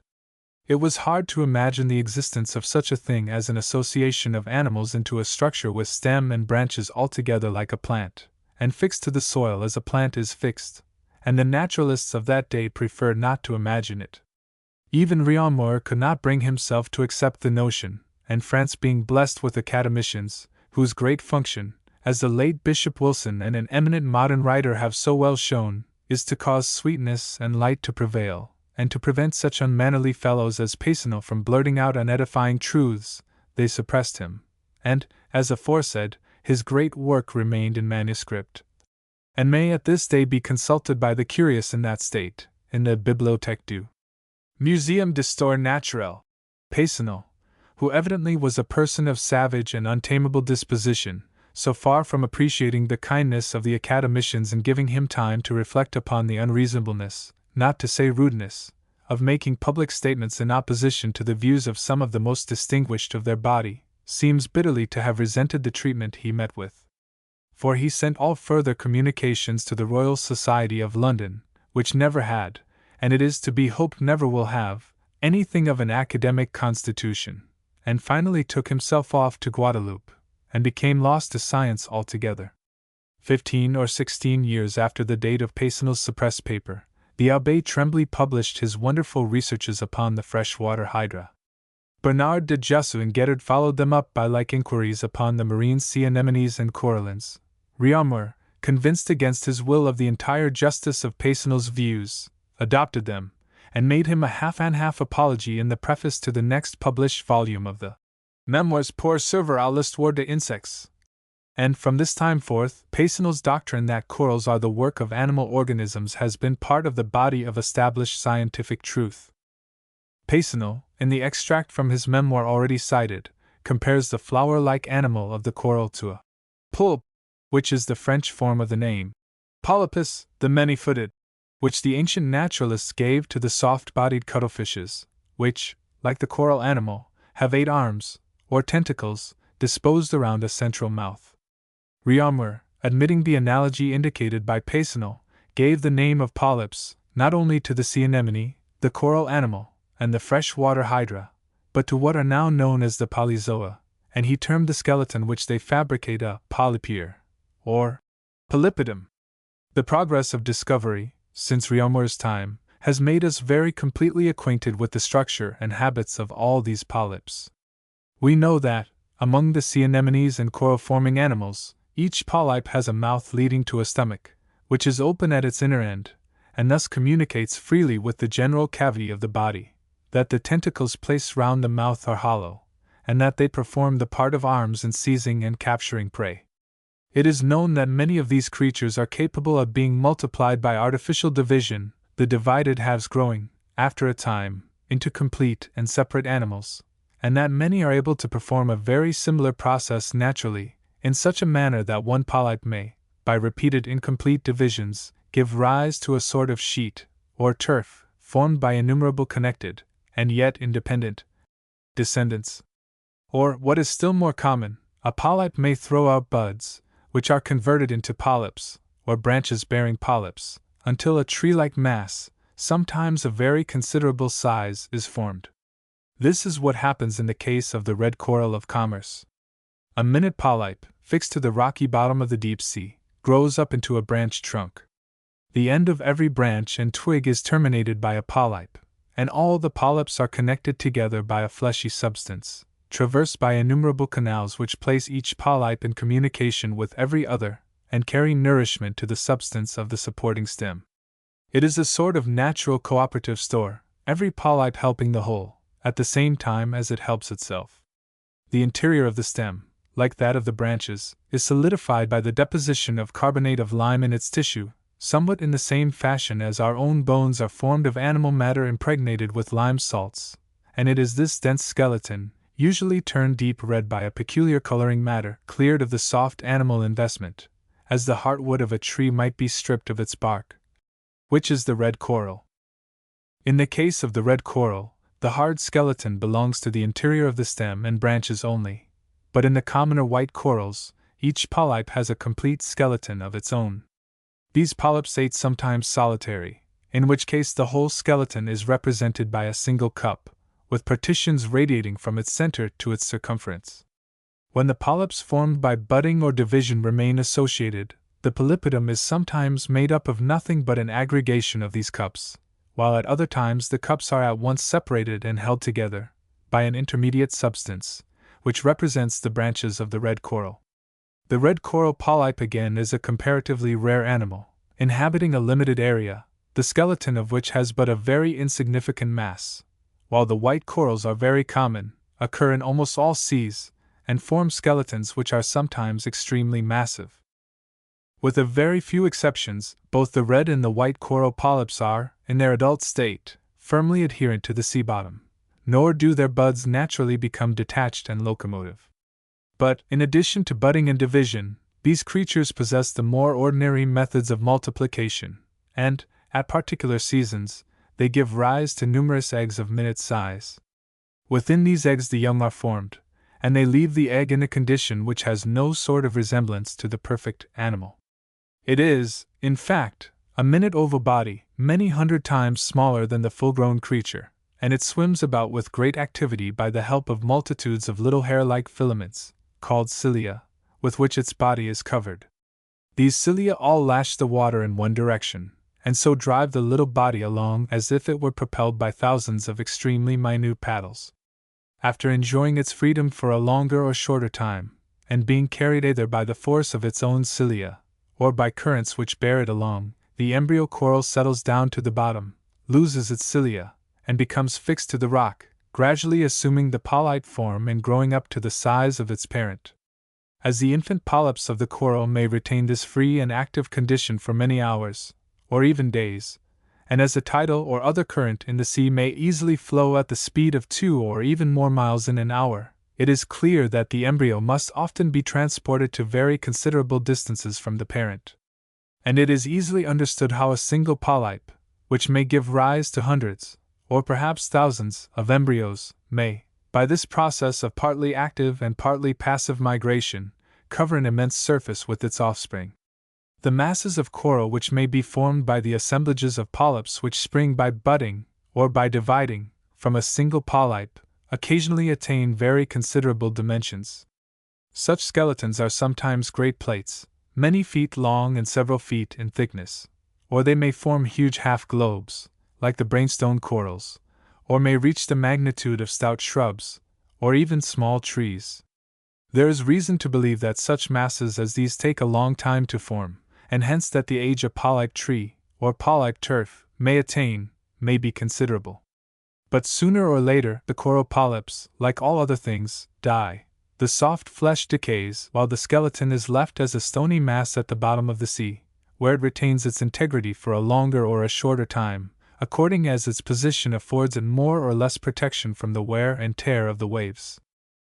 The polyps which give rise to the white coral are found, as has been said, in the seas of all parts of the world, but in the temperate and cold oceans they are scattered and comparatively small in size, so that the skeletons of those which die do not accumulate in any considerable quantity.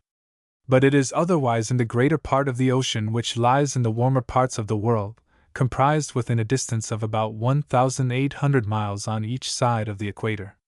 Within the zone thus bounded, by far the greater part of the ocean is inhabited by coral polyps, which not only form very strong and large skeletons, but associate together into great masses, like the thickets and the meadow turf, or, better still, the accumulations of peat, to which plants give rise on the dry land. These masses of stony matter, heaped up beneath the waters of the ocean, become as dangerous to mariners as so much ordinary rock, and to these, as to common rock ridges, the seaman gives the name of reefs. Such coral reefs cover many thousand square miles in the Pacific and in the Indian Oceans. There is one reef, or rather great series of reefs, called the Barrier Reef, which stretches, almost continuously, for more than 1,100 miles off the east coast of Australia. Multitudes of the islands in the Pacific are either reefs themselves, or are surrounded by reefs. The Red Sea is in many parts almost a maze of such reefs, and they abound no less in the West Indies, along the coast of Florida, and even as far north as the Bahama Islands. But it is a very remarkable circumstance that, within the area of what we may call the coral zone, there are no coral reefs upon the west coast of America, nor upon the west coast of Africa, and it is a general fact that the reefs are interrupted, or absent, opposite the mouths of great rivers. The causes of this apparent caprice in the distribution of coral reefs are not far to seek.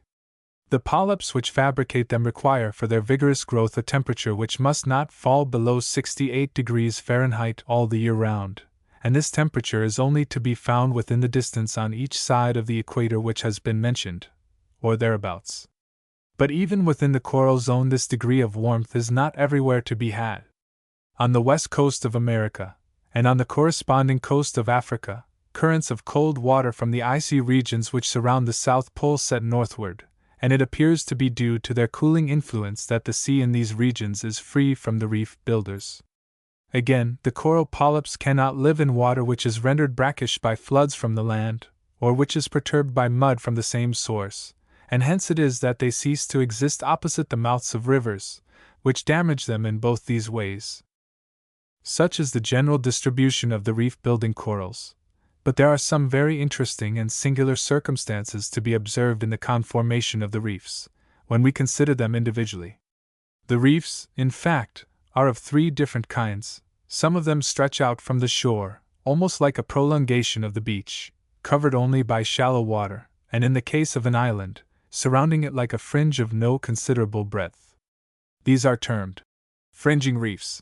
Others are separated by a channel which may attain a width of many miles, and a depth of 20 or 30 fathoms or more, from the nearest land, and when this land is an island, the reef surrounds it like a low wall, and the sea between the reef and the land is, as it were, a moat inside this wall.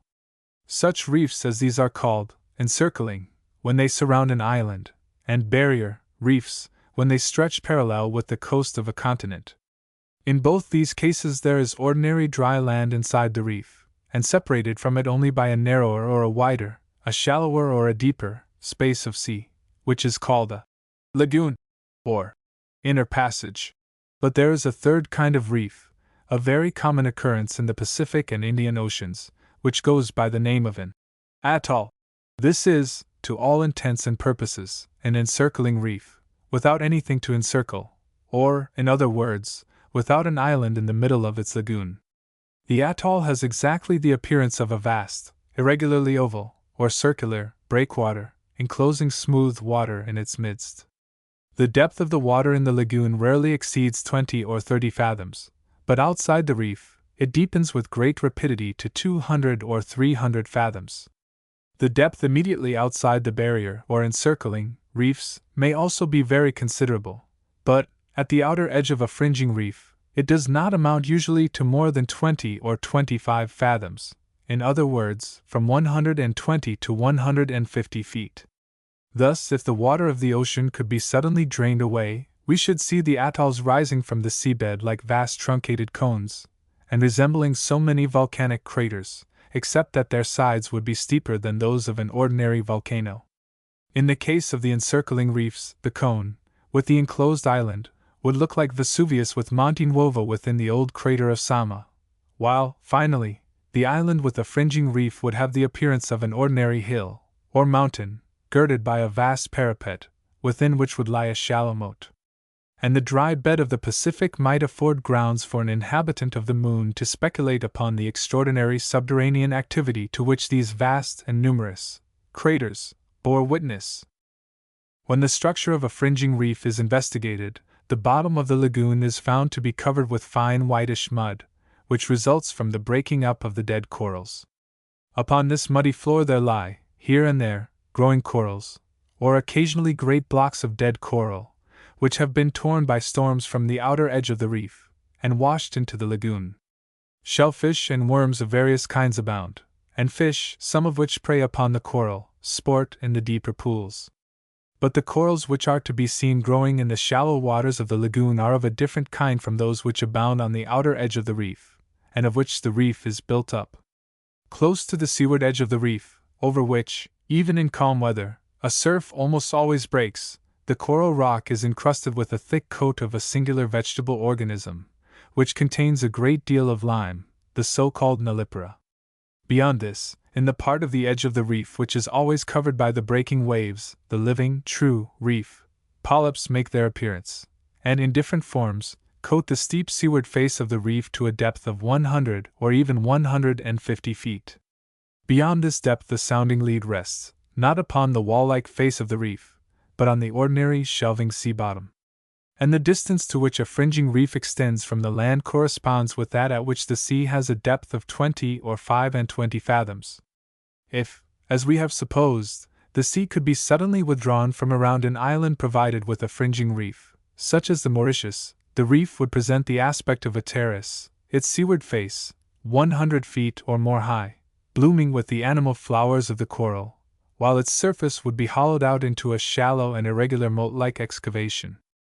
The coral mud, which occupies the bottom of the lagoon, and with which all the interstices of the coral skeletons which accumulate to form the reef are filled up, does not proceed from the washing action of the waves alone. Innumerable fishes, and other creatures which prey upon the coral, add a very important contribution of finely triturated calcareous matter, and the corals and mud becoming incorporated together, gradually harden and give rise to a sort of limestone rock, which may vary a good deal in texture. Sometimes it remains friable and chalky, but more often, the infiltration of water, charged with carbonic acid, dissolves some of the calcareous matter, and deposits it elsewhere in the interstices of the nascent rock, thus gluing and cementing the particles together into a hard mass. Or it may even dissolve the carbonate of lime more extensively, and redeposit it in a crystalline form. On the beach of the lagoon, where the coral sand is washed into layers by the action of the waves, its grains become thus fused together into strata of a limestone, so hard that they ring when struck with a hammer, and inclined at a gentle angle, corresponding with that of the surface of the beach. The hard parts of the many animals which live upon the reef become embedded in this coral limestone, so that a block may be full of shells of bivalves and univalves, or of sea urchins, and even sometimes encloses the eggs of turtles in a state of petrifaction. The active and vigorous growth of the reef goes on only at the seaward margins, where the polyps are exposed to the wash of the surf, and are thereby provided with an abundant supply of air and of food. The interior portion of the reef may be regarded as almost wholly an accumulation of dead skeletons. Where a river comes down from the land, there is a break in the reef, for the reasons which have been already mentioned. The origin and mode of formation of a fringing reef, such as that just described, are plain enough. The embryos of the coral polyps have fixed themselves upon the submerged shore of the island, as far out as they could live, namely, to a depth of 20 or 25 fathoms. One generation has succeeded another, building itself up upon the dead skeletons of its predecessor. The mass has been consolidated by the infiltration of coral mud, and hardened by partial solution and redeposition, until a great rampart of coral rock 100 or 150 feet high on its seaward face has been formed all round the island, with only such gaps as result from the outflow of rivers, in the place of sally ports. The structure of the rocky accumulation in the encircling reefs and in the atolls is essentially the same as in the fringing reef. But in addition to the differences of depth inside and out, they present some other peculiarities. These reefs, and especially the atolls, are usually interrupted at one part of their circumference, and this part is always situated on the leeward side of the reef, or that which is the more sheltered side. Now, as all these reefs are situated within the region in which the trade winds prevail, it follows that, on the north side of the equator, where the trade wind is a northeasterly wind, the opening of the reef is on the southwest side, while in the southern hemisphere, where the trade winds blow from the southeast, the opening lies to the northwest. The curious practical result follows from this structure, that the lagoons of these reefs really form admirable harbors, if a ship can only get inside them. But the main difference between the encircling reefs and the atolls, on the one hand, and the fringing reefs on the other, lies in the fact of the much greater depth of water on the seaward faces of the former. As a consequence of this fact, the whole of this face is not, as it is in the case of the fringing reef, covered with living coral polyps. For, as we have seen, these polyps cannot live at a greater depth than about 25 fathoms, and actual observation has shown that while, down to this depth, the sounding lead will bring up branches of live coral from the outer wall of such a reef, at a greater depth it fetches to the surface nothing but dead coral and coral sand. We must, therefore, picture to ourselves an atoll, or an encircling reef, as fringed for 100 feet, or more, from its summit, with coral polyps busily engaged in fabricating coral, while, below this comparatively narrow belt, its surface is a bare and smooth expanse of coral sand, supported upon and within a core of coral limestone. Thus, if the bed of the Pacific were suddenly laid bare, as was just now supposed, the appearance of the reef mountains would be exactly the reverse of that presented by many high mountains on land. For these are white with snow at the top, while their bases are clothed with an abundant and gaudily colored vegetation. But the coral cones would look gray and barren below, while their summits would be gay with a richly colored parterre of flower-like coral polyps. The practical difficulties of sounding upon, and of bringing up portions of, the seaward face of an atoll or of an encircling reef, are so great, in consequence of the constant and dangerous swell which sets towards it, that no exact information concerning the depth to which the reefs are composed of coral has yet been obtained. There is no reason to doubt, however, that the reef cone has the same structure from its summit to its base, and that its sea wall is throughout mainly composed of dead coral. And now arises a serious difficulty. If the coral polyps cannot live at a greater depth than 100 or 150 feet, how can they have built up the base of the reef cone, which may be 2,000 feet, or more, below the surface of the sea? In order to get over this objection, it was at one time supposed that the reef-building polyps had settled upon the summits of a chain of submarine mountains. But what is there in physical geography to justify the assumption of the existence of a chain of mountains stretching for 1,000 miles or more, and so nearly of the same height, that none should rise above the level of the sea, nor fall 150 feet below that level? How again, on this hypothesis, are atolls to be accounted for unless, as some have done, we take refuge in the wild supposition that every atoll corresponds with the crater of a submarine volcano? And what explanation does it afford of the fact that, in some parts of the ocean, only atolls and encircling reefs occur, while others present none but fringing reefs? These and other puzzling facts remained insoluble until the publication, in the year 1840, of Mr. Darwin's famous work on coral reefs, in which a key was given to all the difficult problems connected with the subject, and every difficulty was shown to be capable of solution by deductive reasoning from a happy combination of certain well-established geological and biological truths. Mr. Darwin, in fact, showed that so long as the level of the sea remains unaltered in any area in which coral reefs are being formed, or if the level of the sea relatively to that of the land is falling, the only reefs which can be formed are fringing reefs. While if, on the contrary, the level of the sea is rising relatively to that of the land, at a rate not faster than that at which the upward growth of the coral can keep pace with it, the reef will gradually pass from the condition of a fringing into that of an encircling or barrier reef. And finally, that if the relative level of the sea rise so much that the encircled land is completely submerged, the reef must necessarily pass into the condition of an atoll. For, suppose the relative level of the sea to remain stationary, after a fringing reef has reached that distance from the land at which the depth of water amounts to 150 feet. Then the reef cannot extend seaward by the migration of coral germs, because these coral germs would find the bottom of the sea to be too deep for them to live in.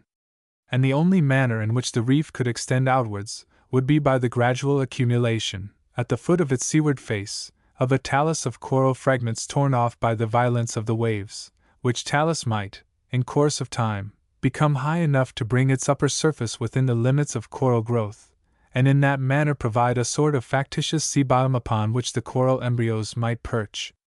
If, on the other hand, the level of the sea were slowly and gradually lowered, it is clear that the parts of its bottom originally beyond the limit of coral growth would gradually be brought within the required distance of the surface, and thus the reef might be indefinitely extended. But this process would give rise neither to an encircling reef nor to an atoll, but to a broad belt of upheaved coral rock, increasing the dimensions of the dry land, and continuous seawards with the fresh fringing reef. Suppose, however, that the sea level rose instead of falling, at the same slow and gradual rate at which we know it to be rising in some parts of the world, not more, in fact, than a few inches, or, at most, a foot or two, in 100 years. Then, while the reef would be unable to extend itself seaward, the sea bottom outside it being gradually more and more removed from the depth at which the life of the coral polyps is possible, it would be able to grow upwards as fast as the sea rose. But the growth would take place almost exclusively around the circumference of the reef, this being the only region in which the coral polyps would find the conditions favorable for their existence. The bottom of the lagoon would be raised, in the main, only by the coral debris and coral mud, formed in the manner already described. Consequently, the margins of the reef would rise faster than the bottom, or, in other words, the lagoon would constantly become deeper. And, at the same time, it would gradually increase in breadth, as the rising sea, covering more and more of the land, would occupy a wider space between the edge of the reef and what remained of the land. Thus the rising sea would eventually convert a large island with a fringing reef into a small island surrounded by an encircling reef. And it will be obvious that when the rising of the sea has gone so far as completely to cover the highest points of the island, the reef will have passed into the condition of an atoll. But how is it possible that the relative level of the land and sea should be altered to this extent? Clearly, only in one of two ways, either the sea must have risen over those areas which are now covered by atolls and encircling reefs, or the land upon which the sea rests must have been depressed to a corresponding extent. If the sea has risen, its rise must have taken place over the whole world simultaneously, and it must have risen to the same height over all parts of the coral zone. Grounds have been shown for the belief that the general level of the sea may have been different at different times. It has been suggested, for example, that the accumulation of ice about the poles during one of the cold periods of the Earth's history necessarily implies a diminution in the volume of the sea proportion to the amount of its water thus permanently locked up in the Arctic and Antarctic ice cellars, while, in the warm periods, the greater or less disappearance of the polar ice cap implies a corresponding addition of water to the ocean. And no doubt this reasoning must be admitted to be sound in principle, though it is very hard to say what practical effect the additions and subtractions thus made have had on the level of the ocean, inasmuch as such additions and subtractions might be either intensified or nullified by contemporaneous changes in the level of the land.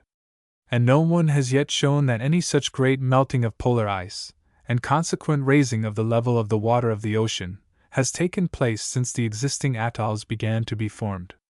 In the absence of any evidence that the sea has ever risen to the extent required to give rise to the encircling reefs and the atolls, Mr. Darwin adopted the opposite hypothesis, viz., that the land has undergone extensive and slow depression in those localities in which these structures exist. It seems, at first, a startling paradox to suppose that the land is less fixed than the sea, but that such is the case is the uniform testimony of geology. Beds of sandstone or limestone, thousands of feet thick, and all full of marine remains, occur in various parts of the Earth's surface, and prove, beyond a doubt, that when these beds were formed, that portion of the sea bottom which they then occupied underwent a slow and gradual depression to a distance which cannot have been less than the thickness of those beds, and may have been very much greater. In supposing, therefore, that the great areas of the Pacific and of the Indian Ocean, over which atolls and encircling reefs are found scattered, have undergone a depression of some hundreds, or, it may be, thousands of feet, Mr. Darwin made a supposition which had nothing forced or improbable, but was entirely in accordance with what we know to have taken place over similarly extensive areas in other periods of the world's history. But Mr. Darwin subjected his hypothesis to an ingenious indirect test. If his view be correct, it is clear that neither atolls nor encircling reefs should be found in those portions of the ocean in which we have reason to believe, on independent grounds, that the sea bottom has long been either stationary or slowly rising. Now it is known that, as a general rule, the level of the land is either stationary or is undergoing a slow upheaval in the neighborhood of active volcanoes, and therefore, neither atolls nor encircling reefs ought to be found in regions in which volcanoes are numerous and active. And this turns out to be the case. Appended to Mr. Darwin's great work on coral reefs, there is a map on which atolls and encircling reefs are indicated by one color, fringing reefs by another, and active volcanoes by a third. And it is at once obvious that the lines of active volcanoes lie around the margins of the areas occupied by the atolls and the encircling reefs. It is exactly as if the upheaving volcanic agencies had lifted up the edges of these great areas, while their centers had undergone a corresponding depression. An atoll area may, in short, be pictured as a kind of basin, the margins of which have been pushed up by the subterranean forces, to which the craters of the volcanoes have, at intervals, given vent. Thus we must imagine the area of the Pacific now covered by the Polynesian archipelago, as having been, at some former time, occupied by large islands, or, may be, by a great continent, with the ordinarily diversified surface of plain, and hill, and mountain chain. The shores of this great land were doubtless fringed by coral reefs, and, as it slowly underwent depression, the hilly regions, converted into islands, became, at first, surrounded by fringing reefs, and then, as depression went on, these became converted into encircling reefs, and these, finally, into atolls, until a maze of reefs and coral-girdled islets took the place of the original land masses. Thus the atolls and the encircling reefs furnish us with clear, though indirect, evidence of changes in the physical geography of large parts of the Earth's surface, and even, as my lamented friend, the late Professor Jukes, has suggested, give us indications of the manner in which some of the most puzzling facts connected with the distribution of animals have been brought about. For example, Australia and New Guinea are separated by Torres Straits, a broad belt of sea 100 or 120 miles wide. Nevertheless, there is in many respects a curious resemblance between the land animals which inhabit New Guinea and the land animals which inhabit Australia. But, at the same time, the marine shellfish which are found in the shallow waters of the shores of New Guinea are quite different from those which are met with upon the coasts of Australia. Now, the eastern end of Torres Straits is full of atolls, which, in fact, form the northern termination of the Great Barrier Reef which skirts the eastern coast of Australia. It follows, therefore, that the eastern end of Torres Straits is an area of depression, and it is very possible, and on many grounds highly probable, that, in former times, Australia and New Guinea were directly connected together, and that Torres Straits did not exist. If this were the case, the existence of cassowaries and of marsupial quadrupeds, both in New Guinea and in Australia, becomes intelligible, while the difference between the littoral mollusks of the north and the south shores of Torres Straits is readily explained by the great probability that, when the depression in question took place, and what was, at first, an arm of the sea became converted into a strait separating Australia from New Guinea, the northern shore of this new sea became tenanted with marine animals from the north, while the southern shore was peopled by immigrants from the already existing marine Australian fauna. Inasmuch as the growth of the reef depends upon that of successive generations of coral polyps, and as each generation takes a certain time to grow to its full size, and can only separate its calcareous skeleton from the water in which it lives at a certain rate, it is clear that the reefs are records not only of changes in physical geography, but of the lapse of time. It is by no means easy, however, to estimate the exact value of reef chronology, and the attempts which have been made to determine the rate at which a reef grows vertically have yielded anything but precise results. A cautious writer, Mr. Dana, whose extensive study of corals and coral reefs makes him an eminently competent judge, states his conclusion in the following terms. The rate of growth of the common branching madrepore is not over 1½ inches a year. As the branches are open, this would not be equivalent to more than ½ an inch in height of solid coral for the whole surface covered by the madrepore, and, as they are also porous, to not over 3/8 of an inch of solid limestone. But a coral plantation has large bare patches without corals, and the coral sands are widely distributed by currents, part of them to depths over 100 feet where there are no living corals. Not more than 1/6 of the surface of a reef region is, in fact, covered with growing species. This reduces the 3/8 to 1/16. Shells and other organic relics may contribute 1/4 as much as corals. At the outside, the average upward increase of the whole reef ground per year would not exceed 1/8 of an inch. Now some reefs are at least 2,000 feet thick, which at 1/8 of an inch a year, corresponds to 192,000 years. 1. Footnote 1 Dana. Manual of Geology. Page 591. Have, or quarter, this estimate if you will, in order to be certain of erring upon the right side, and still there remains a prodigious period during which the ancestors of the existing coral polyps have been undisturbedly at work, and during which, therefore, the climatal conditions over the coral area must have been much what they are now. And all this lapse of time has occurred within the most recent period of the history of the earth. The remains of reefs formed by coral polyps of different kinds from those which exist now enter largely into the composition of the limestones of the Jurassic period, and still more widely different coral polyps have contributed their quota to the vast thickness of the Carboniferous and Devonian strata. Then, as regards the latter group of rocks in America, the high authority already quoted tells us, the Upper Helderberg period is eminently the coral reef period of the Paleozoic ages. Many of the rocks abound in coral, and are as truly coral reefs as the modern reefs of the Pacific. The corals are sometimes standing on the rocks in the position they had when growing, others are lying in fragments, as they were broken and heaped by the waves, and others were reduced to a compact limestone by the finer trituration before consolidation into rock. This compact variety is the most common kind among the coral reef rocks of the present seas, and it often contains but few distinct fossils, although formed in water that abounded in life.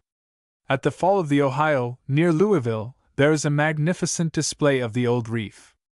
Hemispherical favosites, 5 or 6 feet in diameter, lie there nearly as perfect as when they were covered by their flower-like polyps, and besides these, there are various branching corals, and a profusion of Cyathophyllia, or cup corals.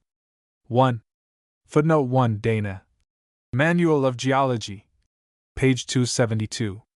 Thus, in all the great periods of the Earth's history of which we know anything, a part of the then living matter has had the form of polyps, competent to separate from the water of the sea the carbonate of lime necessary for their own skeletons.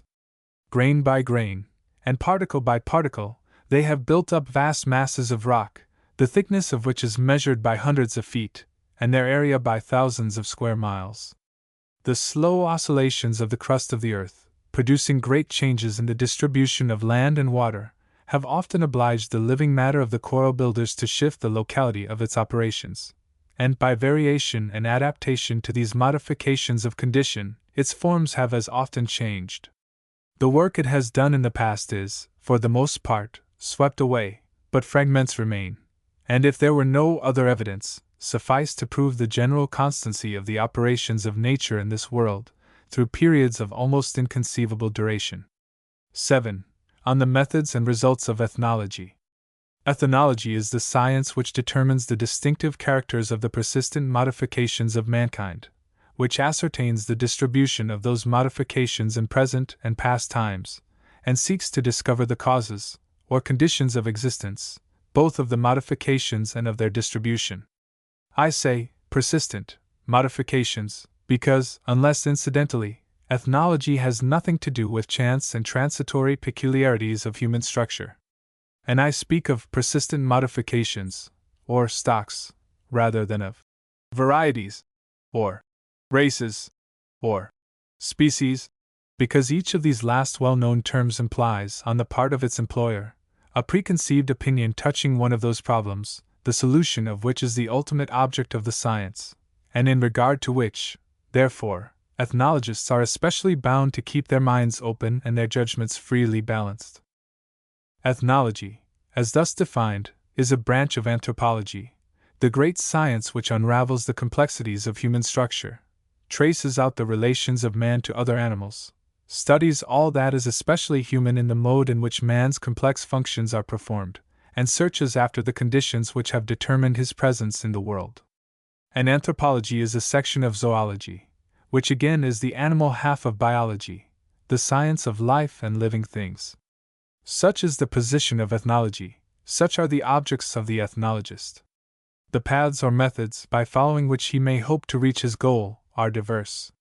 He may work at man from the point of view of the pure zoologist, and investigate the anatomical and physiological peculiarities of Negroes, Australians, or Mongolians, just as he would inquire into those of pointers, terriers, and turnspits, persistent modifications of man's almost universal companion.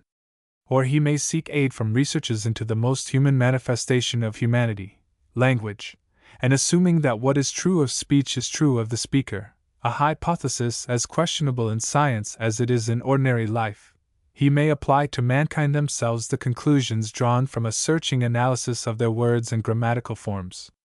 Or the ethnologist may turn to the study of the practical life of men, and relying upon the inherent conservatism and small inventiveness of untutored mankind, he may hope to discover in manners and customs, or in weapons, dwellings, and other handiwork, a clue to the origin of the resemblances and differences of nations.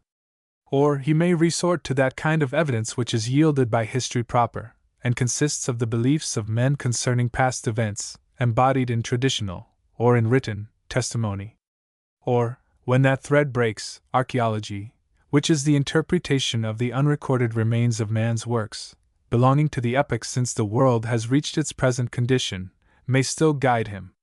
And when even the dim light of archaeology fades, there yet remains paleontology, which, in these latter years, has brought to daylight once more the exuvia of ancient populations, whose world was not our world, who have been buried in river beds immemorially dry, or carried by the rush of waters into caves, inaccessible to inundation since the dawn of tradition.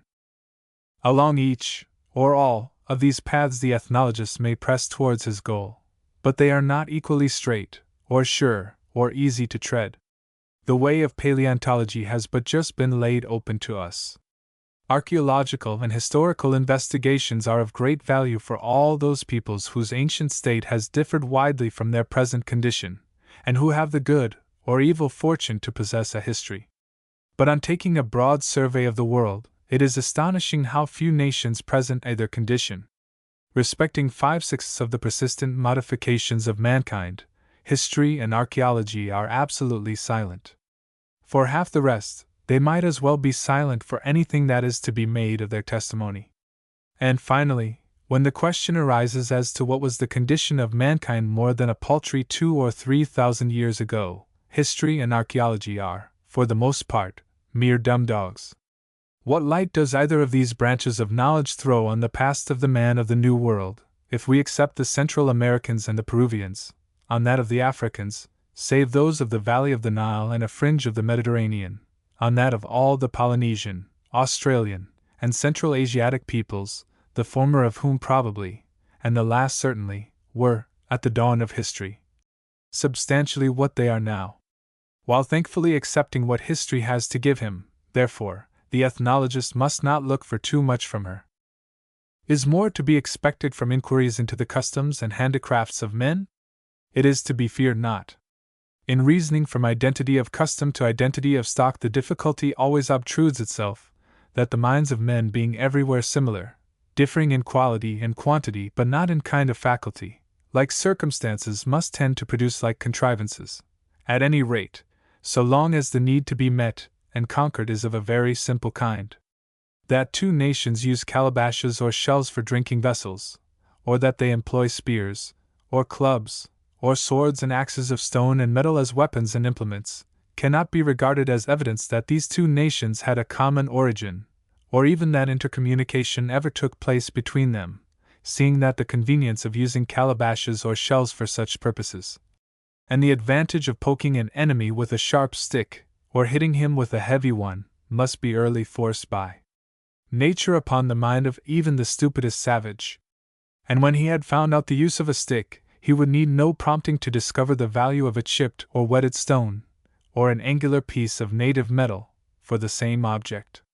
On the other hand, it may be doubted whether the chances are not greatly against independent peoples arriving at the manufacture of a boomerang, or of a bow, which last, if one comes to think of it, is a rather complicated apparatus, and the tracing of the distribution of inventions as complex as these, and of such strange customs as betel chewing and tobacco smoking, may afford valuable ethnological hints.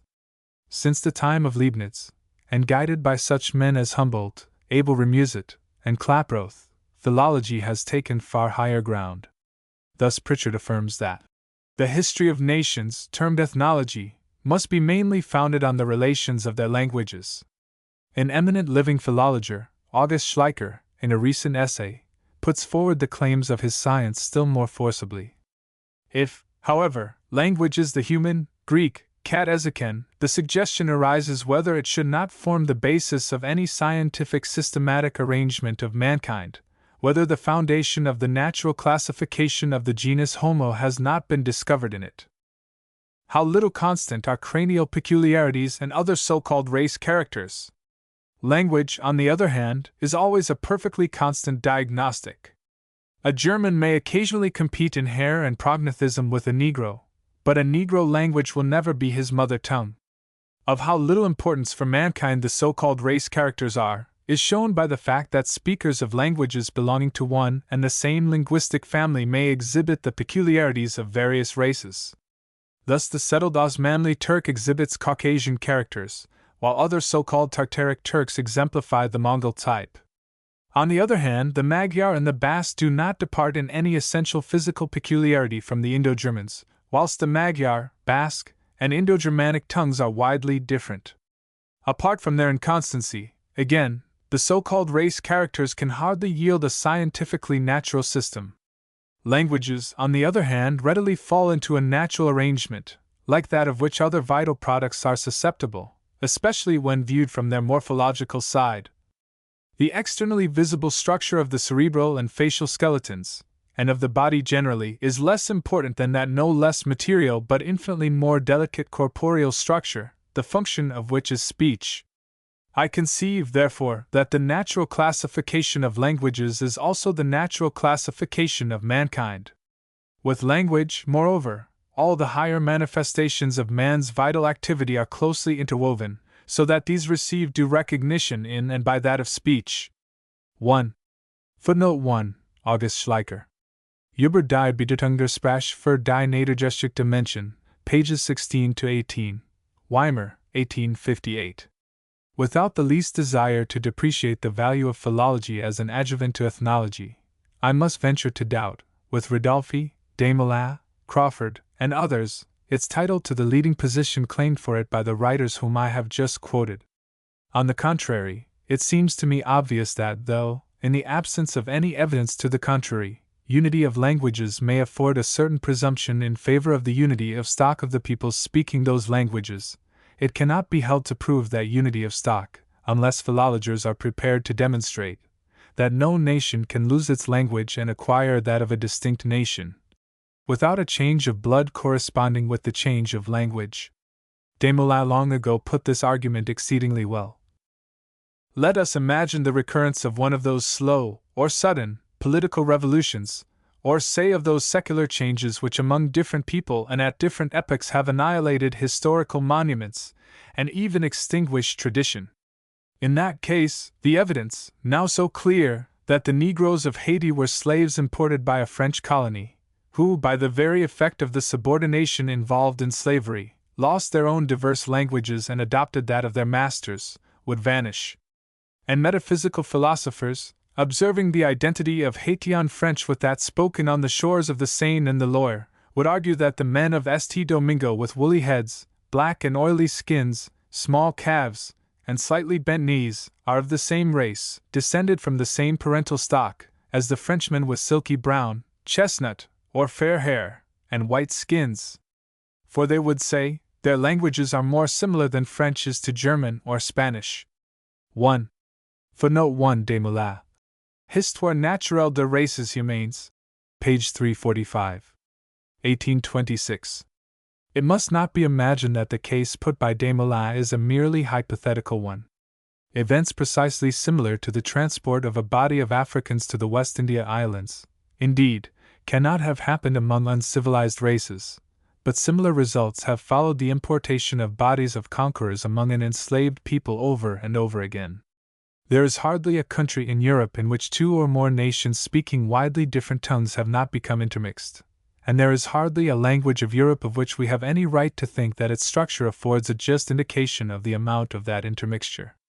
As Dr. Latham has well said, it is certain that the language of England is of Anglo-Saxon origin, and that the remains of the original Celtic are unimportant. It is by no means so certain that the blood of Englishmen is equally Germanic. A vast amount of Celticism, not found in our tongue, very probably exists in our pedigrees. The ethnology of France is still more complicated. Many writers make the Parisian a Roman on the strength of his language, whilst others make him a Celt on the strength of certain moral characteristics, combined with the previous Celticism of the original Gauls. Spanish and Portuguese, as languages, are derivations from the Latin. Spain and Portugal, as countries, are Iberic, Latin, Gothic, and Arab in different proportions. Italian is modern Latin all the world over, yet surely there must be much Celtic blood in Lombardy, and much Etruscan intermixture in Tuscany. In the 9th century every man between the Elbe and the Niemen spoke some Slavonic dialect. They now nearly all speak German. Surely the blood is less exclusively Gothic than the speech. 1. Footnote 1 Latham. Man and His Migrations. Page 171. In other words, what philologer, if he had nothing but the vocabulary and grammar of the French and English languages to guide him, would dream of the real causes of the unlikeness of a Norman to a Provençal, of an Arcadian to a Cornish man? How readily might he be led to suppose that the different climatal conditions to which these speakers of one tongue have so long been exposed, have caused their physical differences, and how little would he suspect that these are due, as we happen to know they are, to wide differences of blood. Few take duly into account the evidence which exists as to the ease with which unlettered savages gain or lose a language. Captain Erskine, in his interesting Journal of a Cruise Among the Islands of the Western Pacific, especially remarks upon the avidity with which the inhabitants of the polyglot islands of Melanesia, from New Caledonia to the Solomon Islands, adopt the improvements of a more perfect language than their own, which different causes and accidental communications still continue to bring to them. And he adds that among the Melanesian islands scarcely one was found by us which did not possess, in some cases still imperfectly, the decimal system of numeration in addition to their own, in which they reckon only to 5. Yet how much philological reasoning in favor of the affinity or diversity of two distinct peoples has been based on the mere comparison of numerals. But the most instructive example of the fallacy which may attach to merely philological reasonings is that afforded by the Fijians, who are, physically, so intimately connected with the adjacent Negritos of New Caledonia, and C, that no one can doubt to what stock they belong, and who yet, in the form and substance of their language, are Polynesian. The case is as remarkable as if the Canary Islands should have been found to be inhabited by Negroes speaking Arabic, or some other clearly Semitic dialect, as their mother tongue. As it happens, the physical peculiarities of the Fijians are so striking, and the conditions under which they live are so similar to those of the Polynesians, that no one has ventured to suggest that they are merely modified Polynesians, a suggestion which could otherwise certainly have been made. But if languages may be thus transferred from one stock to another, without any corresponding intermixture of blood, what ethnological value has philology? What security does unity of language afford us that the speakers of that language may not have sprung from 2, or 3, or a dozen, distinct sources? Thus we come, at last, to the purely zoological method, from which it is not unnatural to expect more than from any other, seeing that, after all, the problems of ethnology are simply those which are presented to the zoologist by every widely distributed animal he studies. The father of modern zoology seems to have had no doubt upon this point. At the 28th page of the standard 12th edition of the Systema Naturae, in fact, we find I. Primates. Dentes primors incisors, superiors 4. Paralleli mammipectorals 2. 1. Homo. Nas T. ipsum. Sapiens. 1. H. Diurnus varians cultura, loco. Ferus. Tetrapus mutus, hirsutus. Americanus, Greek, A. Rufus calericus, rectus, Piles nigris, rectis, crassus, naribus patulus, facie ephilytica, mentos subimberbi. Pertinax, contentus, liber. Pingit esse lineus didalius rubris. Regitor consuetudine. Europaeus, Greek, B. Albus sanguineus taurosus. Piles flavcentibus, prolixus. Oculis caroles. Levis argutus, inventor. Tegitor vestimentus arctis. Regitor ridibus. Asiaticus, Greek, G. Luridus, melancholicus, rigidus. Piles nigricantibus. Oculis fussus. Severus, fastuosus, avarice. Tegitor indumentus laxus. Regitor opinionibus. Afer, Greek, D. Niger, phlegmaticus, laxus. Piles atries, contortiplicatus. Cute holoseritia. Nasosimo. Labius tumidus. Feminized sinus pudoris. Mammi lactantes prolixi. Vafer segnes, negligence. Ungit esse pingue. Regitor arbitrio. Monstrosus, Greek, E. Solo a et arte bc variat. A. Alpini parvi, agiles timidi. Patagonicai magni sains. B. Monarchides ut minus fertiles, hotentati. Junci puelli, abdomen attenuato, Europe. C. Macrocephali capitae conico, Chinensis. Plagiocephali capite antis compresso, Canadensis.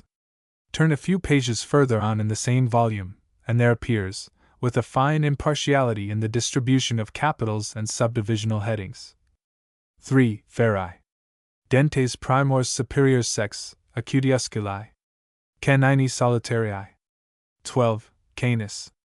Dentes primors superiors 6, laterals longeurs distance, intermedii low body. Inferiors 6, laterals low body. Laniarii solitarii, incurvati. Molars 6. S7. Pluris quam in reliquis. Familiaris Greek I, C, cauda, sinistorsum, recurvata. Domesticus Greek A, auriculus erectus, cauda subtus lanata. Sagax Greek B, auriculus pendulus, digito spurio ad tibias posticus. Gragus Greek G, magnitudine lupi, trunco curvato, rostro attenuato, and C. Linnaeus' definition of what he considers to be mere varieties of the species man are, it will be observed, as completely free from any allusion to linguistic peculiarities as those brief and pregnant sentences in which he sketches the characters of the varieties of the species dog. Pilis nigris, naribus patulus, may be set against auriculus erectus, cauda subtus lanata, while the remarks on the morals and manners of the human subject seem as if they were thrown in merely by way of make-weight. Buffon, Blumenbach, the founder of ethnology as a special science, Rodolphi, Bory de St. Vincent, Desmoulins, Cuvier, Retzius, indeed I may say all the naturalists proper, have dealt with man from a no less completely zoological point of view, while, as might have been expected, those who have been least naturalists, and most linguists, have most neglected the zoological method, the neglect culminating in those who have been altogether devoid of acquaintance with anatomy. Pritchard's proposition, that language is more persistent than physical characters, is one which has never been proved, and indeed admits of no proof, seeing that the records of language do not extend so far as those of physical characters. But until the superior tenacity of linguistic over physical peculiarities is shown, and until the abundant evidence which exists, that the language of a people may change without corresponding physical change in that people, is shown to be valueless, it is plain that the zoological court of appeal is the highest for the ethnologist, and that no evidence can be set against that derived from physical characters. What, then, will a new survey of mankind from the Linnean point of view teach us? The great antipodal block of land we call Australia has, speaking roughly, the form of a vast quadrangle, 2,000 miles on the side, and extends from the hottest tropical to the middle of the temperate zone. Setting aside the foreign colonists introduced within the last century, it is inhabited by people no less remarkable for the uniformity, than for the singularity, of their physical characters and social state.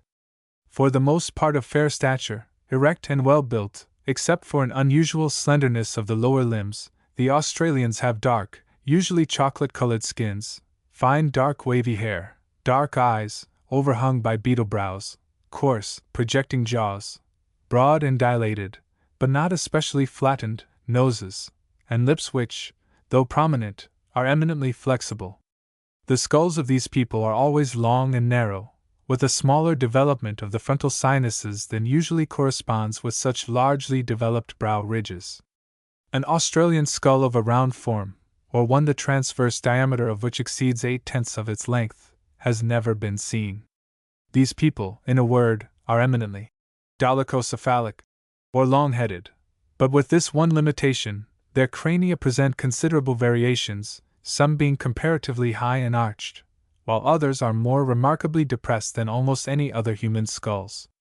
The female pelvis differs comparatively little from the European, but in the pelvises of male Australians which I have examined, the antero-posterior and transverse diameters approach equality more nearly than is the case in Europeans. No Australian tribe has ever been known to cultivate the ground, to use metals, pottery, or any kind of textile fabric.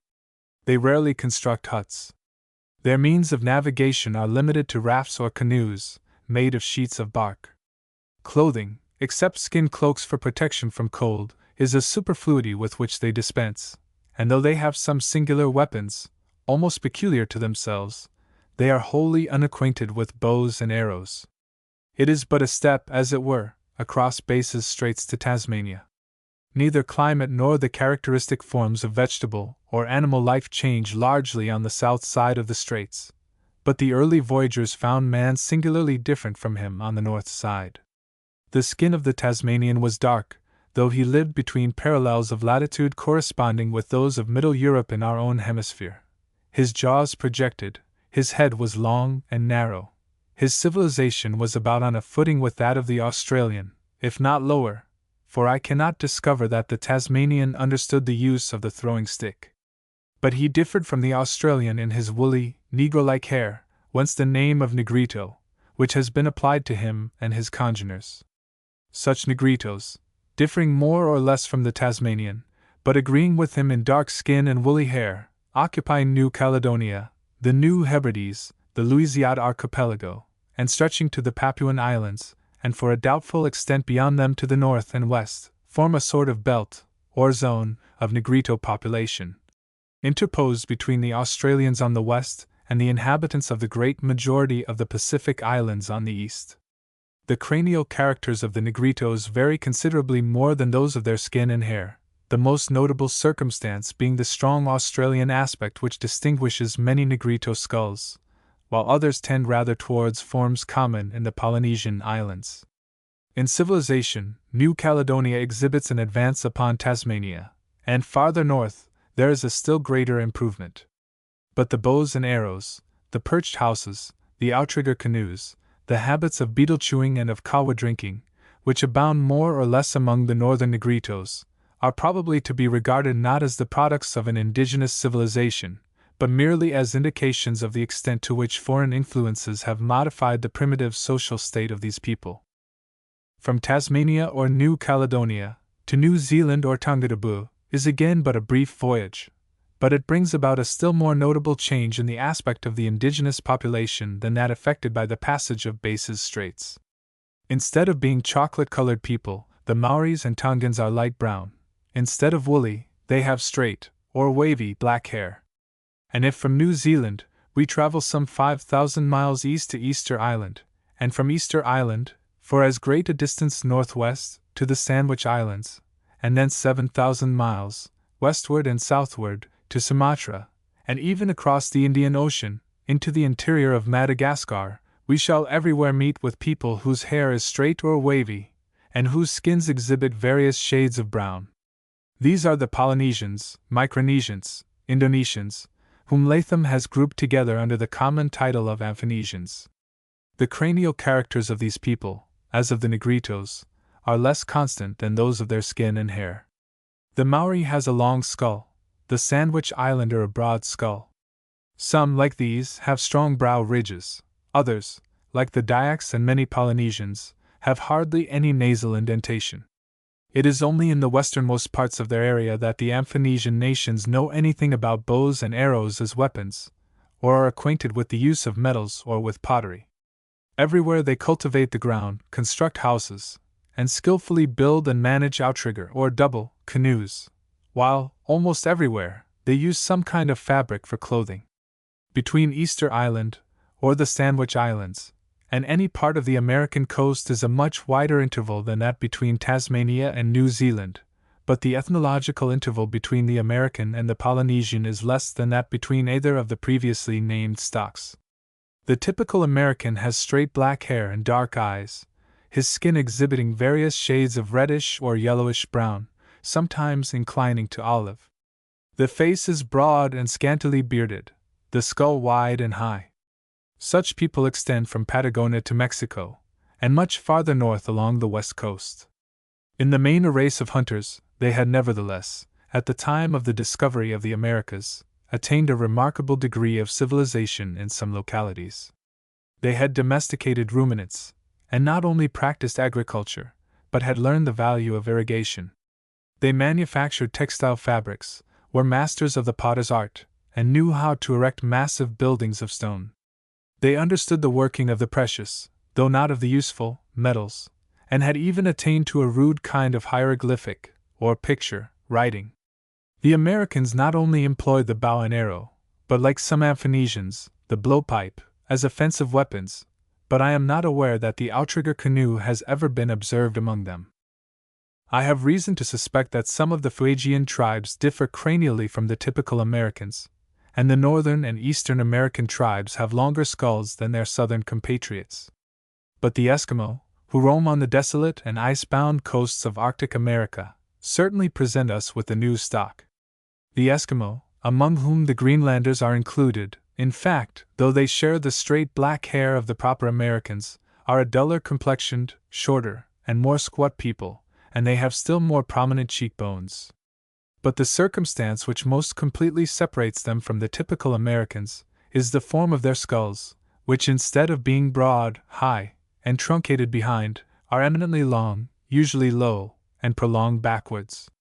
These Hyperborean people clothe themselves in skins, know nothing of pottery, and hardly anything of metals. Dependent for existence upon the produce of the chase, the seal and the whale are to them what the cocoa-nut tree and the plantain are to the savages of more genial climates. Not only are those animals meat and raiment, but they are canoes, sledges, weapons, tools, windows, and fire, while they support the dog, who is the indispensable ally and beast of burden of the Eskimo. It is admitted that the Chukchi, on the eastern side of Bering Straits, are, in all essential respects, Eskimo, and I do not know that there is any satisfactory evidence to show that the Tunguses and Samides do not essentially share the physical characters of the same people. Southward, there are indications of Eskimo characters among the Japanese, and it is possible that their influence may be traced yet further. However this may be, Eastern Asia, from Manchuria to Siam, Thibet, and northern Hindustan, is continuously inhabited by men, usually of short stature, with skins varying in color from yellow to olive, with broad cheekbones and faces that, owing to the insignificance of the nose, are exceedingly flat, and with small, obliquely set, black eyes and straight black hair, which sometimes attains a very great length upon the scalp, but is always scanty upon the face and body. The skull is never much elongated, and is, generally, remarkably broad and rounded, with hardly any nasal depression, and but slight, if any, projection of the jaws. Many of these people, for whom the old name of Mongolians may be retained, are nomades. Others, as the Chinese, have attained a remarkable and apparently indigenous civilization, only surpassed by that of Europe. At the northwestern extremity of Europe the Lapps repeat the characters of the Eastern Asiatics.